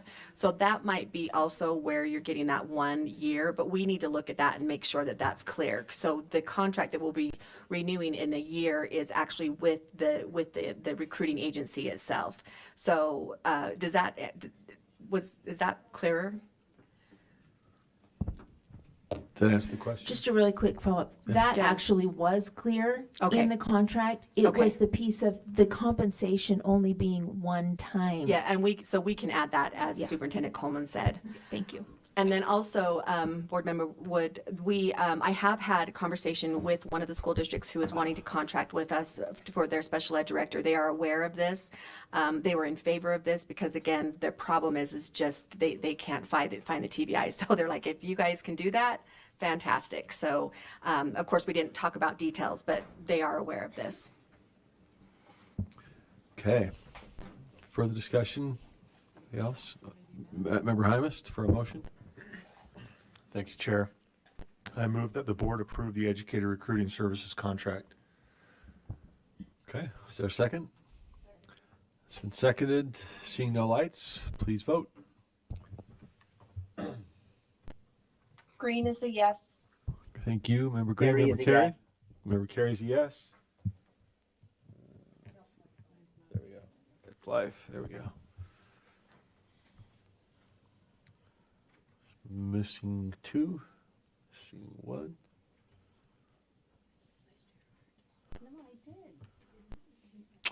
That is unanimous. Thank you. Back to Superintendent Coleman. That passes unanimously, just for the record. Oh, if we get him on, Joel. Thank you. One last thing, if this works well, we'll be using it for the deaf school as well, because as you know, none of the colleges in Utah produce the kind of deaf teachers we need for ASL, so we're always looking all over the country for that. So we'll see how it works. Okay, next item we have, actually I'm going to turn it over to Mr. Empey. He's going to describe, this is the first of 2 times you'll see this on your agenda. Consistent with the law, school fees have to be presented to you in 2 consecutive meetings, with the public having an opportunity to comment on that, and that you will actually vote on it next month when it comes back to you again. And Carl has some additional information. Thank you, Superintendent. The fee schedule that is in your packet is a list of our proposed fees. I come with a proverbial hat in my hand because I made a formula error on the first 2 fees on the educator and audiologist. Those should be indexed from 2024 to the steps in lanes 5.925%. I put in the formula 1.925%. So let me just give you what those fees are. We're going to revise this. Our Superintendent Coleman's Executive Secretary, Sybil, she'll email this to you, and if you can redistribute that to the board members that have the accurate rates, I'd appreciate that. The educator, the proposed fees goes to $88.70. The audiologist fee goes to $94.17. The other changes is when we prepared this list, the legislature was only going to give a 1% increase for salaries, but subsequently they changed in the last 2 weeks and bumped that up to 3%. So the changes are going to be in the educational interpreter, the teacher's aide, and student educational services aide. And we'll update those to increase the fees accordingly on that. So, Mr. Chair, I'd be happy to answer any questions. The fees in the green section, I had to just say, are the student and parent fees. There's only 3 fees: an athletic fee, a study abroad fee that we rebate and refund back to the students so they have spending money on the trip. And Dr. Tanner's getting ready to take her kids to Egypt this month. And then the driver's education fee. The box in blue are the LEA fees, which we charge the 3% or greater of the student population. The bottom section is just miscellaneous fees that we charge our staff. So with that, Mr. Chair, I'd be happy to answer any questions. Questions, comment? Wait, I'm in the long document that's, I'm looking for the fees. Next tab. Just to see what the difference is. You said that one went from something to something. Yeah, the educator in the blue on the second box in blue. Sorry. Does everybody else have it with me? I'm having trouble finding anything green or blue. It's on the screen. All right. There you go. So let me I was just trying to mention, find my backup. now that you have it, let me just mention again what the changes are. The educator fee we had is $91.49. That's going to go down to $88.70 per hour. The audiologist was at $97.12, and that's going to go down to $94.17. The educational interpreter goes to $54.70. The teacher's aide, the second from the bottom in the blue box, goes up to $17.83. And the student educational services aide goes up to $35.93. All right, thank you. You're Appreciate welcome. that. I just could not grab it. Ah, there we go. It's the next item. Okay, any other comments or questions? I don't need to fumble around. Member Bogus. Maybe this is something that I missed and you've already articulated it. It says student services aid. That actually goes down. Because on, let's see, on that one, no, it goes from student services at, you're right. No, it goes from 35.23 up to 35.93. Clearly, I I'm need sorry, reading glasses. I was just looking at the last two digits. And Well, I may not have said that right, so okay, thank you. you're welcome.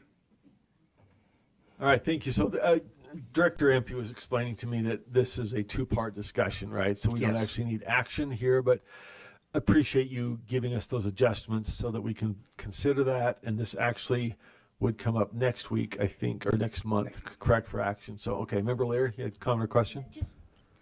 Quickly, curiosity, your out-of-state tuition's $50,000? $50,500, yes. Right, I was rounding. Okay. And how many out-of-state students do you have? We have 0 right now. In the past, we've had 1 student. We have 1 now. Okay. All right, thank you. You're welcome. Okay, seeing no other discussion to that discussion item, back to you, Superintendent. Actually, we're going to stick with Carl for the financial report. Okay. All right, the financial report is for the first 7 months that ended January 31st. We continue to be financially solvent. Things are going very well for us. The revenues and inflows of state money and from transfers from your office totaled 32, I'm just going to round up, 32.5 million. Our expenditures were 27.2 million, giving us a surplus of 5.3 million. You may recall in the past, the State Division of Finance transfers to us 1/12 of our annual budget to us every single month. So in that, we have during the year, there's 2 months in which we have 3 pay periods. March is one of those months, and that's going to take about another $1.6 million. So that's going to reduce us and get us down into about when we do the financials in April that I report through the end of March, the surplus will be in that $3 million range. The number of students served on campus is 355. The students receiving services is 2,294, and the services provided to students are 5,525. And you may notice, if you've looked at the graphs and charts, we've made some improvements. I shouldn't say we. Superintendent Coleman made some really nice improvements, and I think they're a lot easier to read and more informative than what we've had in past years. Our three funds that we report the balances to you on is the Land Grant Enrichment Fund is $770,267. Our donated funds is $279,145, and our Education Foundation is $1,116,262. The next 2 pages in your handout is the budget status report that just gives all the underlying numbers that we summarize and put on that first page of the financial report. And then the last financial report is our enrichment fund projects. Of the $631,600 that you approved back in May of last year, we have spent $321,333, giving us a balance remaining of $310,267. And with that, Mr. Chair, that concludes my financial report. We'd be happy to answer any questions anyone has. Thank you, sir. Any questions or comments on the financials? Seeing none, we'll move along. Back to Director Empey or Superintendent Coleman.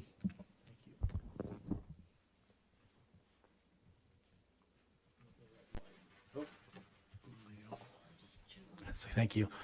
Okay, so the next item we have is was at the request of board leadership and consistent with public comments that you heard today. And so we thought we would just explain a little bit about central auditory processing disorder, how that plays into the IEP process, because you may receive questions about this in the future as well. Some of you already have. And so Superintendent Tanner will talk about that before we get to the really exciting news about our deaf school accreditation. Go ahead, Dr. Tanner.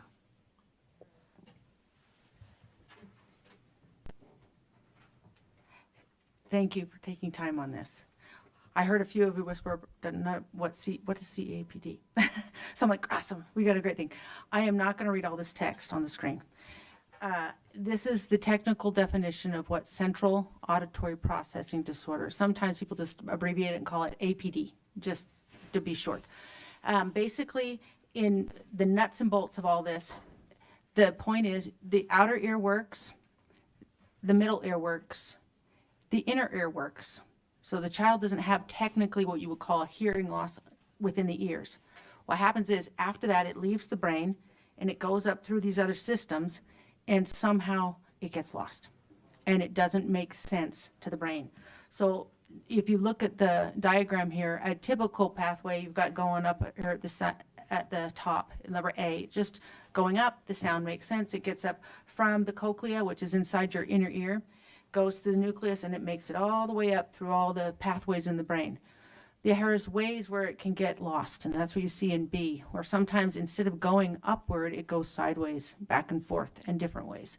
And it can cause real difficulty in trying to understand and process sound.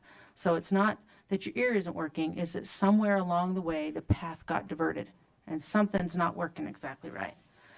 So some of the things you'll see that these kids will have difficulty understanding where is that sound coming from, or they understand the difference. Someone's talking and the sound of your fan that maybe all of us in the room have tuned out and we can discriminate against, it sounds exactly like speech to that child. Another one is they'll sit through and you'll talk to them and they're processing the sound. They're trying to really make sense of what you said. It takes a long time for them to respond. You'll see them do, could you say that again, huh?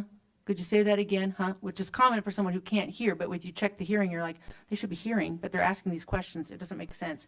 So they'll answer, this is also something with deaf people too. Sometimes you'll ask a question and they have a response that doesn't quite make sense to you.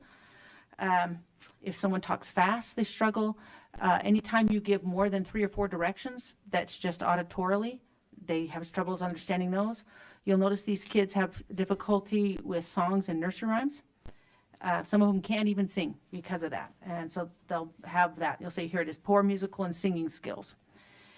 Misunderstanding of messages. They don't catch like that you're angry or not angry because the prosody wasn't something they understood.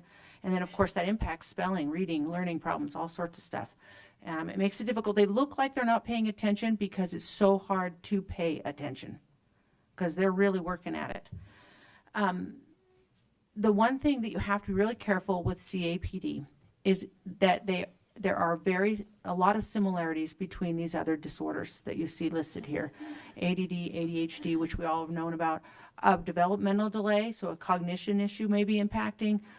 You may be a student that's on the autism spectrum. There's just lots of other, in order to get the diagnosis of CAPD, we have to understand what it's not. So just what we're doing to address this, we're following the guidelines that are given by ASHA. That's the body that regulates things for speech, language, and listening. A lot of SLPs work with ASHA. My audiologists work with ASHA. And so we're crafting a policy to work in alignment with ASHA. And so I've got those linked there. What we're recommending, because in order for any student to be placed at USDB, they have to go through the LEA. That's what's the rule. That's the board rule, and it makes sense. We're just saying we need to have an understanding that it's not these other issues, that it is actually CAPD. And so these are the results of assessments, cognition to determine if it's an IQ issue, or what's their language and receptive understanding. How are they interacting with language? Are they able to speak? Some of them can, some of them cannot. Psychological disorders, autism, all mental health concerns, vision loss. There's so many things. We just want to make sure that it's not. So it's a matter a lot of times ruling other things out. So we also need some information, obviously, from an ENT and from an audiologist. So when they're considering placement at USDB, we just want CAPD to be their primary diagnosis. So and I think that's what got misrepresented to the parent, is other impacting comorbid conditions can be actually there. We have deaf kids with autism, we have deaf kids with behavior problems, we have deaf kids with ADD. And so in this case, we have to just say they have to have CAPD as their primary diagnosis so that we know that's truly what's impacting their learning, because otherwise the interventions that we're going to give as a school for the deaf that are geared towards a hearing loss won't have the impact it needs. So we also want to make sure that the LEA is doing the appropriate interventions. There are some things that can be done to help mitigate that. Wearing an FM system can help, because those environments, if you think for a little child in a classroom of 30, they are the most noisy places. Even if you have a fantastic educator who is managing that classroom, the signal to noise ratio is what we call it, is extremely loud. It's hard for any of us to pay attention. But if you've got CAPD, it's almost impossible, because everything banging this is going to sound just as loud as my voice. So it's hard for them. We have to understand that when these kids are placed with us, that one of the ways we mitigate this problem is through American Sign Language, so they don't have to access this. I was explaining this to other people. There are different ways of CAPD. It could be, when you're watching TV and you're watching the signal keeps cutting out and keeping up, you're like, I'm done with that. You turn off the TV. That's what my CAPD kids do. And mentally, they turn it off. They can't rely on it, and it can be moment to moment, and then the next day it could be great, and they can hear fantastic, and then the next day they can't hear hardly anything. There's other kids who it's like, I give the example of on your TV, it's like you're shh. That means everything's coming in all at once, and it makes no sense at all. And so there's lots of ways this can manifest itself. There's different kinds of central auditory processing disorder. CAPD is an umbrella term. But when they come here, we want to make sure we rule out all the other conditions. So one of the things we're asking, normally when we screen a student to come to USDB, we just send my director.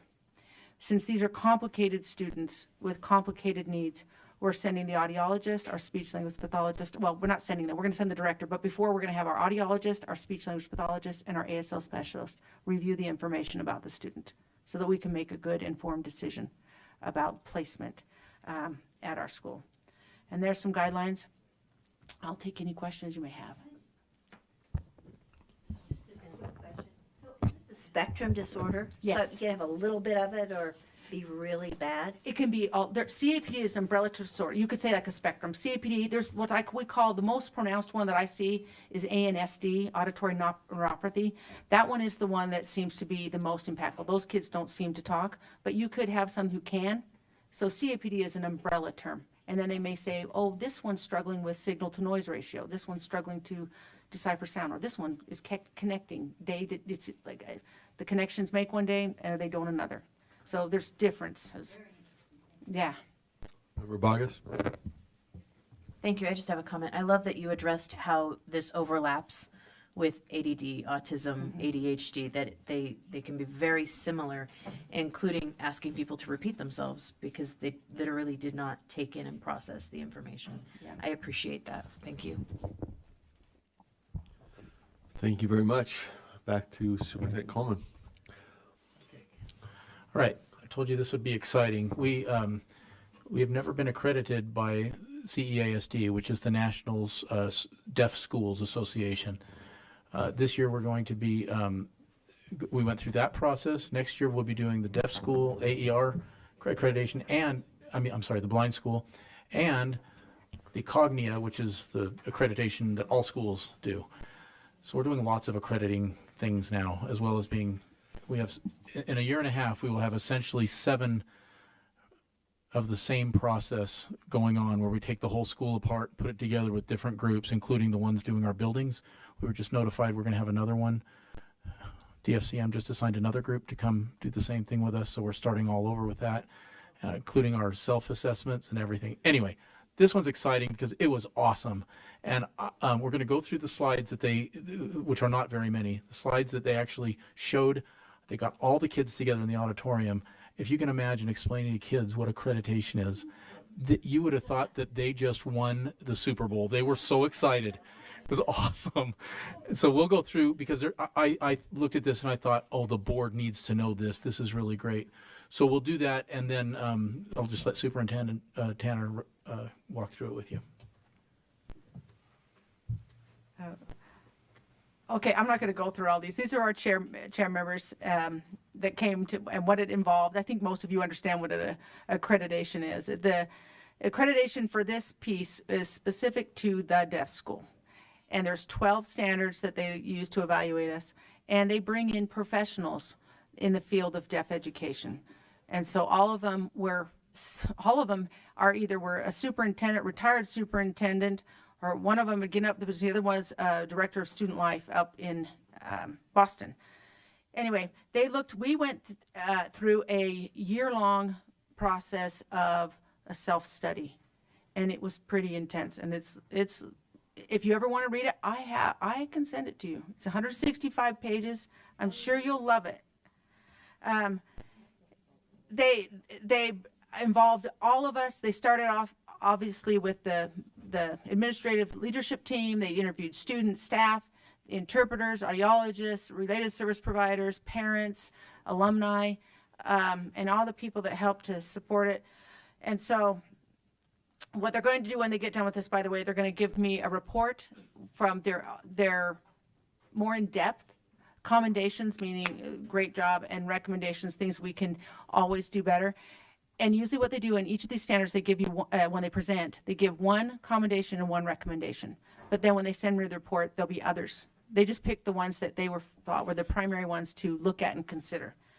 And so I'm going to go down that. So here is our commendation for the philosophy and mission. They went over this several times. They were so complimentary that we are able to balance American Sign Language and the listening and spoken language thing, which, as I've said before, is unheard of in almost any state. Any state. And in fact, the retired superintendent said she was a part of a project called the Common Ground Project to try to get ASL English and LSL groups to get along and to cooperate and work together. She told me that when she got here, she texted the other people. She's no longer doing that. She's retired. She said they never achieved actuality on that, she said. But she sent a text to them and said, we got it here in Utah. Utah's the only place that's got it. And so she told us we should be presenting all over the nation on how to do that. So One of the things they recommend for this is that they would like us to engage in a review of our mission and vision statements, and then do a 3 to 5 year comprehensive stakeholder group, involve the stakeholder groups, and do a comprehensive strategic plan. When she came to the governance and leadership, I just want to tell you one of the things that she said to me. I want to thank each and every one of you who were able to attend that. I know not all of you could attend that, but I even got text message people who couldn't attend, and I thought that was very kind. Really appreciated that. They noticed that, and they were applauding of the fact that we have a very tight relationship with the Board of Education and the Advisory Council, and they were very impressed with that. And so they had no recommendations. Not one. We were pretty excited about that. I mean, that doesn't happen very often. They didn't have anything. They thought it was that great. So I was really excited about that. Yeah. They loved you guys, and they loved how we're all working together. So I thought that was fantastic. They also were impressed with the Portrait of a Graduate that we have at the School for the Deaf. Obviously, the state is doing MAP as their Portrait of a Graduate, and we have adopted ours, which is DEAF. And honestly, all we did was add one letter. It's the same thing that the board had, only we added one specific to deaf and hard of hearing. And again, this is where they mentioned, again, the school improvement plan, 3 to 5 year plan, which they recommend, which is actually a common recommendation amongst when they come to do these accreditations. So that wasn't too upsetting. They also, they appreciated the stable and adequate funding that we have for all our programs and services provided through the legislature to us. That makes a big difference, that we're financially backing the school. This is the one concern they had, and obviously it was their greatest concern. In other schools for the deaf and blind across the nation, all the aides receive benefits.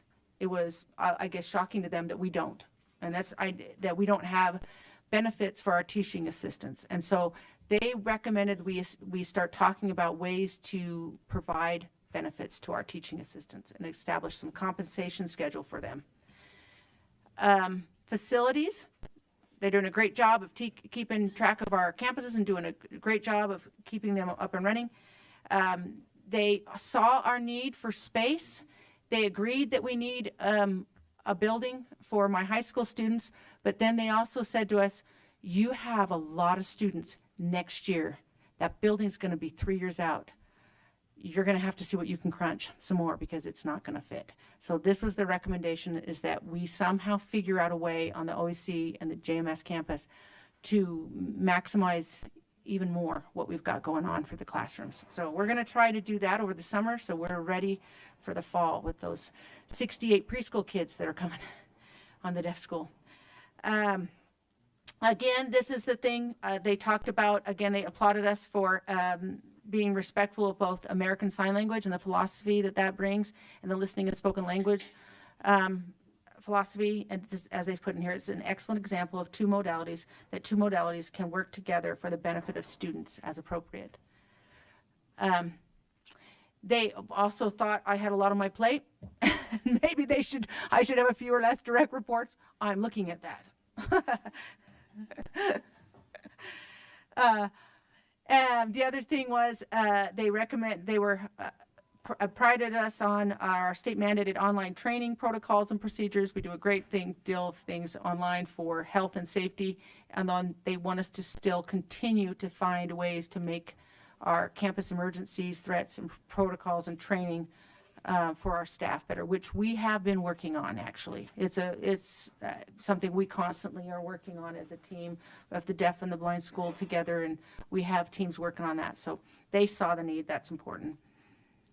Our educational technology, and this is standard 8. This is our teaching, and so we do a great job with educational technology, and we have and it's robust curriculum. We have a robust curriculum. They thought that was fascinating. Their recommendation is they're like, maybe you should eliminate so many options.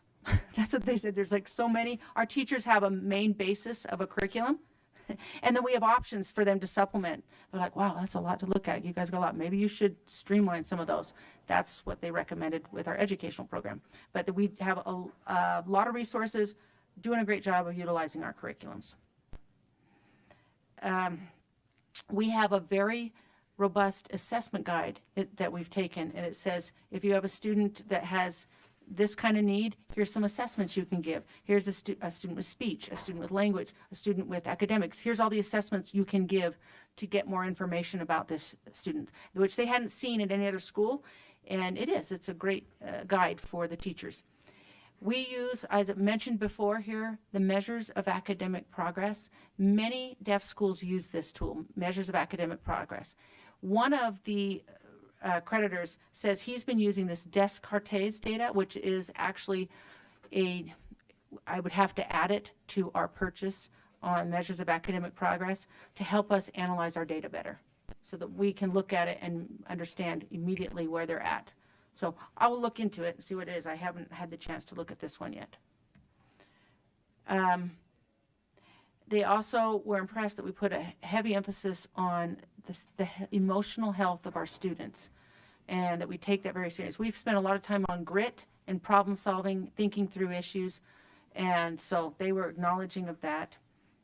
They want us to continue to, and I agree, we need to continue to strengthen our transition services, more internships, find more funding for the students to be successful as they get out, give them more work experience opportunities. It can be difficult because not all sites are, excited about having a student they struggle to communicate with, a student who signs, and so we do have some needs right here. This is important. Our student life. This is another one. I thought this was fascinating. Apparently, even in Boston, the CEASD accreditation team commends the Utah School for the Deaf for being a national model in providing enrichment opportunities, such as robotics, drone technology, STEM, international studies, and academic competitions.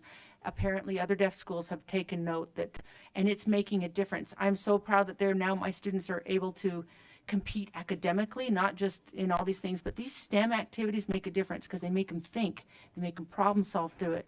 And so we're now we just finished the regional competition for what we call the Academic Bowl. It is hard. It is so hard to do. Our kids are going to the nationals. I'm so proud of them. They're going to the nationals. So that's a big deal. And they're juniors, which means we're going to be going next year too. And we have to compete with them before they leave for their national tour. They've invited me and some other people to compete. I'm a little nervous. I've seen the questions. I'm like, oh, those are hard. It's worse than Jeopardy sometimes because you have to know like little pieces of information. And one of the recommendations, how to explore the after-school programs for all the campuses, some of the smaller campuses. Transportation was mentioned because obviously our students are all over. So transportation is an expensive endeavor. Ways to try to help those students who have troubles with transportation so they can attend these activities was one they talked about. This is the last one. We do a good job of communicating with the parents through Seesaw and Parent Square. That's the communication tools we use. And they wondered, as they talk with IT, that we could involve more the classrooms, the teachers in before they purchase some of the technology that we have. And so that was their recommendation. And I love this. They did this when they did it without reservation to the CEASD Board of Directors of full accreditation. So we did great. Well, we did very well. We had a student, Joel was sitting back in the audience. He said there was one student who's 3 times, yeah, our team won. We're like, and he said it 3 times. He didn't quite get it, but we were excited that he was excited. It was awesome. The kids were excited. We're excited. Thank you.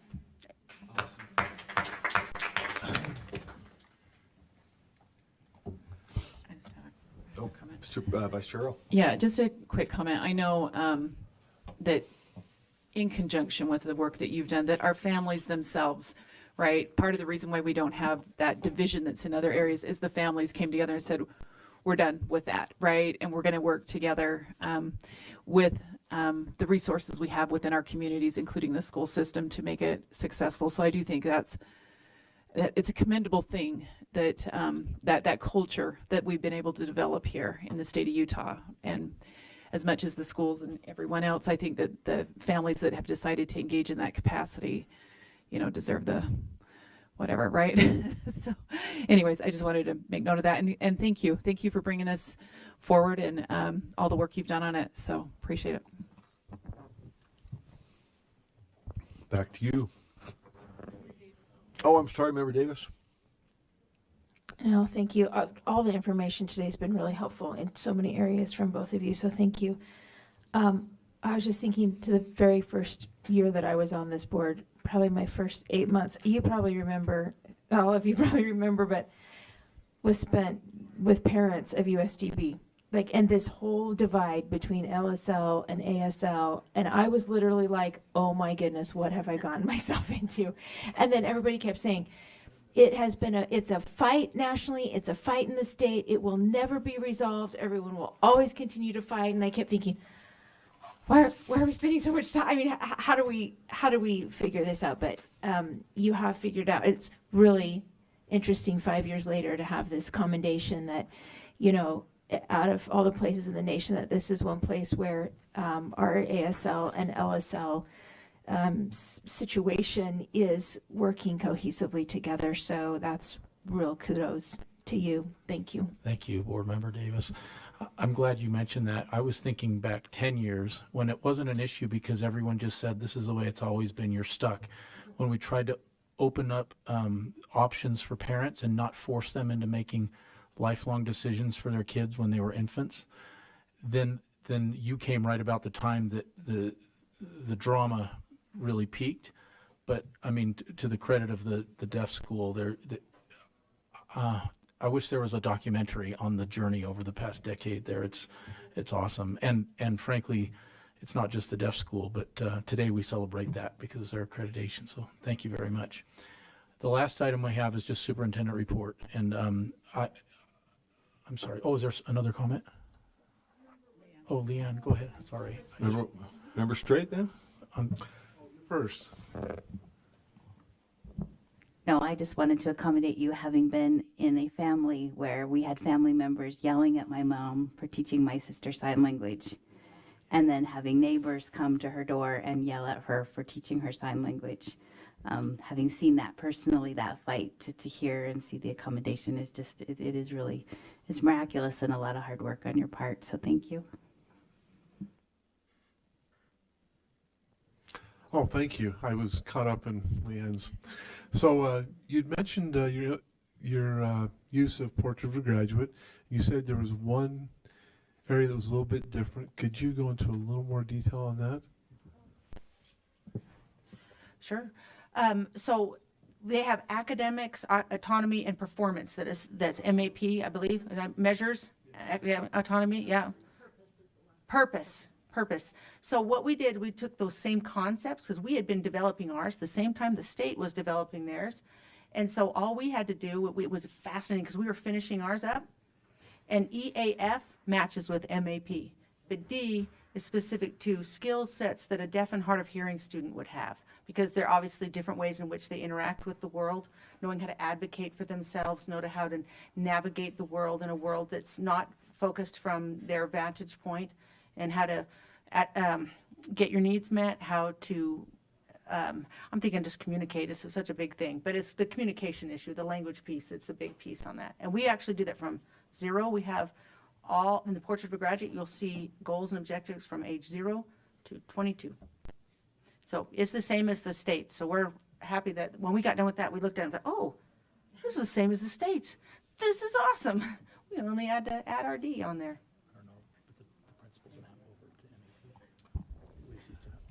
Okay, thank you.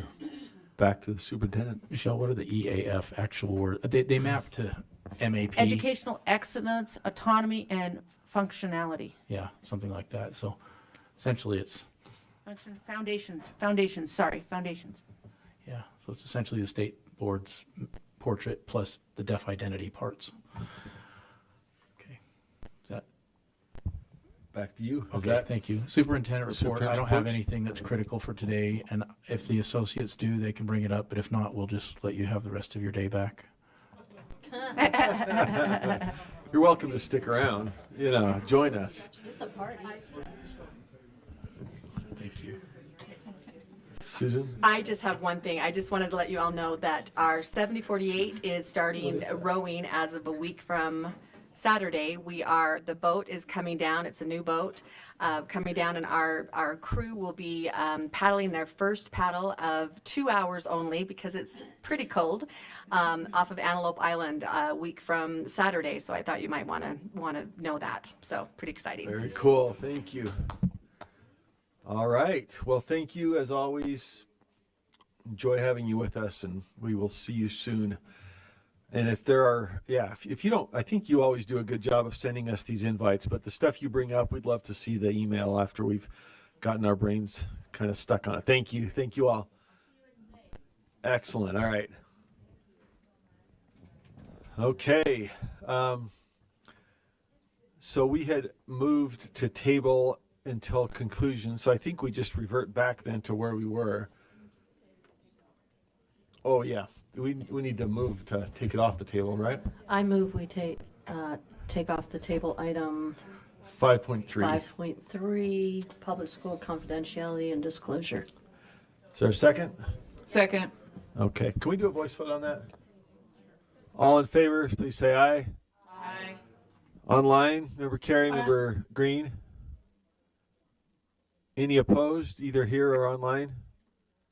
All right, we'll take off the table item 5.3 from the Finance Committee and come back to where we were. We had an amendment that passed from,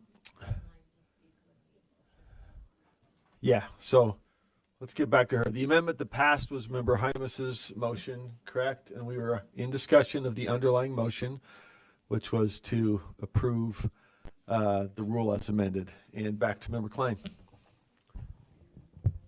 Oh. We can move on and come back if you'd like. Well, I would just reiterate what I said initially, that I don't see the point in doing data collection at all on this. And I don't see why we can't just upload all of the options on our website and call it good. And so that's where I stand on this rule. Okay. And if someone wants to change it in that way, or we send it back to committee to fix it so that it can be done that way, and we can avoid all of the money and the concerns over the data sharing, that would be great with me. All right.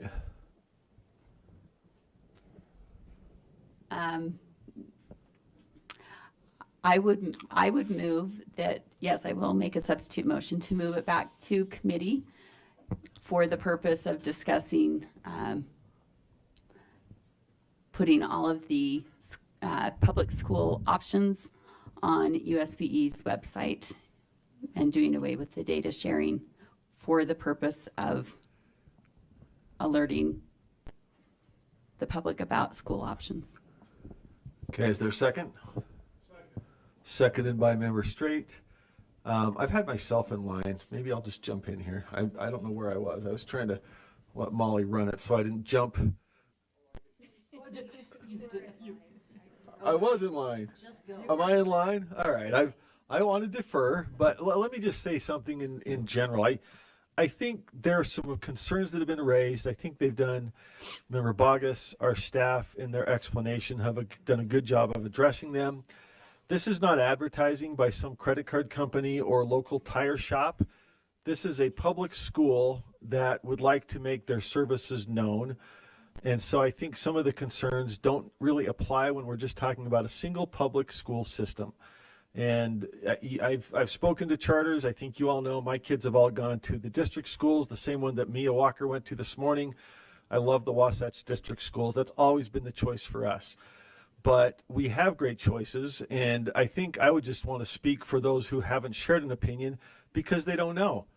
And I meet parents every day who finally found that option that worked for their kids. Sometimes it's a district school, sometimes it's a charter school. There are parents who have objected to the idea of sharing their data.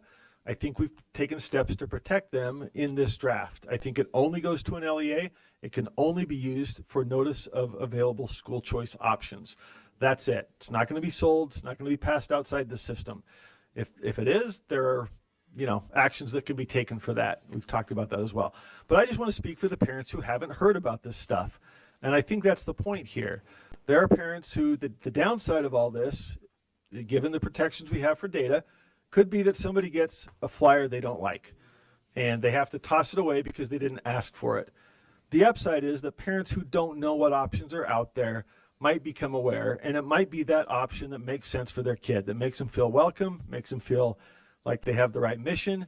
It connects with them, their academic success picks up, and I've seen that a number of times, a lot of times, frankly, when they found the option. Now, it could be a district school that advertises, puts out the word and says, hey, to the charter schools, hey, we've got a new opportunity going on at the district school, and maybe the parent or the student picks up on that. It could be a charter school that a parent hears about for the first time. So I hope we do something that doesn't necessarily only take into account the opinions we've heard, but considers those who don't have an opinion because they don't know. And I think that's the whole point of this, to me, is to put it out for the parents so they can make an informed choice. So I would speak against the motion to send it back because I think what's been done here tees it up well for those parents to become aware of all the great options out there. And if it goes to committee, I'll advocate for that there. But I think folks have done a great job addressing the concerns that have been raised, and now we need to just make it available to all parents to choose what's best for their student. So let me go back to whoever's next now that I've... Member Lear. And I have an amendment to... No, I have an amendment to the main motion. So we got Member Klein's motion on the floor. So we first have to vote that up or down, and then if that motion... Okay, thanks. Member Wood, discussion to the motion to substitute, which is to... Oh, hold on. I'm in line for something else. I got it. Okay, Member Wood then. Yes. I just have a motion to amend that let's see, I'd order back to committee to consider putting public school options on the USB website and requiring all LEAs to put a link on their local websites back to this information on the USB website. Is there a second? Second, Member Davis, I think, got to the gate first. Did Member Straight get there? Okay. All right. Back to you, Member Wood. Just to speak to that, I think that what you're saying is we need to let people know what there is, what the options are, but I don't know that it is an LEA's job, given the funding that they need and would require. Is it their job to share out? No, it is our job as a system to share the options that are out there, and this allows people to say, hey, look for other options, however we decide that needs to be worded, but it sends them back to us as the people that have general control and supervision. Okay, discussion to that motion or amendment to the motion. Member Davis? Sorry, Member Straight, then Bogus, then Davis. Yes, I need some clarification, Chair. And I don't know who this goes to, but if I understand right, and I did second the motion and the amendment, so going back to committee would just be to work out the details. Am I understanding that correctly? Okay, thank you.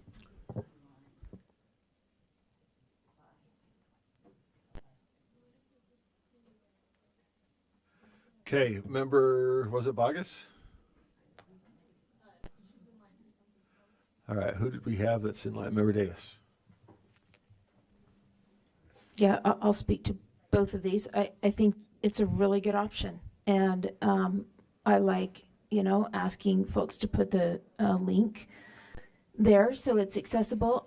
I would ask the committee, if this passes and it goes back to committee through the chair, if possible, just to look at location and placement, because when I was running this past someone from our charter world, she said, if this idea were to go, it would need to be easily found. So, for example, I was looking on our website earlier today and trying to, just when I click on the parent portal, it should readily come up. And I couldn't find the one that we've just been working on that's brand new.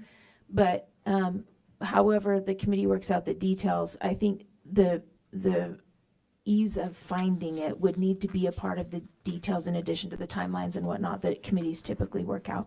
Thank you. I'm just asking that to be considered. I don't think I need a motion for it. All right. Any further discussion to the amendment to the motion? Member Bogus, you have a light for this or something else? All right. So let's tee this up for a vote then. Member Wood's motion to amend is to add and require all LEAs to add a link to the USBE website to their LEA websites. That would be an amendment to Member Klein's substitute motion referring 80 Rule 487 back to committee to consider putting public school options on the USBE website. So we're voting on the Wood amendment.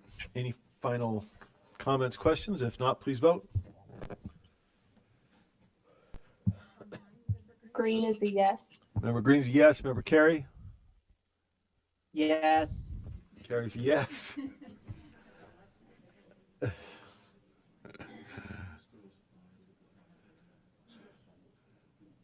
Let's see, three more. Oh, Member Earl.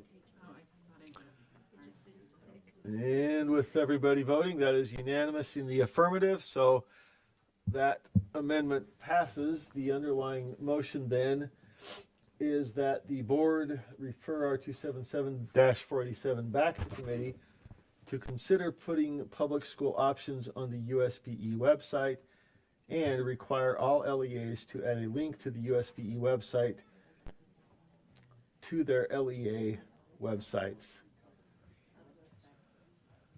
Any further discussion to that motion? Okay, so this is a motion to refer back for consideration. Okay, seeing no lights, please vote.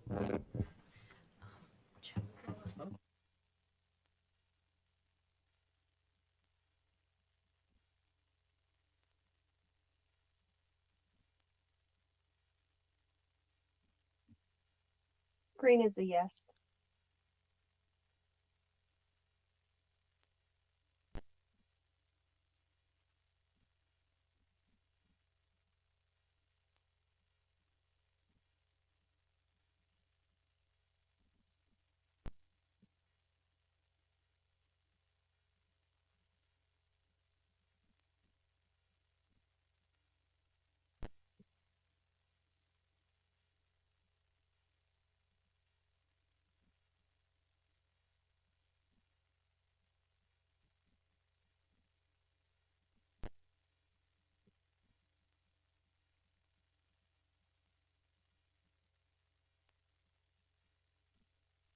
I'm sorry. Can you hear me? I'm gonna change my vote to a no. Member Green is a no. Member Carey, this is the motion to refer back to committee for consideration. No. Member Carey's a no. 13, 2. Oh, I haven't voted. There's a no. Excuse me. One more. Okay, 15 votes in. That motion passes 8-7. The no votes being Reel, Moss, Carey, Hart, Green, Bogus, and Hymas. So that is referred back to committee for consideration. And that puts us back to Chair Norton, I believe. Sorry? To Finance Committee, right? Yeah, so back to Chair Norton. That concludes Finance Committee business. Okay, so thank you, Chair Norton. We are on to standards and assessment. Chair Booth.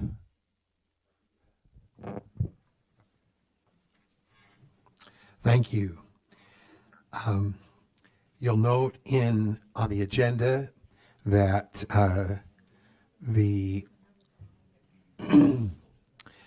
there are information items. I'm hoping that you had a chance to read the summary of actions, or that you perhaps watched the committee meeting to get the important things that were discussed there. One of note is the information item number 2 listed on your agenda that has to do with the social studies process, and we're now in stage 2, and I think it would be interesting for you to go into the backup material and see what that phase 2 consists of, what's happening in this year before full implementation will take place this summer. And so that would be just pointing your attention to that important information about our social studies implementation and pre-implementation. Then we have the action item R277724, and this is a continuation. This will expire on the 13th of this month, so it's coming before us with the recommendation to the full board that we continue this item. So I'll turn it to you, Chair, to take care of that business. All right, are we looking for a motion then? I'm sorry, I'm reverting back to my... You did give the motion. I'm sorry. So it's, yeah, it's R277724, and the Motion we is are to continue recommending continuation of that. Okay, gotcha. I'm sorry. I wasn't sure if there's a quirk in there and we need a second. So it's to continue Rule 724, criteria for sponsors, recruiting daycare facilities and child and adult care food program. Any comment, discussion to that motion? None. Seeing nothing, we can vote.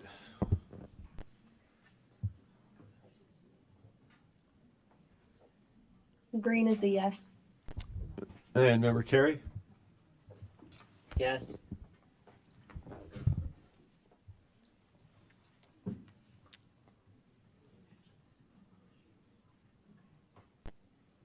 All right, voting concluded. That passes unanimously. Thank you. Back to Chair Booth. And the final item is just a comment on the final information, item number 5. We had an excellent, very, very good school safety presentation made in our committee, and we recommended that board leadership find a time in one of our upcoming study sessions to have that same presentation and bring us up to speed. I think in light of the new school safety bill, combination of all of that information would be helpful to the board to just bring us up to speed. So that's just an idea to put on your list of things to consider for future study sessions. Thank you very much. That concludes our report out on standards and assessment. Thank you, Chair Booth, and thank you for that recommendation. That does seem like a very good item for a study session. So we've got that under consideration. Hey, it's time for tea or something. I don't know. All right, we are back to schedule. We've taken care of USDB, and we are on action item, or excuse me, agenda item number 9, which is the audit committee report. Are we turning that to Chair Hart or to our for prioritization of audits? Do you want to pull it up? Pull it up. What do you mean? Pull up the back. Can we pull up? Who do you want to do what? Okay, on the screen, you can see that we are recommending that attendance in public education and CTE program be the next 2 risk-based internal audits. I can answer any questions, or anybody from the audit committee can as well. Are there any questions or concerns with those 2 audits? Questions or comments? I don't see any lights. So do we need a motion to approve the recommendation from the audit committee? Let's see, I think we do, and the Yes, motion we do. is teed up if somebody would like to make it. Okay. Or does that need to come from the committee? No. With audit? Okay. No. Member Reel's ready to go. I'm on the committee. You are. You're not the chair, but go for it.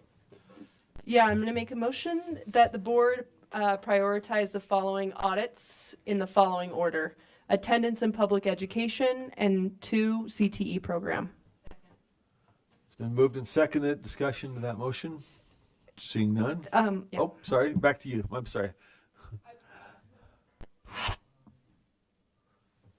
I was just going to make a comment on the motion that I think these are great audits that I think can give us a lot of guidance, and I'm really excited about it. And I think that we came to this list through a larger list, and I think these two will benefit us the most. So. Okay, thank you, Member Reel. Member Davis, are you on for this? Question. Okay, you Oh, got yeah, it. just a question. It seems like just recently we dropped audits on some secondary providers and some huge questions that we had audit-wise because we didn't have time because we had other things already pending with data reliability and such. So, but these seem like brand new things, or were they on the list before? Because if they're brand new, did we? I felt like, you know, we had a responsibility that we really dropped earlier to finish pending things, and are all the pending things wrapped up? These were on the list with those. There were some changes. There were some changes in that space which altered the questions that we were asking before, and so these became a little higher priority. You can add, definitely. I was just going to also add that part of what we were given was the time and the length and the process. So we took that into consideration in making this list. How much of a burden would these be? How robust are they, and how much time will they take? So those were in part of the considerations. Member Klein? What is the purpose of these audits? What is it specifically that we are looking? What information are we looking for?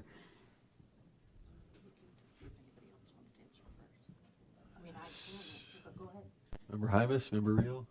Yeah.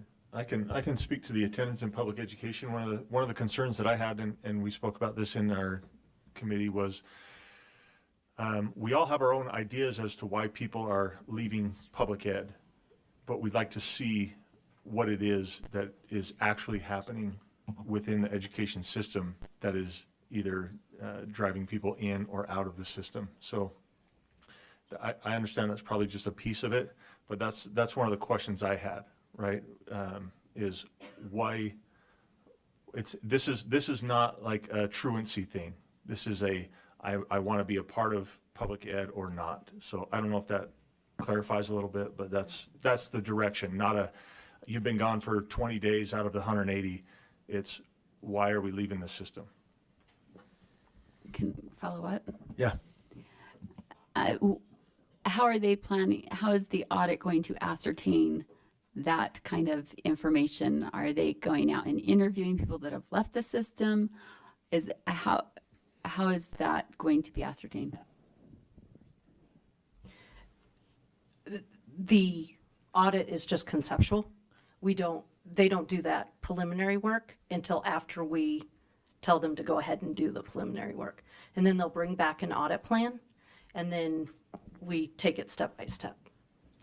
Okay, and I'm noticing it says also to discuss current risks and information needed for policy making and governance. Are there ideas that are in the works as far as policies, potential policies to address these issues? Right, absolutely not. So what the point of the audit is to gather as neutral information as possible and then hand that back to the board and to the agency to then come up with ideas on how to address the risks and the findings. So it's simply to do some fact finding and information gathering for us, for our body and for our staff. Okay, thank you. For discussion, Member Reel?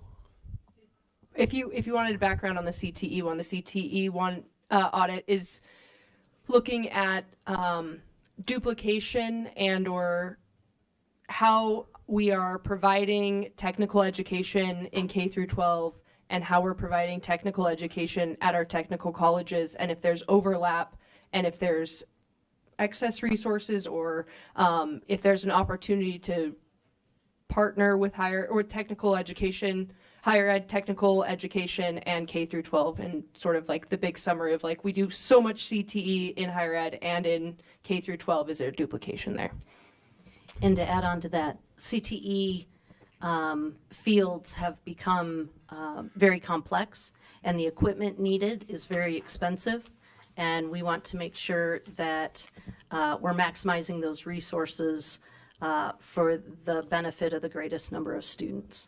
So, Member Lear?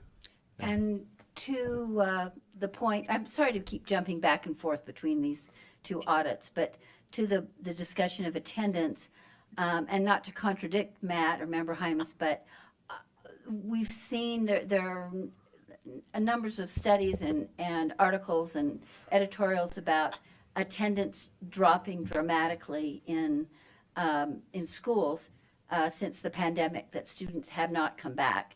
And so we generated a number of questions for the audit team. And one of my questions was, what do schools need to do? If we believe in public schools and that they're good places to be, then what can we do to, what are the reasons that students are not attending? Matt's saying, why are they not part of the public education system? But it doesn't help students to be part of the system that they don't attend or stay in bed too late or whatever. So I think that I was also interested in seeing why students were not attending. Again, not to punish, without that in mind, but just trying to get some information about the decline in attendance. and I think what marries those two ideas is this notion that school may be opt-in rather than something that people see value in. And so it's not just this, so that encompasses both. What has precipitated this, and what do we need to do to make sure that we're providing what our students need and our families want? Okay. Can I put my name in for a question? Yes, you're up. Oh, perfect. I guess I'm curious as well about the attendance one. I actually just had a meeting last week with staff about following up on our last Thursday meeting about attendance, because I was curious. Something had been said that there was an increase in excused absences, and so we were able to meet and have a conversation about that. Lots of questions here, and I remember Lear just kind of answered a question that I had, but maybe we can expand on that, is what questions are we compiling? How are we compiling those? Could we see those questions or add any to that list? How involved can board members be in inquiring about this audit and participating in maybe developing what it is we would like to get out of this audit? Vice Chair Hart? Yeah, you actually took the words right out of my mouth. We would love, that's why this item is here. It's designed to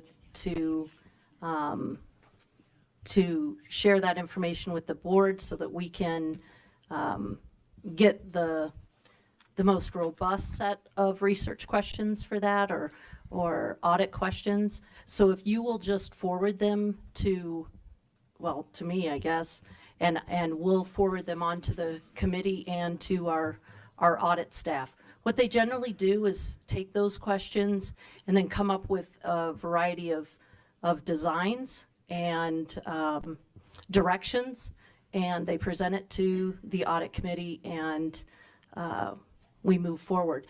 That doesn't mean that it stays the same all the way through. As they do a version of discovery, other questions may come up, or we may find ourselves going in slightly different direction based on the findings. So it's somewhat fluid, but we definitely need those questions and would appreciate them. Could I follow up, please? You bet.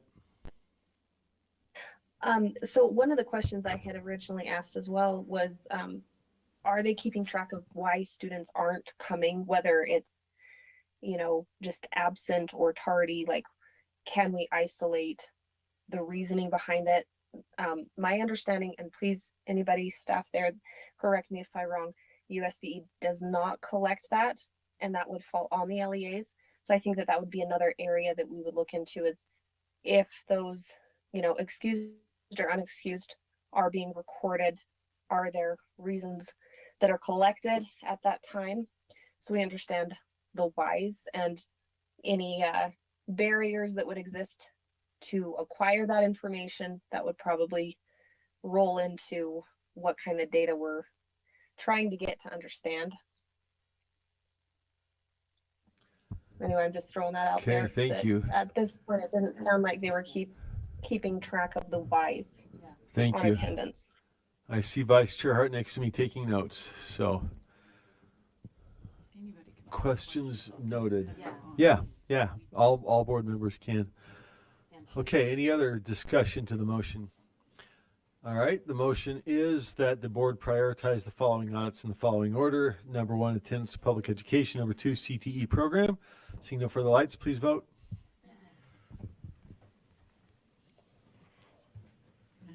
Green is a yes. Oh, sorry. Yeah. And member Carey? Yes. Green is a yes. Carey is a yes. Voting concluded. That passes 14 with 1 abstention, 0 noes, and member Bogus is abstaining.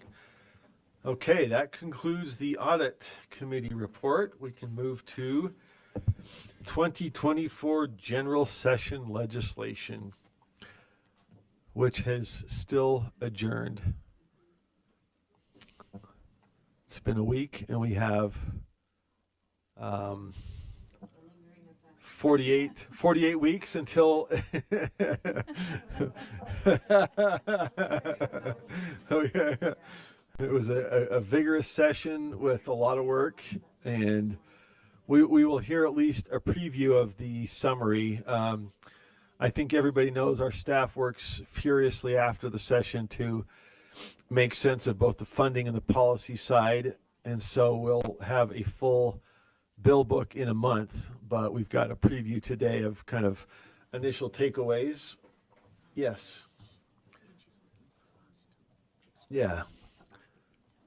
Well, if we get there. Okay, so let's turn it to you, Deputy Stallings. Or sorry, Deputy Jones, who's policy funding, flip it. Funding, well, if you go in the order, sir, point 1, We we'll do the have funding. budget first, so you welcome Deputy Stallings, Deputy Jones, Sam Uri, our school finance director, and Dale. No, we have Greg on the policy side. Thank you all. Okay, Deputy Jones. Yes, sir. Deputy Superintendent of Operations Scott Jones. This is a overview of the results of the legislative session, starting from the time that the USBE made your recommendations, your budget proposals, all the way through the governor's recommendations, PEA, and then EAC, and then the results. So this time, if you'll recognize Director Uri, he can show the crosswalk that was created following the end of the session that summarizes the sequence that I just provided. So, you got it. Thank you, Director Uri. Okay. We're just got to brief. Yeah, there it is. Okay. Go ahead, Sam. Yeah, Sam Uri, School Finance Director. We recognize this is very detailed, but it is a helpful comparison to see, the board's requests moving all the way down to what was ultimately funded. And we have covered this in some of our legislative board meetings, some of the PEA actions, the Public Education Appropriations Committee actions. We have not covered the Executive Appropriations Committee actions and those final actions. So that's what we'll focus on today. But if board members have questions, please feel free to make those known. So some of the big items there, if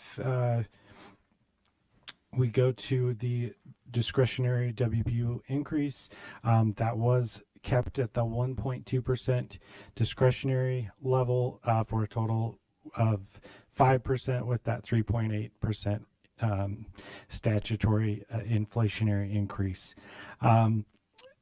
The Executive Appropriations Committee did add $10 million to the PEA recommendation for educator preparation hours, so that ended up at $74 million.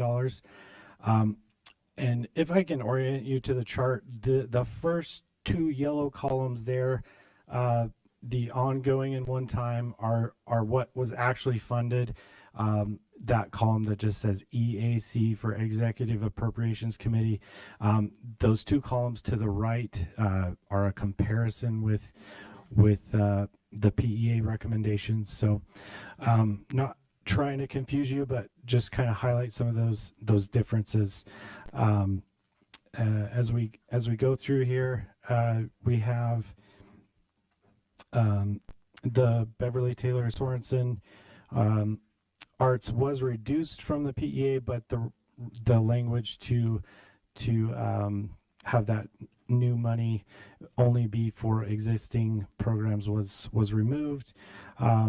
We can go through the reallocations later, but we did have the $100 million one time funded for the school safety program through HB 84 with 2.1 million for that ongoing early warning system. As we can scroll down here, some other items of note are the 101 million for the K-12 property insurance pool. Sorry, scroll over here. Right here. Yeah, line 33, but we're gonna stay right there. So just coordinate with him so they can see. Yeah, and again, apologize. It's comparing a lot of different scenarios here. I understand it. It may be somewhat hard to see, but we have 150 million one time from the SB 173 that kind of revamps the teacher salary supplement program, and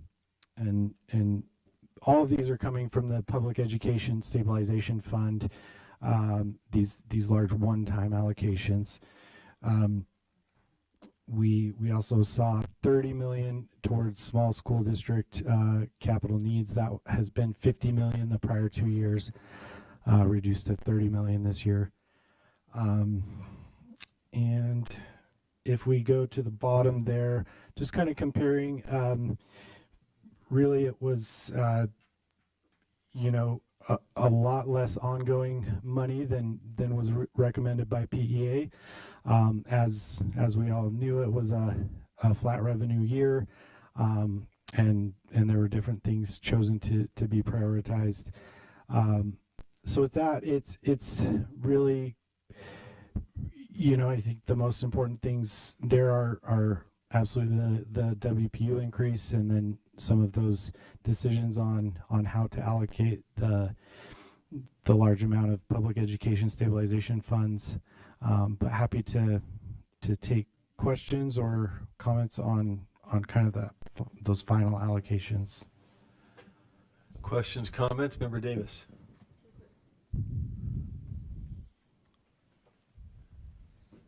Two quick questions.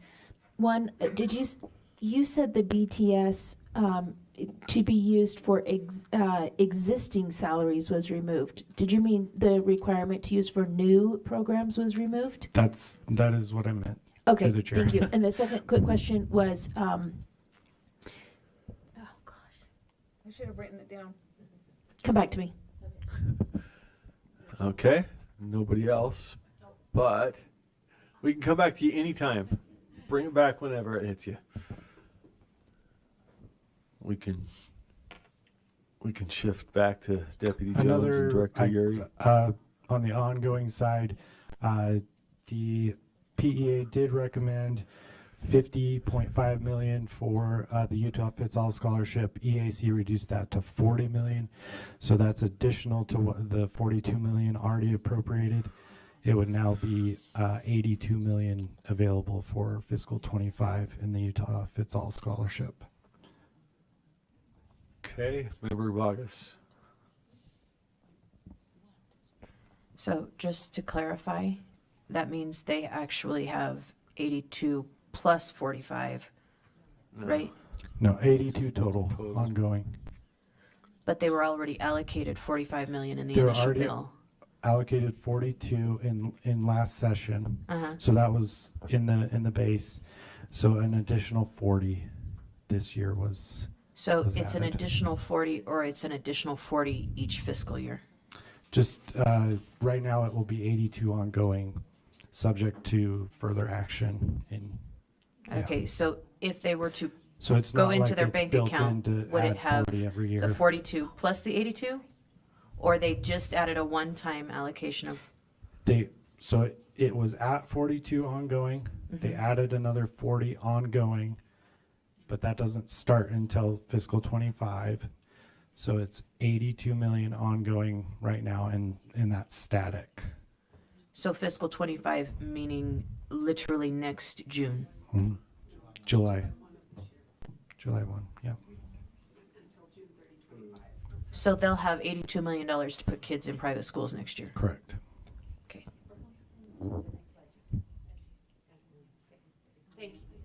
Yeah. No, Other questions, comments? Back to you, Director Uri. Back to Deputy Superintendent Jones? No? Got a light? Back to Member Davis? Yeah, I remembered. On the 50 million that was reduced to the 30 million on the small district capital needs, there was talk that that was going to become a loan rather than an allocation. It's not a loan. Did they change it back again? That is actually something, through the chair, the Public Education Appropriations Committee did recommend that be changed to loans only. I will follow up and see if that was the final intent of the Executive Appropriations Committee, because it may not be well utilized if it's only loans. Yeah, well, how are they going to pay it back? The whole point is they can't even get the, Yeah. anyway. That was a Okay, thank you. significant point of discussion. We understood it ended up on loans unless there was something else. Is that right? Is that how you saw it? There was a lot of push to go to grants, but I don't remember seeing it switch to grants unless somebody else did.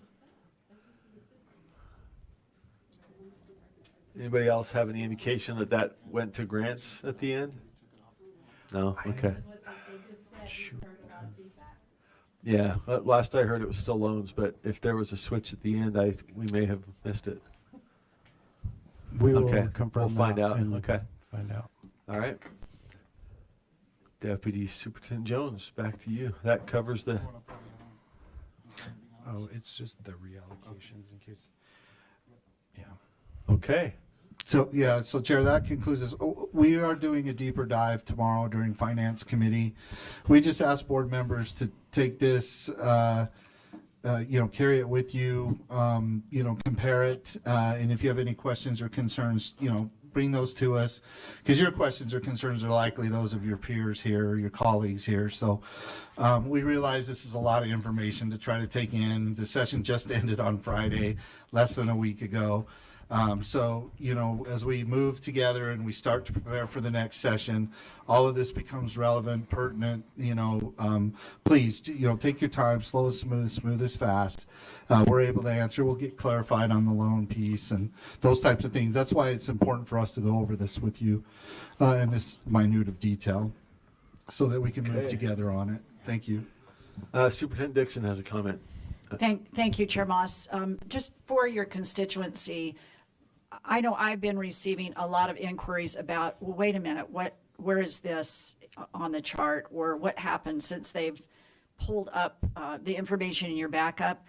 Things that were listed in PEA that maybe didn't make it to EAC, or even things that made it to the first EAC that didn't make it to the second EAC. And there were some things like that very last EAC that didn't show up.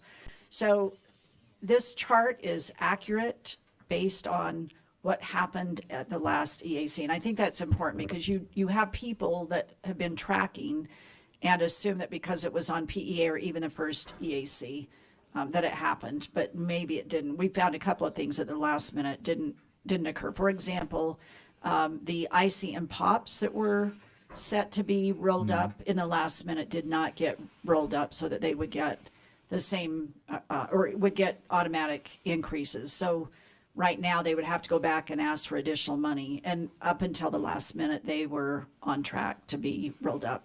So I'm not saying that correct. So Sam, you can correct me. But anyway, that's just one example. So I think it's important to refer back to this information that staff has compiled just to clarify for any of your constituents that may wonder what happened in that last week or two. Thanks. Chair, if I may. Yes, please. So we do have confirmation it is not, I say again, not a loan, the $30 million. Not. It's a grant? It's a grant. Yeah, it was changed at the last minute, so, for science, so not a loan, right? Not.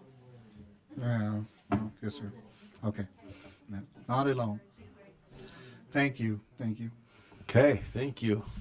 That was the subject of a lot of input, and wasn't sure how it turned out. Member Lear.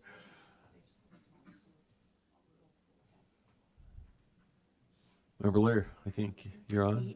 Yes, I just had a question. Line 31, the school fees amendments. I'm trying to understand, well, I've got a couple questions. So it's 35 million and a half, and it's one time. And I'm similarly to an earlier question about another program, I'm in trouble that that's not going to be very helpful. And it might help, it'll help some of it's non-lapsing. And then how is it going to be divvied up, or do we have to write a rule? Oh, so there's 3 or 4 questions there. And I won't hold you to it if somehow.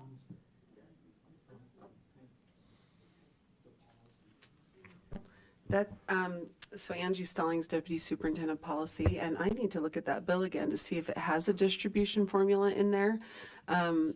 It is 35 million-ish one time. The fiscal impact that was noted in there was a little over 17 million. So I know that the sponsor was hoping to give about funding to kind of taper down over 2 to 3 years, with the idea that the first year LEAs would use the full 17 million, but then the next year maybe half, and then you know, as they're whittling down or kind of weaning off. They're dropping programs like that. Or finding new ways to fund them. And so but you know, the question as to distribution is a good one. I hadn't actually thought about that till just now. So we'll take a look at the bill and see what the details are about how those funds will be distributed. Okay, and so I think you're suggesting, if I may follow up, I think you're suggesting it's non-lapsing. I believe it's non-lapsing. So whatever we end up distributing, they could use over multiple years, as long as they keep it in the restricted for the restricted purpose. It sounds like Sam has found the distribution. That helps. No, they're. Oh. No. So we're just going to have to. We'll probably have to say Make it something up. in a board rule. We're To be distributed over 3 years, and that's all. But yeah, not, to be distributed over 3 years that seems like a nightmare.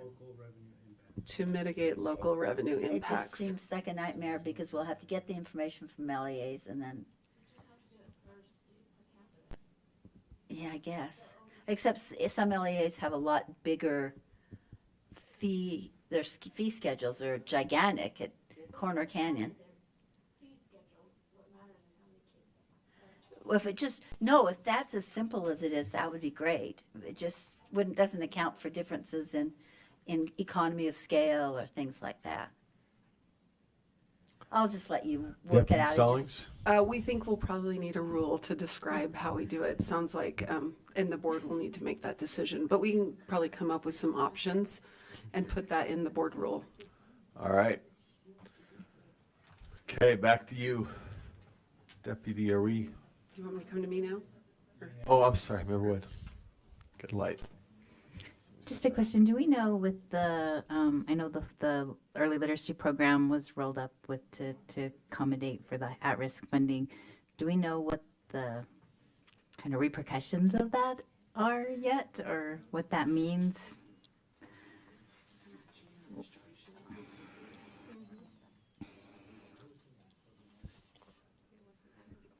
May I ask a question? Sure. Do you mean programmatic impacts Yes, or both. distribution changes? Okay. Well, mostly programmatically, probably. I'm more concerned about what our LEAs, what we are going to do with that early literacy money gone. Well, I can start speaking to it, and then if any from our program staff want to articulate maybe impacts that they anticipate. So the difference in the two funding, the ways the funding are structured, of course, when you had it as a line item under K3, those funds could only be used to support students in grades K3, which meant that they were going to be staff usually who are working in elementary schools. Once that funding is now loses that restrictedness, if you want to call it that, and is now over in another formula. One impact is going to be you might have a couple of LEAs that have received a little more or a little less, depending on the demographics of their district. But now the schools, primarily elementary schools, will likely need to work with their districts to say, okay, now that we don't have the K3 reading program or the early literacy program anymore, are we going to be able to continue to receive the same amount of funding from the add-on to support the services they were using? My guess is it's really more about funding and how they're going to get, if they use those funds, for example, to support paraprofessionals in the classroom, now that funding would likely need to come from the at-risk add-on. So it'll really depend on each LEA and how they structure it, but there's nothing that's going to prohibit an LEA from having the exact same staff they had the prior year, for example, right? Because it's not that the money went away, it's in another place. The LEA could choose to dedicate more of their at-risk add-on funding for those purposes, for example. That's very helpful. Thank you. One other question. I thought there was some intent language that removed some statutory language about the early literacy. Is that program, or what was removed? Yes, there was a whole section. So there's a number of sections of code related to early literacy. So there are some sections that are related to what some people say 2022 SB 127, for example. That's a different section than the section of code that was related to what had originally been the K3 reading improvement program, and then it turned into early literacy. So yes, there are some requirements that are now removed. There's a section of code that was repealed. There's a plan, I believe, that will no longer need to be submitted, but there are elements still related to goals and other aspects of early learning that are still in place. So not everything was removed. I have a question. Vice Chair Hart, you have a question? Yes, so kudos to staff. I think I got the memo on half-day kindergarten and kindergarten. 5 different people sent it. So I know for sure everybody got it. And I'm not complaining at all. I mean, that information needs to get out. Yeah, I am now 5 different people. I'm asking about things like the early literacy. When will the field get, I understand when the money side, the timeline for that, but when will the information about what's not required, what is required? I mean, there's data collection. That plan had a lot of details. Is there a plan for informing the field about those changes? If I may, actually, your question actually leads very well into something I was going to address, and I'll start broadly and address it broadly and then get more narrow. So next week, and this happens after every session, a large group of staff, we get together and we're going to go through those 166 bills that we were tracking, and we're going to determine what the next steps are, meaning, do we have a new board rule we need? Is there a new grant program? Do we need to do an RFP? Are there new reports, new data collections? Which staff are going to do that? Who's going to be the one to track that? So that will happen next week. And the good news is I just threw out a number of 166. That 166 will likely come down to more like 80 to 100 that will make it into our bill book. And so by our next board meeting in April, will have had that meeting. We will prepare what we call an implementation summary. You probably remember seeing that in the past, where we put the bills that have essentially to-do list items for us as an agency, rules that you can look forward to reviewing in committees, reports, RFPs, etc. We will have that information for you by next board meeting, along with a copy of the bill book will be done by your April board meeting. Some things will need to be accelerated. And that is actually another thing that I was planning to talk about when we moved into the policy area, is if you all are hearing from your constituents or LEAs, the districts and charters that you represent, that there's a certain rule or a decision that they're waiting for feedback on, and that they'd like our office to accelerate, to please give us that information. It happens every year, where after the session we will hear, hey, we really want you to do the rule on X ASAP. And you may remember that there are times when even some rules come directly to the board in April. Because of that, because of an urgency. So if that comes up, we'll let you know. If you hear things from your districts and charters, please share that feedback with us. When it comes to something specific like the impacts of early literacy and the changes, I'm sure the staff, the teaching and learning staff, along with ops, well, all of us really, are going to be looking at that and determining what changes there are. I know that Director Thronson and her staff are really good to meet with curriculum directors and those over the different areas, content areas, as soon as they know, to give updates on what to expect, changes, etc. I would think as soon as we know, we like to share that information. And I will, not just me, but a lot of us will start sharing it at a very high level over the next 3 to 4 weeks, and right after our April meeting, where I get questions. But then once the content experts or subject matter experts will really be able to share more detailed information with, the content area specialists, teaching and learning specialists, and then of course we'll have BAs and finance directors of different LEAs who will ask. So I don't know if that's helpful, but we try to do it as quickly as possible. If there's something you hear of that you're like, the field really needs this, please let us know, and we'll accelerate. Quick comment, and then Vice Chair Hart has a comment. I asked Deputy Superintendent Stallings to bring this question up.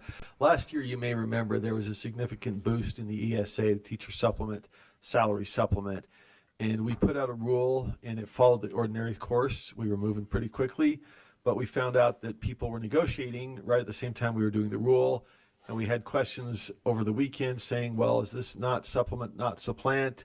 No windfall. You may remember that. And so we were moving as expeditiously as we thought was necessary, and we found out we were sort of overtaken by events. And so that's just a note that we put in our head. Let's next year. So if you're hearing anybody in your LEAs saying, hey, are you guys making a rule? Again, our staff does a very good job prioritizing, but if you hear something from the field, just throw it into us, please, so that we can make sure we put that one to the head of the line. Sometimes we're just not entirely, aware that it may have some of that urgency. So that's the reason for that request. Vice Chair Hart? Just as a general rule or guideline, so some of these changes cause a loss of staff. So the parapros that work in the early literacy program, doing some of the data collection and things, the Title I, was it Title I paras? It was some para program, and the elementary school counselors, things where staff will be leaving. We need to know what reports, we need to close out some of those programs before those people leave, because they're being notified that they wouldn't have a job. So if there's a data collection element, or if the funding is dramatically different under the at-risk add-on, those would be ones that would need to go to the top of the list. Because, I mean, if my early literacy people are gone because they find another job in another month, I'm up a creek trying to figure out how to close out that program. So that would be just my 2 cents about prioritization. Okay, Member Bogus. Through the chair, sir, I would just ask that if our rule about the ESA needs updated, that we do that expeditiously. And I say if, but if it needs updated, I think we need that as soon as possible. Think we're okay there with the changes from Senator Fillmore's bill 173, whatever it was. Does that require any accelerated rulemaking? Okay. Yeah, that one. So, yeah, I just said for clarity, those processes are underway right now. So, again, if I would defer to your judgment, but Good, we need good that. point. Yes, thank you for raising that. Yes. I was just going to respond. Thank you for bringing that to our attention. We have it as it's going to be something we talk about next week in our meeting. The one that could be a little bit or a lot more work for LEAs than they may be realizing yet is the redesign of the TSSP, not the ESA, but the Teacher Salary Supplement Program, which does impact or has in the past impacted educators who are have their assignments in math, science, computer science, special education. I think that's it.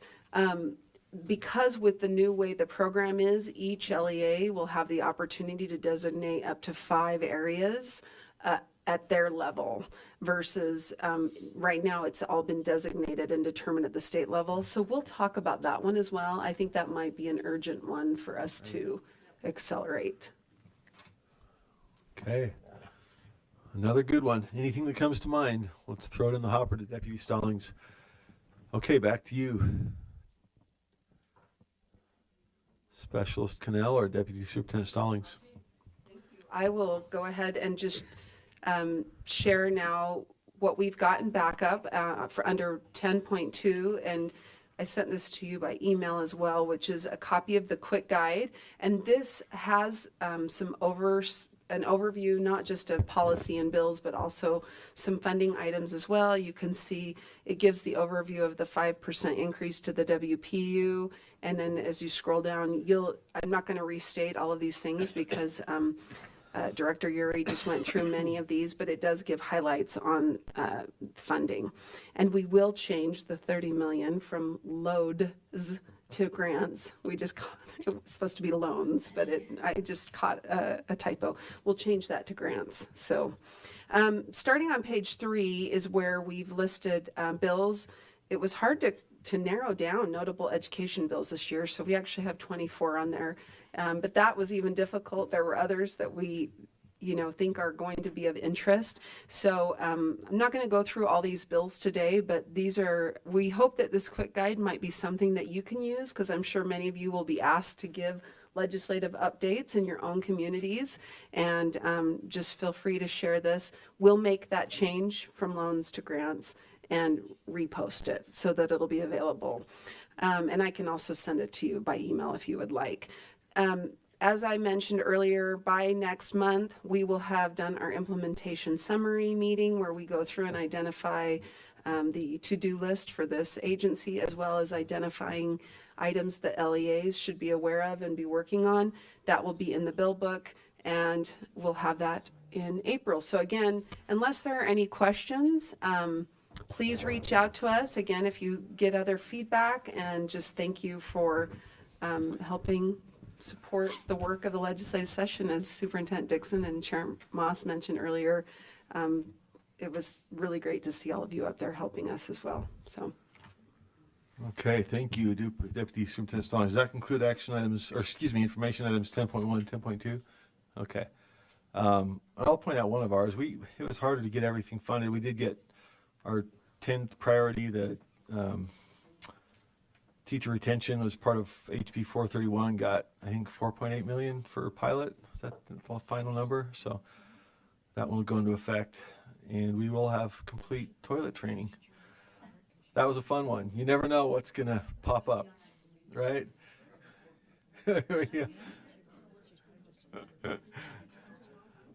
There's important stuff that you just don't think of. So, okay, we also, yeah, Superintendent Dixon? She needs to be on. Can you turn Oh, hey, can you guys grab Superintendent Dixon? We have a comment from... So Thank just for situational awareness for the board, Julie, if you are in the overflow, would you stick your head in the door? I feel like we need a drum roll. She was back there a minute ago. Okay.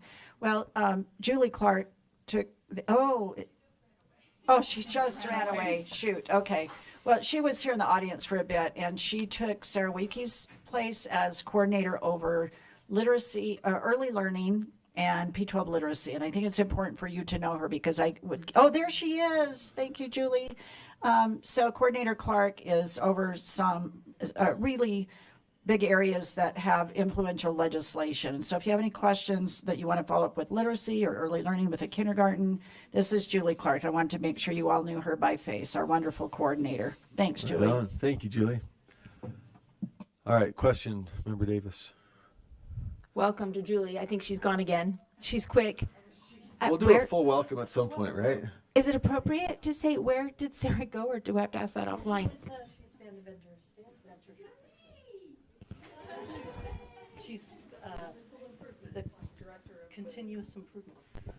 I apparently have been out of the loop. Thank you very much. Same here. Thanks for asking. Kelsey, would you just announce that for everyone to hear? Kelsey, could you? Or just give me a minute. Yes. Superintendent Dixon will take it away. One of the things we pride ourselves in and work hard on is to give people multiple opportunities in this agency. So I should have made that clear. I apologize, Member Davis. Thank you for bringing it up.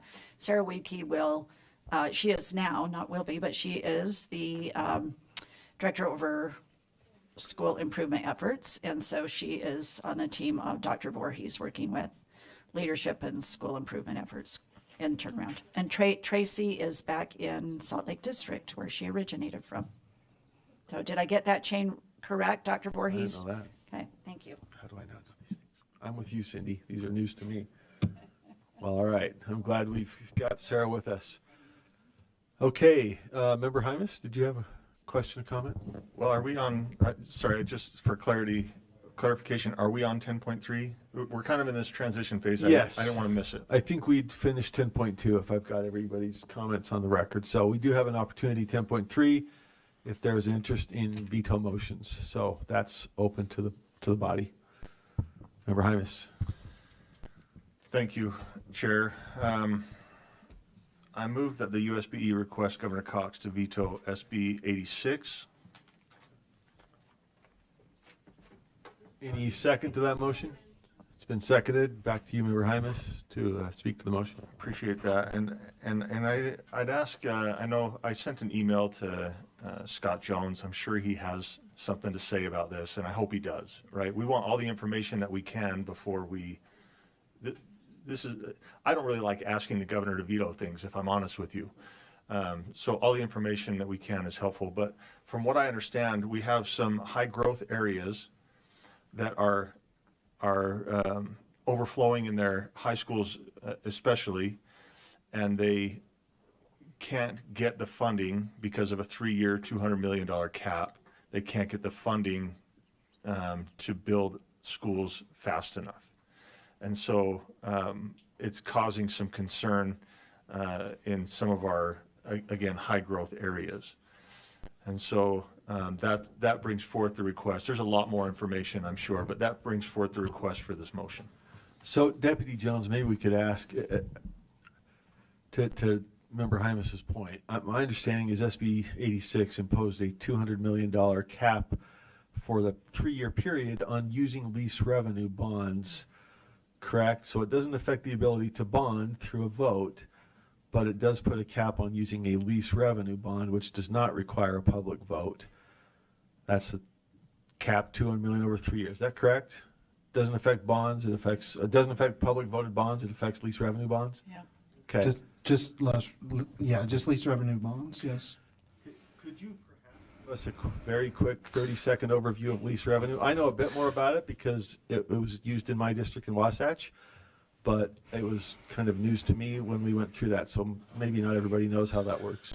Well, and I'm not necessarily the subject matter expert on it either, but lease revenue bonds are one way of financing facilities, growth in particular areas. I'm not sure it's relatively new or anything, but it's a method of financing, to Board Member Hymas's point, where you're experiencing a lot of growth, especially in districts that are seeing increases in enrollment, so that they can finance that, construction projects. And then it's some would argue it's more of a controlled way of financing large dollar projects, building new schools, those types of things as well. So, I mean, does that help? So yeah, let me just. Let me there's probably a whole course on lease revenue bonds. Let me add an element of my understanding. Correct me if I'm wrong. Sure. Unlike a bond, which puts to the public a vote they will pay for the bond, right? Raise taxes through the bond, and they will pay for the construction through the bond. A lease revenue bond is made by the district without need for a vote, and the collateral on that is future local revenue. So Correct. the difference is it takes it away from the vote. So there was a lot of discussion at this in Wasatch, and the sense of the district was if they moved with a lease revenue bond, they would get a better interest rate, save money. I'm just kind of presenting both sides of an argument that played out in my own hometown there. Act now without going to a vote, you save the taxpayers money by locking in a better interest rate. The objection from the other side was they didn't get to vote on it. And so it's a unilateral action that can collateralize expected future local tax revenue to pay for it. My understanding was it developed for prisons where you have a building that was the collateral for the money that was allocated and kind of loaned. You go out and get debt. Using the prison building as collateral. The difference in a lease revenue bond, as I understand it, is you go out and get the loan at a low interest rate. The collateral for that, rather than the building, is expected revenue from property taxes. Anybody? Did I go wrong there? I think that's so. Difference is the collateral is revenue, and it doesn't require a public vote like a bond does. It is an alternate means of raising money more quickly, and in our view, or our district's view, at a better interest rate. So that was kind of the, tell me if I've misrepresented either side, but that was the discussion that I saw play out. Jenny? Just one other, maybe a couple other items, but it's also not guaranteed by the state. The state guarantees a general obligation, but it will not guarantee one of these. They're higher risk because they're quick and perhaps a lower interest rate depending on when you got it, right? It could be higher actually. It just depends on the time in which you set it up. My understanding is that you have to have a separate, you can correct me if I'm wrong, my understanding is you have to have a separate entity that you're leasing from. So you set up a finance special something or other, but the overseer of it would still be a board or an entity. In this case, it would be a board would still be overseeing the entity that is leasing to them. So it's an interesting way of doing business. So it does not affect your ability to bond, I guess, is what is to you don't have any limitation on that. You would just be limited in your ability to use this particular vehicle. All right. Yeah, we have some more clarity for it as well too, if we may, sir. So I guess if I may, Sam Urey, School Finance Director, and this is actually directly in the bill, but there are public notice and then hearing requirements that didn't exist prior. So that's some of the provisions. And it actually states that the school district, in our case, right, would provide a statement that says, and this is line 135 of the bill, this proposed lease revenue bond commits money from future property tax and income tax revenue allocated to the school district. Additionally, a lease revenue bond generally has a higher interest cost than a voter-approved general obligation bond. So just thought that might be helpful context. Yeah, do you want some additional talking or some of the additional clarity coming from the field on lease revenue bonds? Does the board want that, Chair? Questions? Anybody? got a lot of lights. Maybe we can send it to the lights and they can direct their questions to you, or do we have specific questions? Either way. Yeah, there's a limit. Let's open it to the floor and see who has questions, and we might. All right, Member Norton.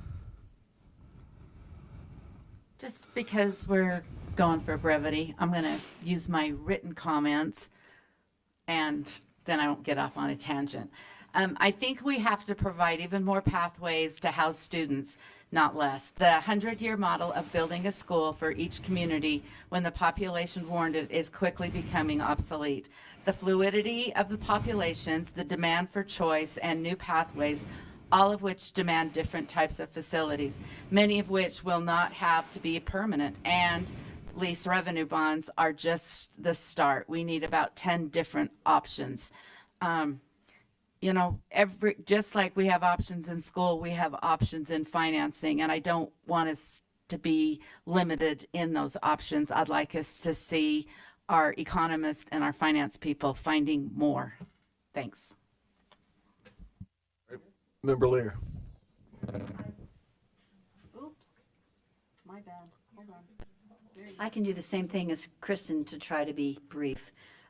Is this just one option for districts? Districts only? I mean, they can do bonds. They can. Yeah. I'm just saying it's another option. It's another option. A much yes. simpler question than it sounds. Yeah, through the chair to Board Member Lear's questions, it's an option. Yes, another option. Right. Yes. And does this benefit charters in any way? I'm seeing a No, shaking of the head. Yeah, I can't see how it would benefit charters. I don't think they'd want to do it anyway. Right. Oh, yeah, so so they can't tax, right? So that's and next question then, what was Fillmore's, does anybody know what Senator Fillmore's impetus was, or why he proposed this bill? I don't know either. Okay. And then the board that votes does the local board vote to use this option? Is that who it would be? And then after a series of public meetings and notices, et cetera. Chair, can I use this opportunity to clarify some things Sure. about some of the Please. talking points? So we're on sub 3, right? There was a third substitute to the bill. Is that right? Yes. Okay. So as it relates to the arbitrary cap, that's that 3-year rolling cap of 200 million, limits the district capital funding flexibility. We talked about that earlier. There's some concern that with I think what was construed as public facing knowledge, or that the public doesn't know about these types of activities on the board level. The required notice language is not necessarily true for all debt scenarios and obscures other financial considerations such as significant inflationary cost for construction.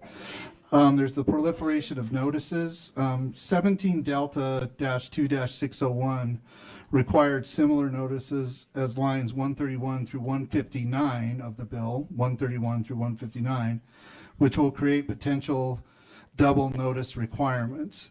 There's the confounding notices, lines 185 through 188 requires the building authority to provide the same notices as the school board. This is duplicative. So my point is that there is, the boards do have to provide notice, right? There is notices of these actions that take place. Lease revenue bonds is not necessarily what many may interpret as a secretive act of the school board. Again, I'll refer to 17 Delta- 17D -2-502 and 17D-2-601. An enhanced notice to the public is required to replace a failed GO bond. So if there is a general obligation bond that fails, there's still notification that has to take place there as well. There's 30-day notifications of, or by the board that they're considering these types or this type of action. Again, it's not the only thing, it's just one additional opportunity that a board might have. So those are, staff are not taking a position in any way, but those are just clarifications that we wanted to bring up to from the field. Thank you, and we can go spread. And again, just for since I think I had the most recent and, kind of illustrative experience with this, there was a general obligation bond that was being prepared for the ballot, and in that you vote, right? And a lease revenue bond, you don't. So there's notice, there's a hearing, but you don't get to vote on it. So that's the difference. So the $200 million cap is on lease revenue bonds for which the citizens would not be able to vote. They could still vote for a bond for any amount that they think they deem appropriate, right? But that's the difference between lease revenue and general obligation bond, is whether it's a notice after which the board votes or a vote in which the people of the district vote. That was what we went through, experienced in Wasatch. So let's go back to the lines. Who's number straight? Yes, it appears to me that lease revenue bonds give some elasticity, some flexibility to districts to react to changing conditions that are occurring at that time. It appears to me that one of the main issues with this is that it doesn't take districts with growth and larger districts into consideration in this inflexible number. Is that a correct assumption, Chair? Let's put that, sorry, the question about the number, the $200 million number? Yes. It seems inflexible to the size of a district. It doesn't adjust. Got it, okay. And it takes elasticity away from these bonds. So the bill imposes a cap of $200 million over 3 years on any size district, correct? Yes. The question is whether it differentiates at all by district size. I don't believe so, Deputy Jones. Is there, I think it's a all-purpose cap on using lease revenue over a 3-year period. Chair, to Board Member Straight's question, yes, I mean, it's a cap, but I think we would be remiss if we didn't look at the size of districts, how much they would actually need, what they're seeking for construction projects. They may not need $200 million, right? So your bigger districts, yeah, that could be problematic, but for I think if the term he's using, elasticity, does kind of apply, because then you're looking at economies of scale within sizes of districts and what sizes of schools they're building, et cetera. So does that help? I think that's a good assumption. So yes, thank you. That's great. Just an observation. I did go to a board meeting last night and listened to their discussion, and they were in a situation that they just completed some general obligation bonds as well as some other types of financing, which helped them because construction costs varied. In fact, they had to cancel one project because they didn't feel like they had the movement, the elasticity to take on that project because costs were going up so much. They felt like in their district they were fine with the process because they were right in the middle of construction, and that was not going to be an issue for at least a foreseeable future for them. But I noticed in the discussion from some of our input from LEAs was that there was one district that had 2 schools at 2,800 each, and they need this flexibility, and that therefore this was impactful on them. So I support the veto on this. So one quick question, Deputy Jones. The flexibility, the elasticity is that you can go borrow money to meet your immediate needs.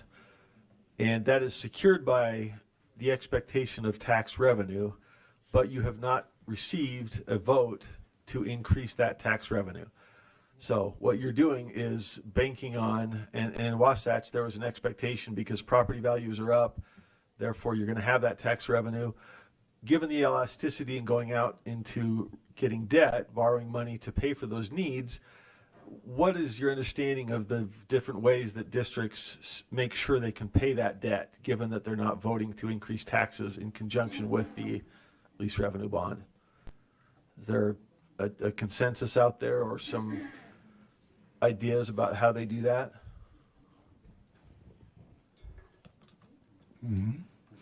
Yeah, so to answer your question, it's, anytime there's any kind of a bond process or I'm quite certain the LEAs or the business administrators, as awesome as they are, share current debt ratios, share all of the financial information.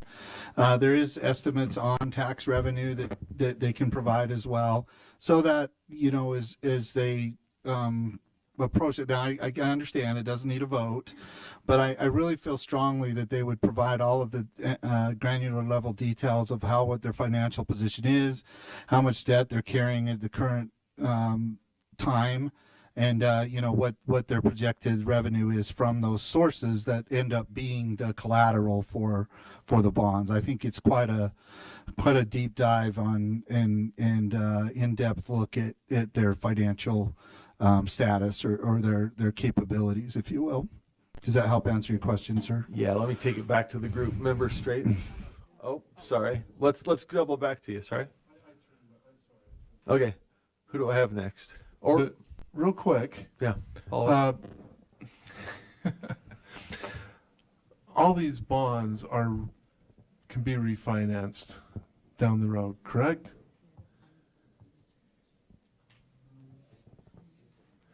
There might be a time limit. Yeah, I think there's the appropriate answer to board member Straight is it depends. Okay. There's the covenants or the agreements of the bonds, those types of things. We'd have to look closer at before I could say, well, yes, absolutely, they're all subject to that. So that's kind of a mixed bag, because if you have a revenue bond, you have to advertise for that, and districts put out tens of thousands of dollars to advertise that, which may alleviate the gap between higher rates on a less secured debt. And so that's my experience as far as from a different entity side, that sometimes there are contractual obligations for a certain period of time before you can refinance those. But it varies, and I don't tend to be an expert on it, but that is my experience. And we are in a fluctuating market with interest rates are high right now, but the expectation, depending on inflationary factors, is that rates will begin to fall probably in June.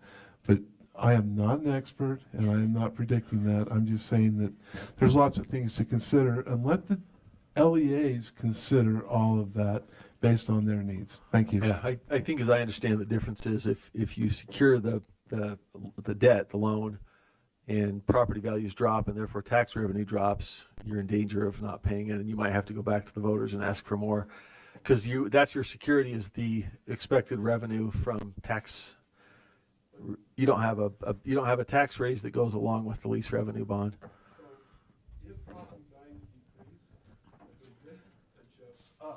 You're collecting the same amount of funds. You're not collecting extra funds. It's not like a general obligation bond. When the valuation goes down, the rate goes up because your property taxes are set to. That's how the rates say. Yeah, correct. Yeah, and it's so just that you're not increasing the. You're not. Yeah, yes. You're taking out new debt without authorizing new revenue. But new construction is not included in that. So construction slowdown may lower the outlook, but the actual rate is based on.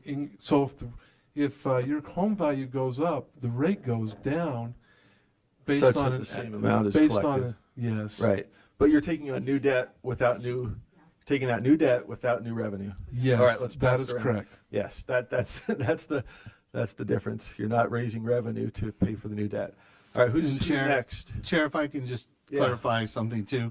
I said about bond coverage, it's really how it's structured. How on whether or not it can be refinanced. So we'd have to look closely at how the structure of the bonds. Right. Yeah, it takes some careful planning. It's just different because you're not raising revenue at the same time you're raising debt. All right, who's next on our list? Member Davis. Yeah, thank you. From what I'm hearing, and I've been having a lot of reach outs on this, yesterday, so I'm trying to learn as much as I can too. But there is a cap which arguably would hurt our large districts the most: Alpine, Jordan, Granite, Wasatch, Davis, these larger districts, because it's not based on a percentage. You know, something that would be more fair across the board would be a percentage cap based on needs. I mean, large districts obviously are going to have many more needs than small districts. So that's something that could be worked out in the interim, or if they want to keep the 200 million in the interim. But I support the motion to veto because of the piece that was added. And a local board member told me that Senator Fillmore was okay taking out of it, but the other co-sponsor wasn't. There's probably all kinds of background to that. But the 3-year consecutive piece makes it retroactive. And we typically don't do this in code or rule at anything, you know, once in a while, a long while, but usually we grandfather people in so they understand the expectation from here moving forward. We don't retroactively make it punitive. So, for example, if a district needed to build a new school, as is needed in Member Hymas's area, I'm going back to their local board members' email. I mean, one of the feeders already has 2,900 with an annual growth rate estimated at, or has been and estimated at 200 students more. And then Cedar Valley's already at 3,200 with similar growth rates in these high growth areas out in Eagle Mountain area. So they have to build now. I mean, the kids are coming now. But I think that's the piece that requires the veto on this. It's not, you know, there are already transparency provisions, but if we want to add more transparency provisions, let's do it and do it right in the interim. If we need the cap, if it needs to stay 200 or change to a percentage or whatever, let's do it in the interim. The piece that requires a veto here, the most immediately, is the retroactive nature of the 3 consecutive years. That's what needs the veto right now. But I didn't get the sense that districts were unwilling. It would have been nice to hear from UASBO or USSA or USBA of all the reasons why they're requesting a veto from the governor. But clearly they are, so it's more than one district that's impacted here.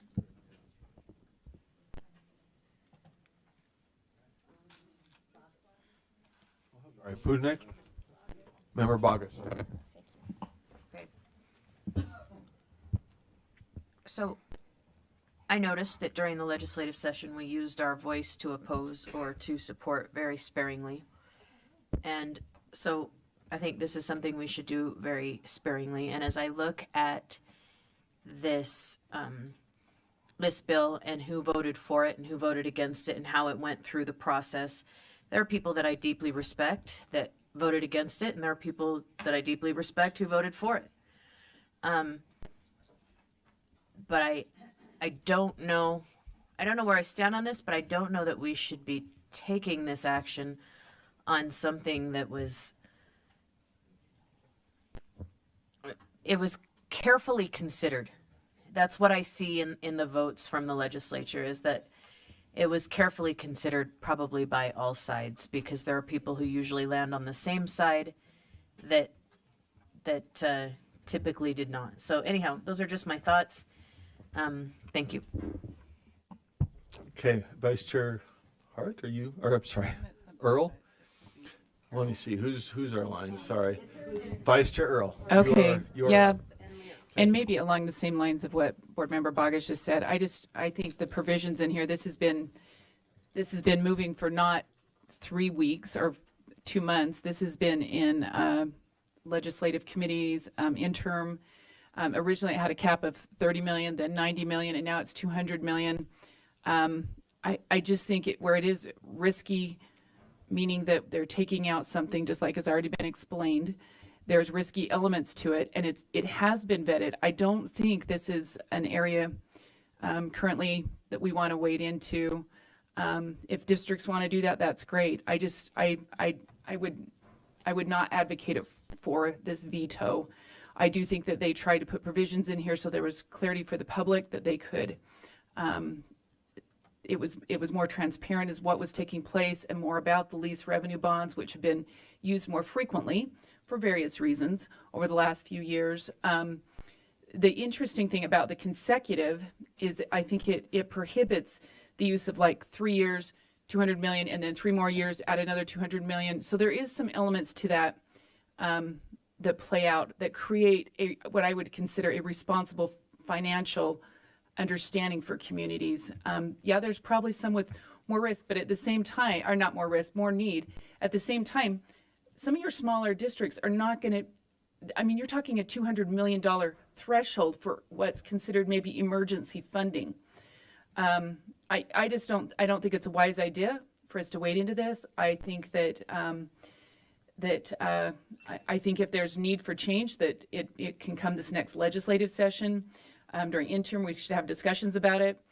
I know that they wanted that number of legislators wanted more open public view of this, and that's why we've got provisions in here. If this is gone, it takes away some of those open public provisions, and it allows for that. You know, there is no cap currently. Now, if the cap needs to be changed, that's where the discussion needs to take place. But currently, there is a cap, so it leaves that open. What was the other thing I was going to say? Anyways, that's let me look down my notes. Yeah, I think some of these came about, and there was probably a need, but there were failed bond obligations, or bond that was the general bond that was put out for the public, and the public voted no, and then to have the lease revenue bonds, and understanding that some of those were, you know, we have the growth going on, we need some of this funding. I think they've allowed for that provision. Once again, I don't think this is a direction for this board to go. So that's it. Okay, who's next? Member Booth. Thank you, Chair. I had the opportunity to serve for 16 years on a local board in a period of intense growth. In the last 7 years of my time there, we built 3 high schools, 3 middle schools, and 7 elementary schools. We didn't do that just because, you know, we need some new schools. We were having intense growth, which is only getting worse.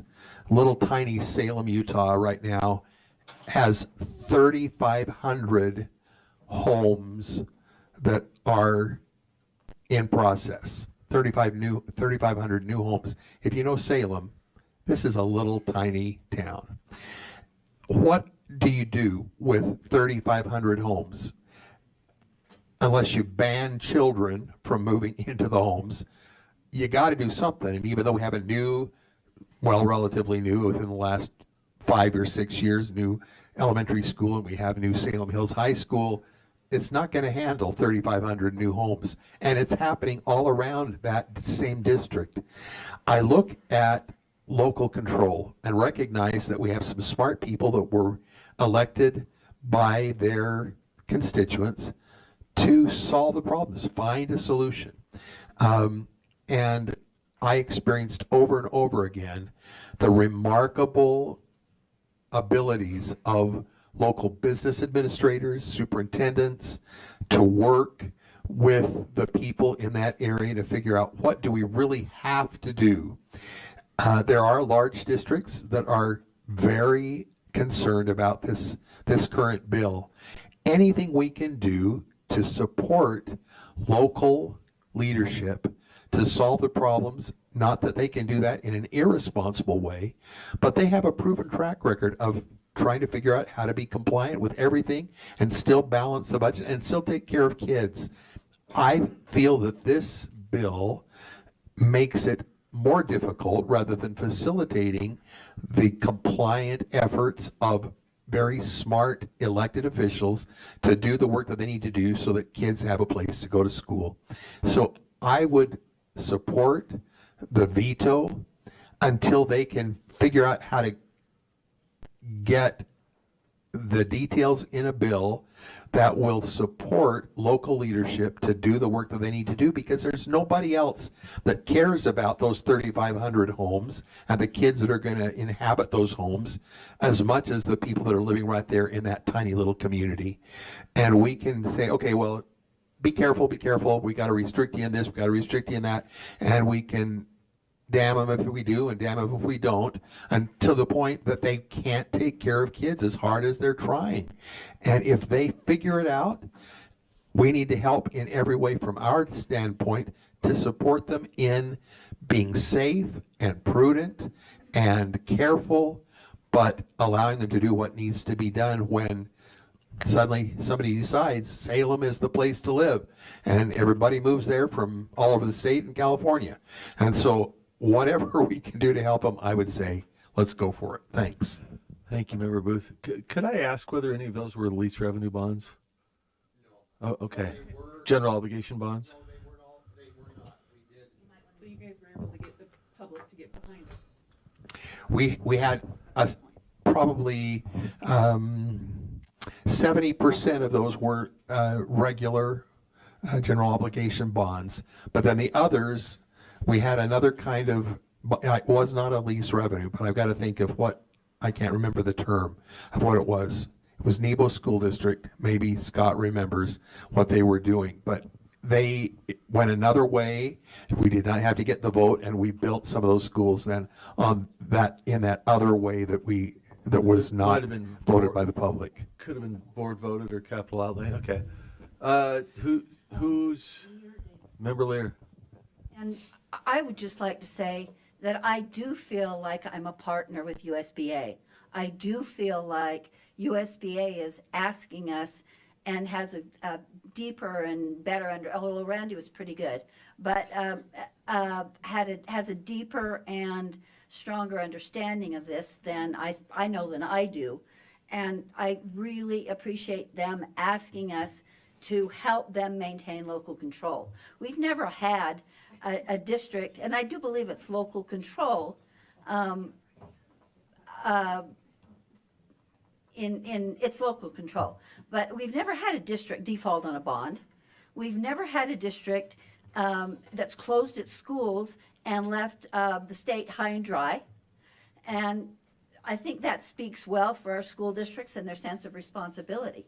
And I think that we need to trust them. And I trust, for one, I trust USBA, I trust PTA who supports this, and there was one other group, UEA, who also support this.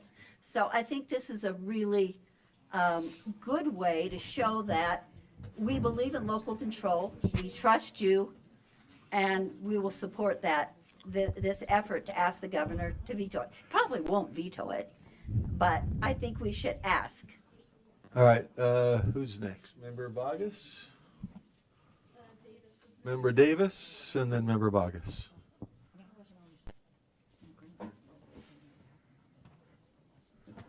Yeah, thank you.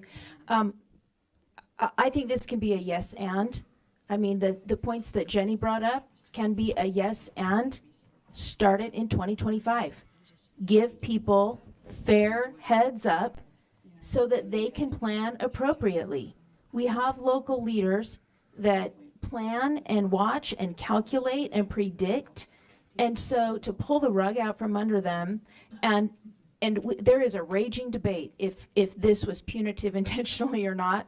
I'm not going to go there because, quite frankly, it doesn't matter what the intent was. The reality is it is punishing the families in Eagle Mountain, Saratoga Springs right now.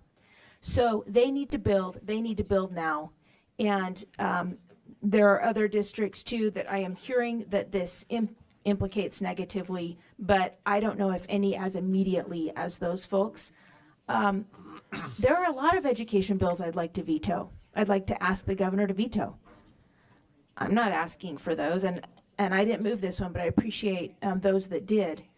And there is a reason probably that UASBO, our business administrators, and our superintendents, and all of our local board members association is asking for this one veto, one.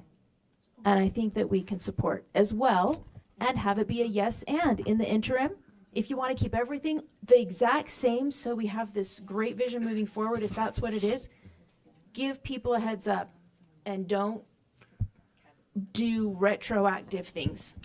Okay, Member Bogus.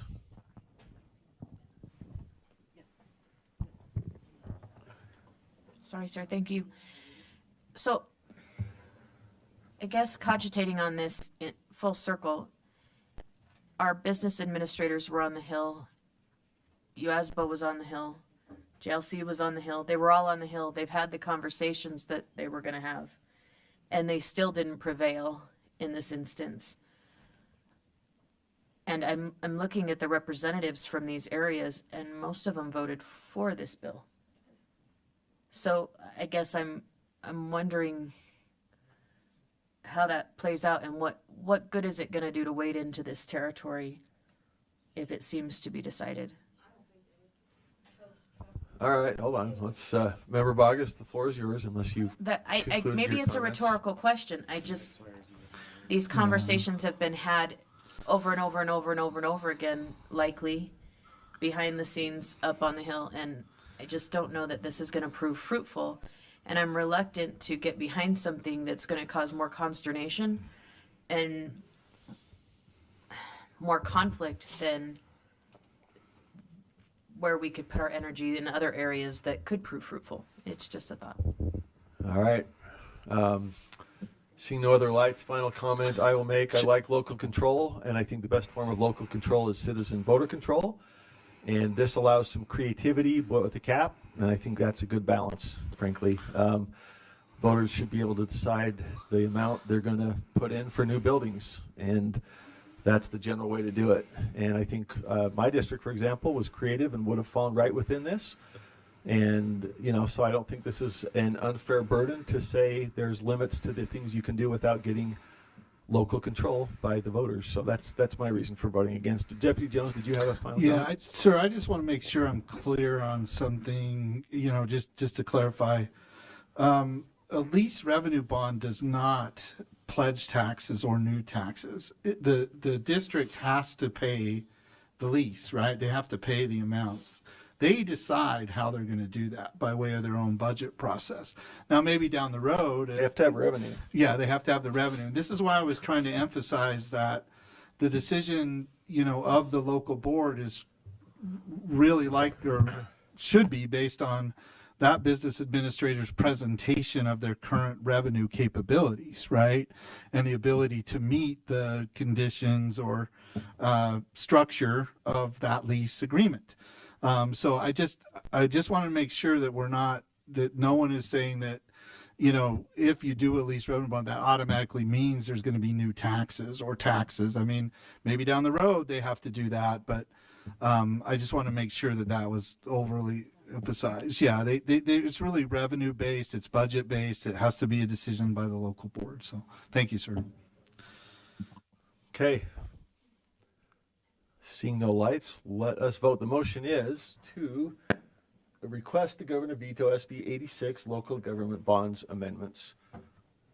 Let's vote. Yes, Member Booth. If I may, I got clarification from Superintendent.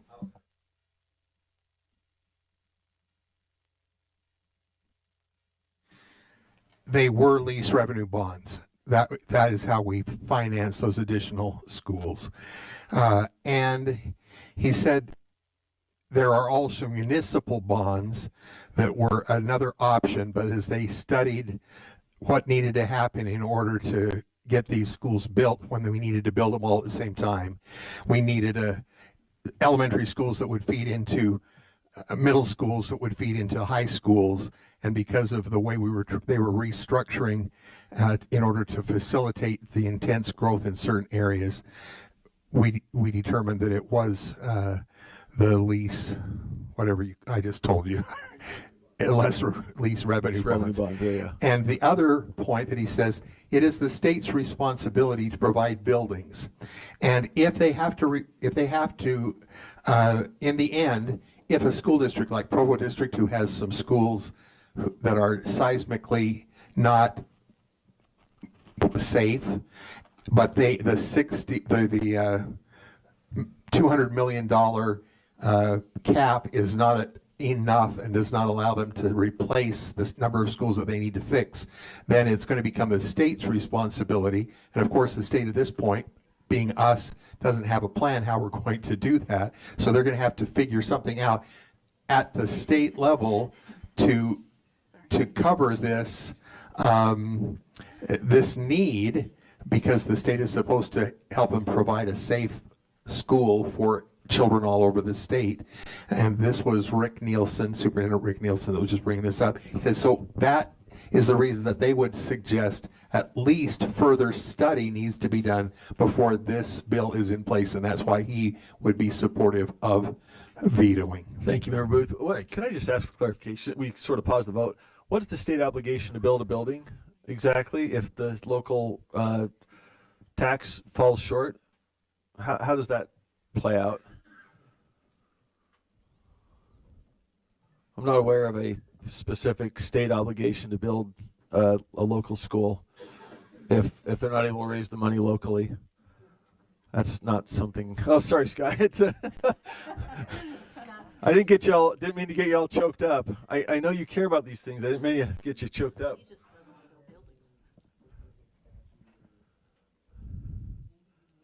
I'm not sure what that is, that the state has to step in and build a building, but all right.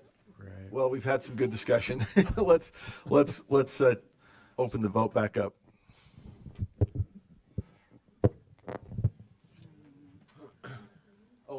Member Green, Member Carey. The motion is to support requesting that the governor veto SB 86. Carrie is a no. Carrie's a no. Member Green. Excuse me. Got all of us choked up. Member Green. I would say no. Okay, Member Green is a no. And that's it. That motion passes 8-6 to 1. The no votes being members Green, Hart, Carey, Bogus, Earl, and Moss, with Member Klein abstaining. Okay, so that motion passes. Any other motions? We have an opportunity for veto motions.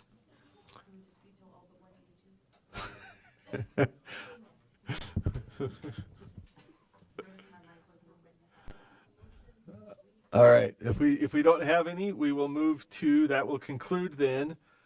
I don't want to overlook anybody. All right, I think we've covered it. So that covers our general session legislation, and we will look forward to the full bill book. Again, just thank you for all the work we know is going on behind the scenes here. Yes, indeed. Thank you. I think I've been asked for a break. We got monthly budget report, but Member Lear, did you have a question before we? I thought we would have a chance to ask a little bit about some of the bills, but no, I guess. We can. No, I didn't mean to short circuit. I think we have more to come in April, but yeah, if there's questions about bills. And these are, I've got just 3 or 2 actually. We sort of, yeah. If you're okay about that. So, and they're on different bills. And I can't remember, you're saved because I can't remember what I was meaning on one of them. HB 29 on sensitive materials. There seems to be an exception for concurrent, but there's no exceptions for IB or AP, which seems a little odd. Do you have any? Yes, thank you. Just say, you can just say, yeah, that's true. That is correct. I did just want to mention, though, that the current code also allows the state board to provide other exemptions if you'd like. Yeah, let me get to the language and make sure it wasn't deleted or repealed. Or for another course, the state board exempts and state board rule. So you have that authority, have had it for a while. The board has never exercised that, but I did want to let you know that you're right. It does address concurrent enrollment explicitly, but not others. But you also do have the authority to address the issue if you needed to. That's super helpful. Thank you. Under HB 36, the Open and Public Meetings Law, and I thought this was interesting on line 179, and you'll pull them up way faster than I do, so I'm not even going to try to. 179? No, 36. HB 36. Oh, yeah, line 179. Go. You'll just read me the. Oh, the language says relevant matter does not include for a public body with both executive and legislative responsibilities, a managerial or operational matter. So that sounds like that would include USBE. I would think so, because there are Which is kind of legislative responsibilities with your rulemaking. Right. So that's kind of a bonus for USB in terms of discussing things, maybe. Yeah, we could take a look at that. And then one last, I did remember on HB 20, and this is parental rights, relinquishment of parental rights, Berkland. And there's some weird provisions, and Katie Chalice isn't here anymore, and you can't answer this. I was just curious because there's some interesting provisions in FERPA that leave parents who've signed away some custodial rights, some vestige of rights under FERPA. I'm wondering if this means parents who relinquish parental rights have no rights under FERPA. We could look at that and ask Katie, and we could take a look at that and answer. I do not have the answer. It sounds like a really technical question, tedious question, but I actually had some experiences with that parents who are giving up some custodial rights, it's not clear if they give up absolutely everything under FERPA, or if they could still have access to some student information. So I would like to see what it'll help. I think it'll help school districts understand how to deal with various sets of parents. Thanks. Those are just questions I had. Okay, thank you. Thank you again. That will conclude then our general session legislation wrap up, and we will go to monthly budget unless there was a request for a break. Did I see a request for a break? Yes, I'm hearing yes. All right, 5 minutes. We'll be back to go into, 3 minutes, 3.5 minutes exactly. Back for the monthly budget report.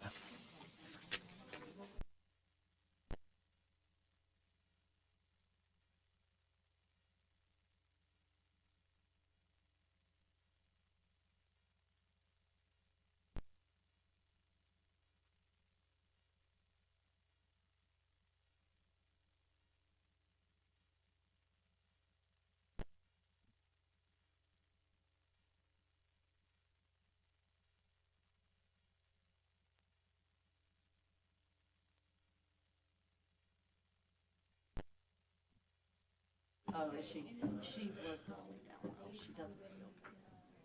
I saw the codes. All right, folks.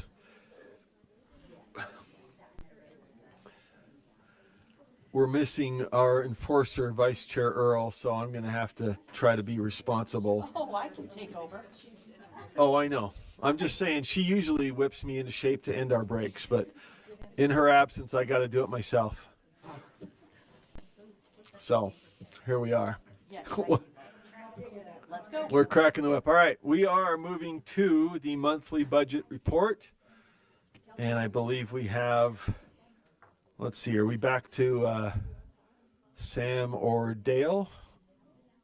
Let's see. Might be Deputy Superintendent Jones or Assistant Superintendent Jacobson. All right.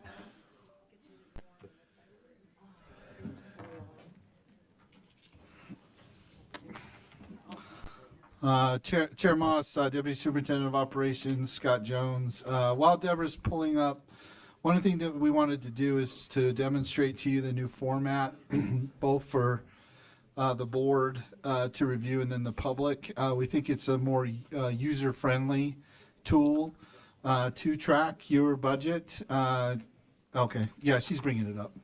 Or don't look at this one, look at that one. Okay, okay. So while Assistant Superintendent Jacobson is bringing that up, I'll go ahead and attest that the Utah State Board of Education is financially solvent and capable of meeting all its known obligations and commitments for this month and for the remainder of the fiscal year. We're halfway through the fiscal year, more than halfway.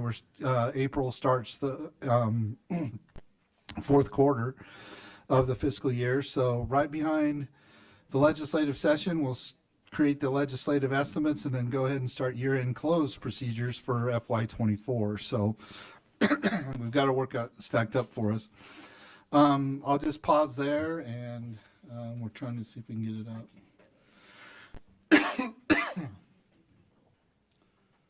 Can I get some IT support in here? Over. Will you ask IT to help us?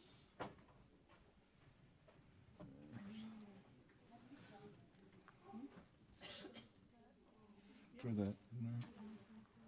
Yeah. Click share screen. No, it doesn't want to. And I get Will you help her get simple?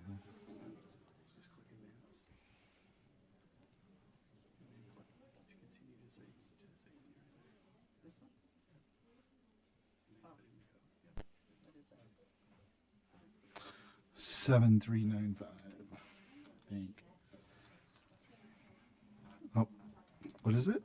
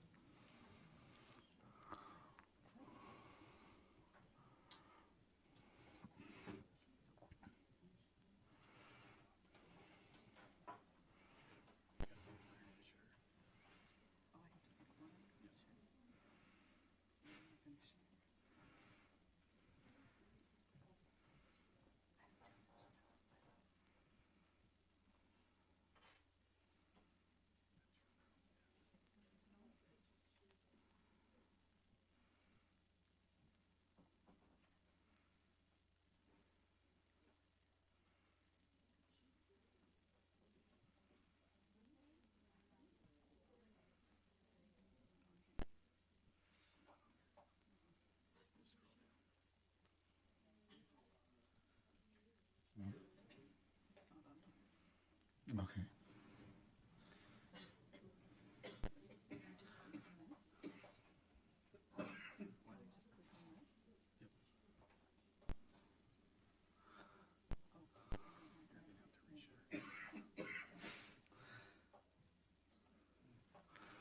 We're almost there. Okay.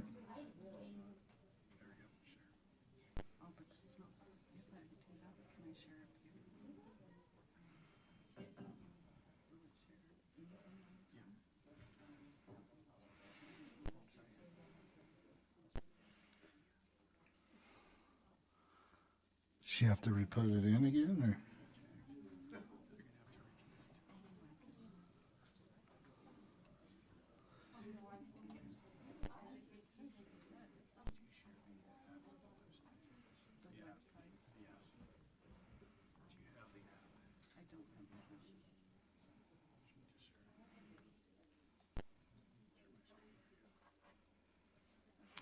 Five 5937.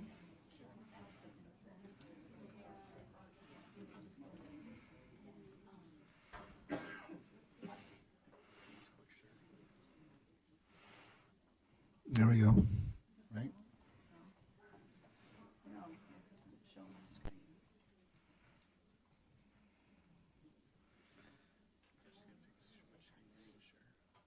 Which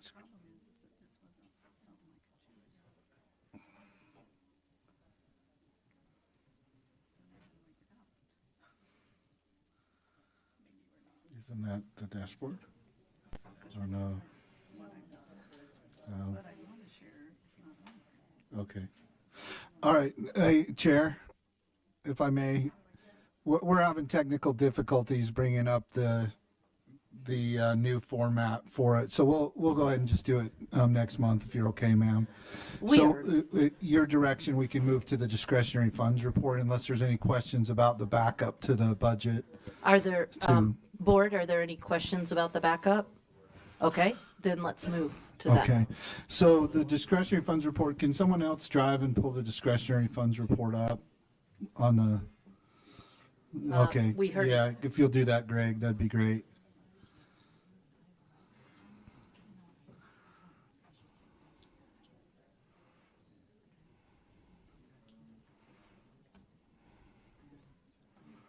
I gotta admit, I don't mind a delay. Just need a minute of silence. Yeah. Yeah. Are you waiting on me? No, no, you just do your thing. So you good now, or?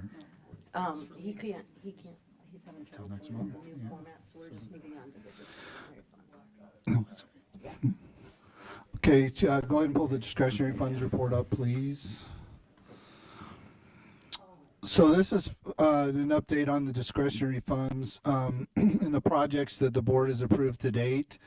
In the upper right-hand corner, all board members and the public can see the availability of the discretionary funds.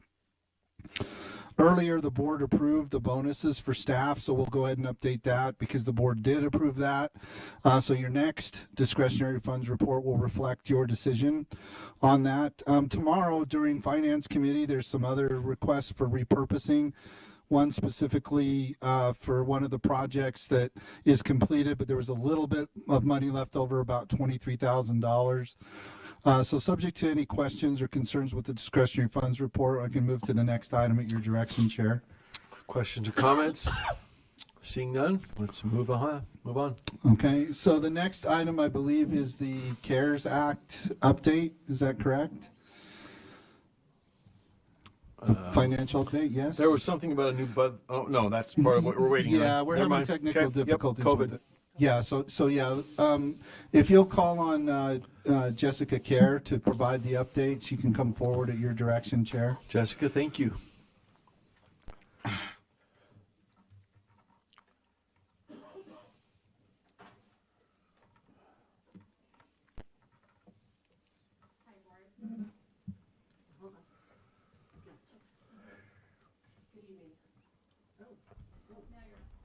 Good evening, Board.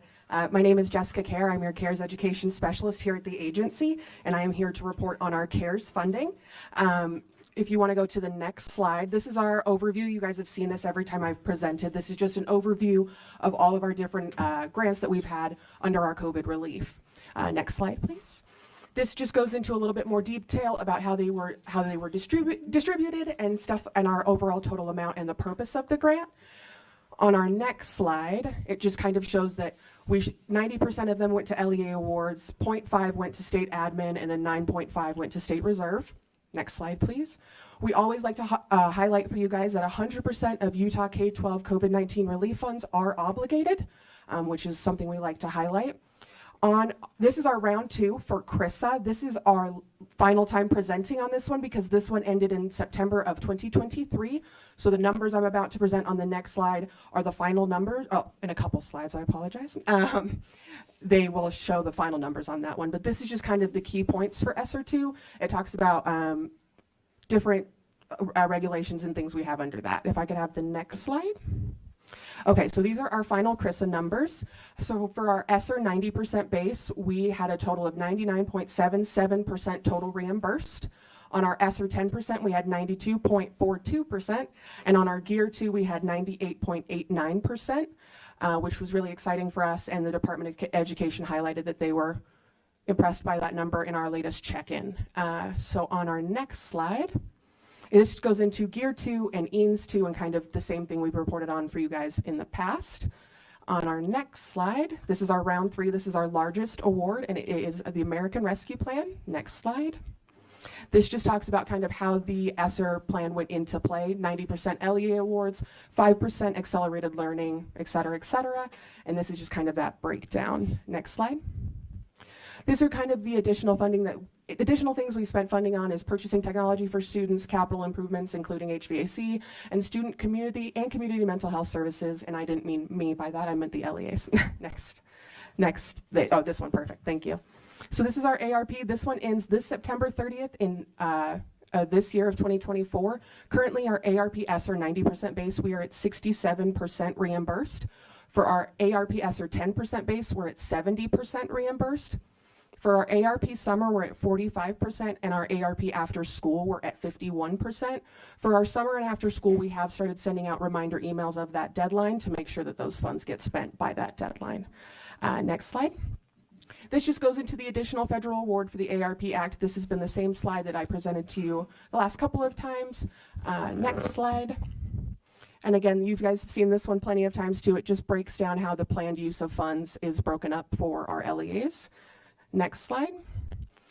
We have just recently started our FY23 reporting. We received the questions from the Department of Education and have sent out a Qualtrics survey to our LEAs. We sent that out on February 20th, and the LEAs have until April 5th at 5 p.m. to get those surveys back into us. At that time, and in between that time, your USBE staff will be inputting that and making sure it's accurate and alignment and ready to be submitted in on the due dates that they have given us.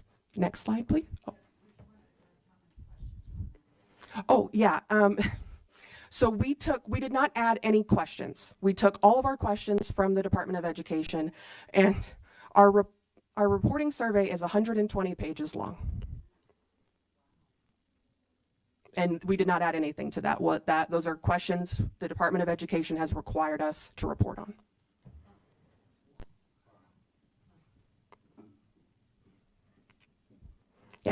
Yeah, that one sorry. How much time do you have to do that? So our first report is due at the beginning of May, and I think it's Ian's first. I don't have it right in front of me. And Ian's should be pretty straightforward. It is the ARP one that we are looking at that's going to take a little bit more. The way that they've asked many of the questions, a lot of them are asking the same thing, but they're worded 4 different ways in 4 different sections of the survey. Okay. We got a question here. Could we get a copy? Is it possible for the board to have Yeah, I have that on distributed around? Thank you. I have that copy. I can email that right when I finish. Thank Get you. to my computer upstairs. Okay. Superintendent? Chair, if I may, to highlight the PDF that we have is just a PDF of our Qualtrics survey. So you're going to see kind of all the commands in there as well. It's kind of like if you answer this question, yes, this one's going to pop up. You're going to see those, but you will majority of the time see the exact questions coming from the Department of Ed. So the questions that you're talking about are questions that you forwarded to the LEAs to answer? Yes. Oh, yeah, that was fun. I apologize. No. We did bring that up to the Department of Education, and we did say that it does seem like a lot, and I mentioned it was 120 pages, and we didn't get much of a response. Yeah, it took 2 weeks.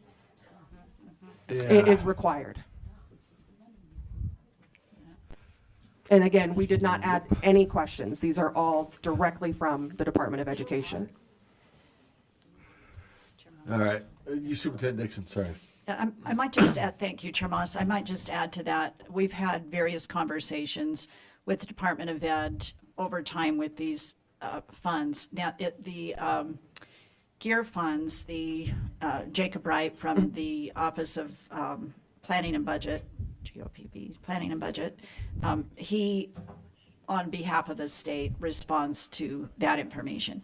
But in terms of the schools, I think one of the things that we see happening, we've been frustrated with this for a year or two, we will give them information according to reporting, and then they ask questions, and then we give them information and they ask more questions. So it feels like they're developing the questions as with each iteration. So that I just think it kind of is becoming this exponential reporting. When I attend CCSSO, which is not connected to, this is fall, not our spring congressional visits where we pair up with NASB, I guess. So we're making some appointments, and it's one of the things that I will be talking to Secretary Cordona about.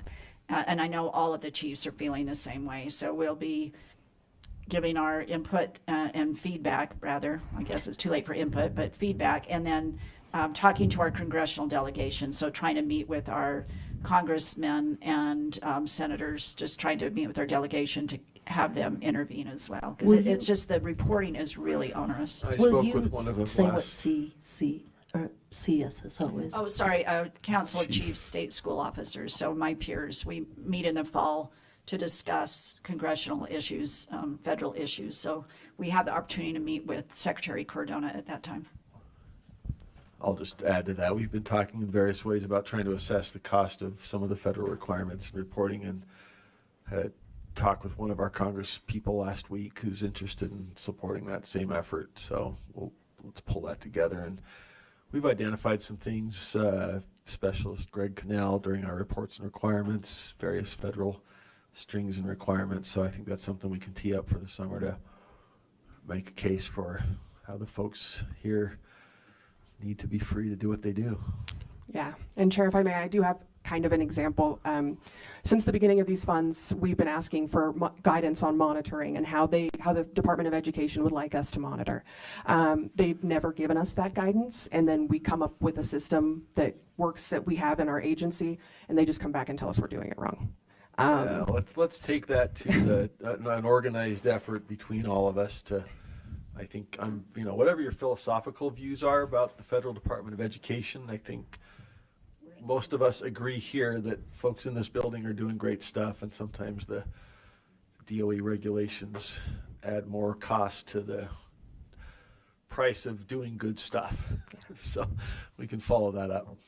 Sorry, go ahead. But that concludes my presentation if anyone has any questions after the questions we've already had. Okay. So I do actually. That survey, so you're getting that survey from every LEA? From every LEA that has COVID or that needs to report on those funds. So how are you compiling it? Your talented CARES team is going to compile it with the help of our grants compliance officer, Sarah Harward. I mean, it took us probably 3 weeks last year of just Sarah and I. We tracked the hours just to input the data into the reporting tool, because we don't report, we take what they request, put it in a Qualtrics survey, send that to the LEAs, take the data the LEA gives us and puts that into the federal reporting tool. So in the time it took us to decipher and get all this information from the surveys and then to put it in and actually hit submit was about 46 days of just Sarah and I doing that solely. So are you filling in like huge, ginormous charts? It's a spreadsheet. Okay. And if there's a comma in a space where there's not supposed to be a comma, it'll tell you the whole thing's wrong, but it won't tell you where the comma is. Okay. All right. Thank you. I'm 100% gray. I just died every 5 weeks. Yeah. Yeah. Thank you very much. He was doing it himself. He was pointing to it.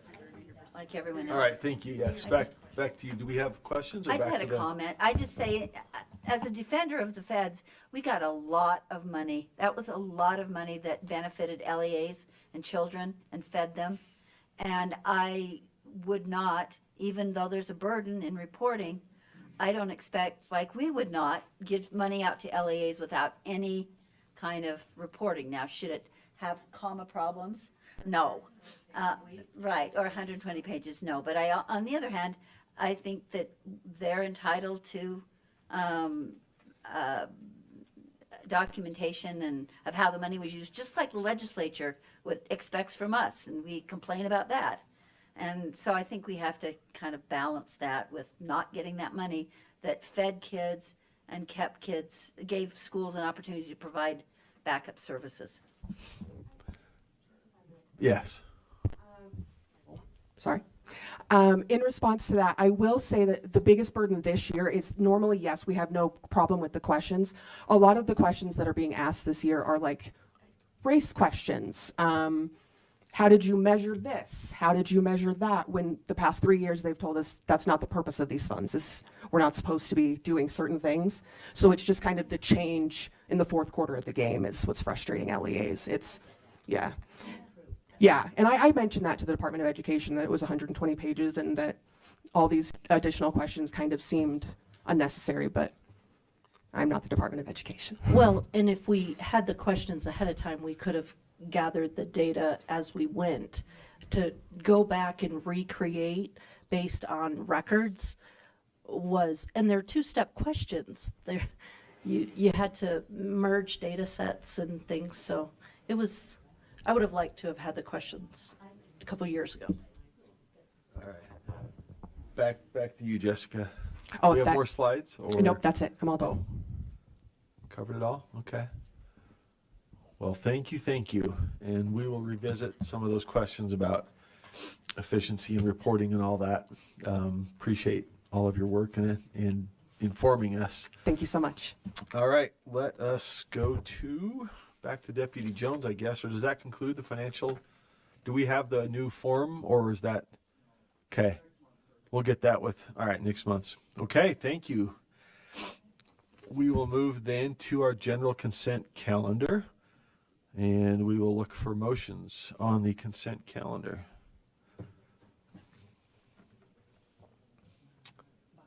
Member Bogus, motion?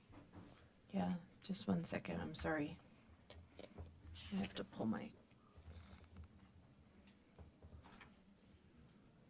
Yeah, I want to remove or pull 12.3. Okay, 12.3 is the approval of the meeting minutes. Yep. That item has been pulled. Any other motions? Or motions on item 12.3? Member Lear? Motion is to approve the consent calendar with the exception of 12.3, which has been pulled. Is there a second? It's been a second. Any discussion of the motion? Member Klein? Okay.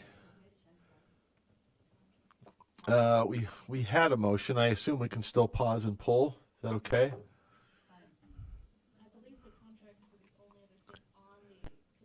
Well, you're right. Actually, okay. So I overlooked that 12.2 is an information item. So by pulling it, we have those separated. So they are separate. So we'll entertain motions on either action item 12.1 or 12.3.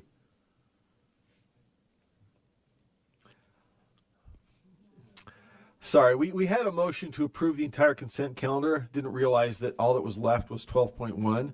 Okay. So I guess, Member Lear, if you wanted to, you could make that into a motion on 12.1. I move that the board approves item 12.1.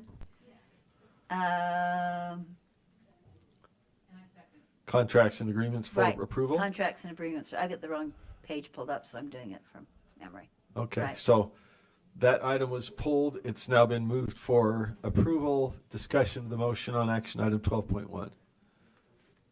Seeing none, let's vote. The motion is to approve action item 12.1, contracts or agreements for approval. We have that open for vote. Okay. Green is a no. Member Green's a no. Member Carey? Member Carey's not with us. Okay. Oh, shoot. All right. So we have 14. It's me. Did we lose anybody else? No, Oh, no, we've there got a is. few left. I'm just seeing if Oh. are we looking for 14 or did we lose anybody else? We lost, okay, we're looking for 13 then, which we have, all right? That passes 10-3. Member Green and Member Klein being the no votes, and Member Vice Chair Earl and Member Carey being absent. Okay, entertain additional motions. Member Bogus, we have. I would move that we approve 12.3. Okay, the as remaining presented. item. Yeah, as presented, yes. Is there a second? Then seconded. Any discussion of the motion? The motion is to approve the meeting minutes, action item number 12.3. Seeing no hands or lights, please vote. Sorry. Green is a yes. Member Green is a yes.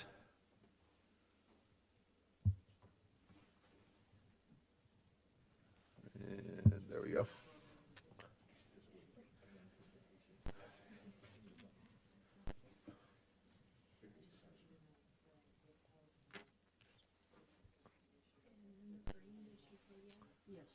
Member Green was a yes.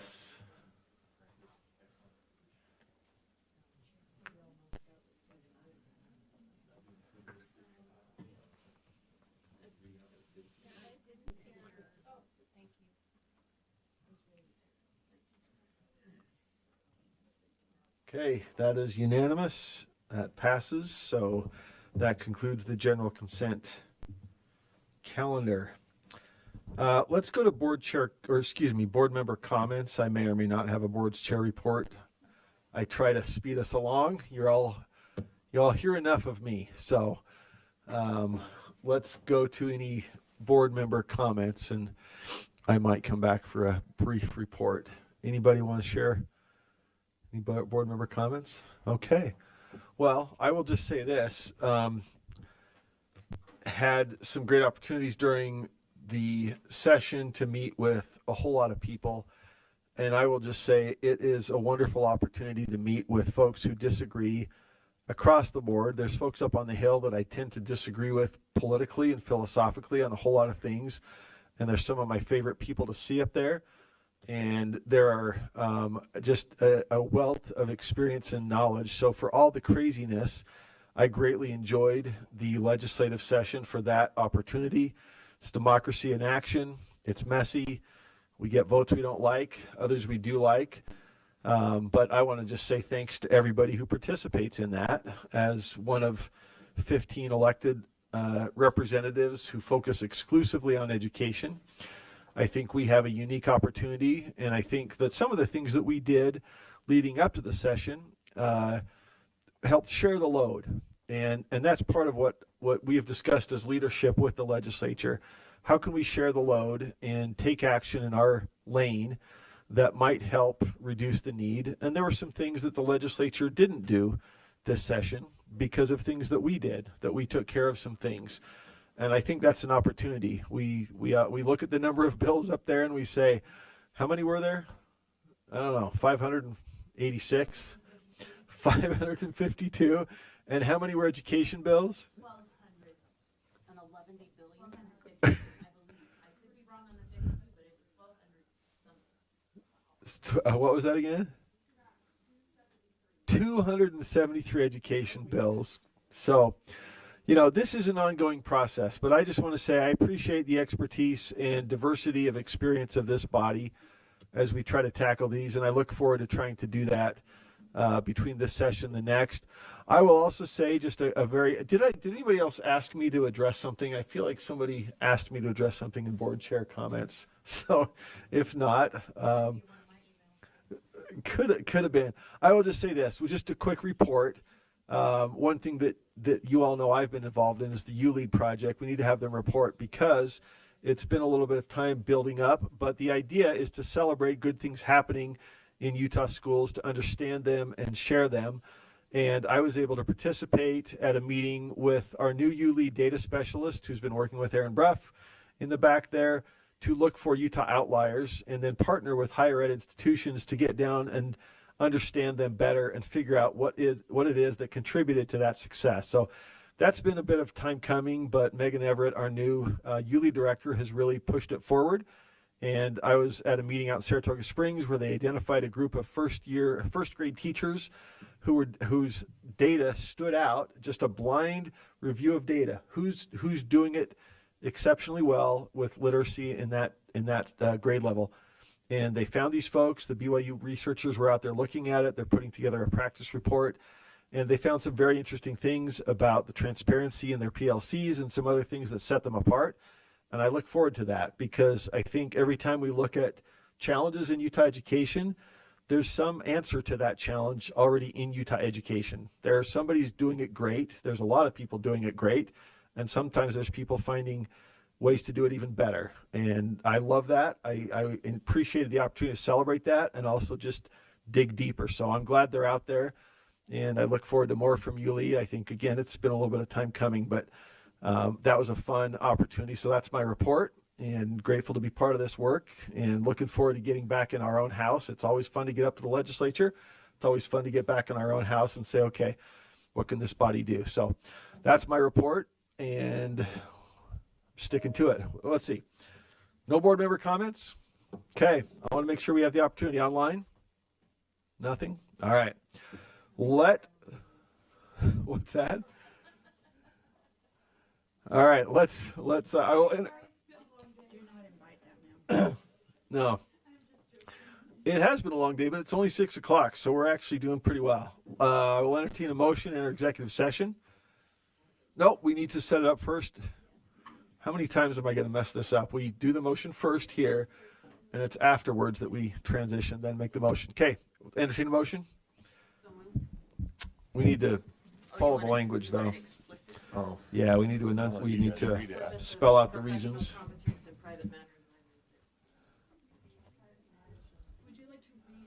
Let's read it out because it's very technical language, and so I will move that the board go into executive session for the purpose of discussing the character, professional competence, or physical or mental health of individuals and pending or reasonably imminent litigation.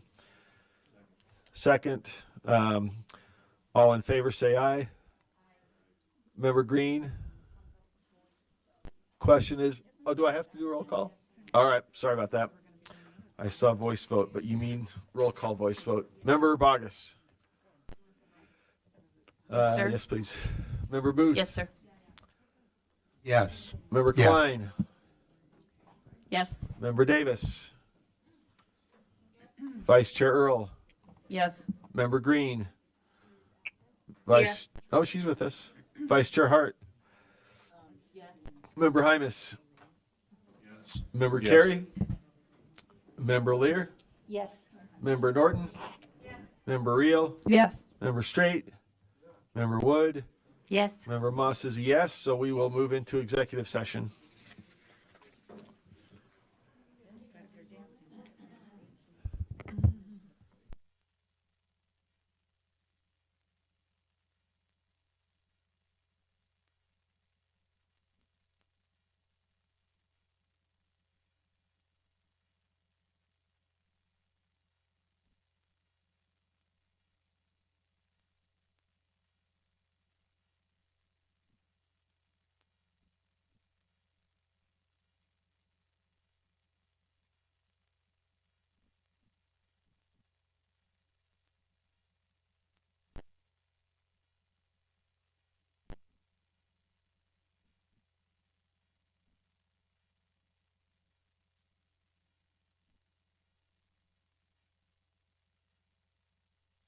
Tax out.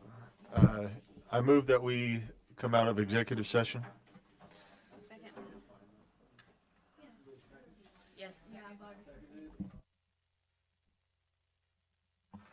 All right, the motion's been made to come out of executive session. We no longer have folks online, but do we still need to take a roll call, or can we do a voice vote at this point? All in favor of coming out of executive session, say aye. Aye. Any opposed? Okay, we are out of executive and on the record. Member Norton, do you have, and I appreciate, you've been doing that as long as I've been on the board. I appreciate, at some point, we should probably spread the joy, but thank you. Glad to. Okay, I move that the board accept the UPAC consent calendar. Motion is to accept the consent. It's been seconded. All in favor, say aye. Aye. Any opposed? Okay, that passes unanimously with one abstention. I'm sorry, wait. Were we voting on coming out? We voted to come out. We This was on already the did. consent This calendar. was the second one. That's the second vote. Yeah, so we voted to come out and then we just did our first. They're all running together. We did a voice vote to come out of executive, and then we had a motion to approve consent. And so is that an abstention from the motion to approve the consent calendar? Yes, sir. Okay. All right, back to you. In case number 22-1882, I move that the board approves UPAC's recommendation. Seconded.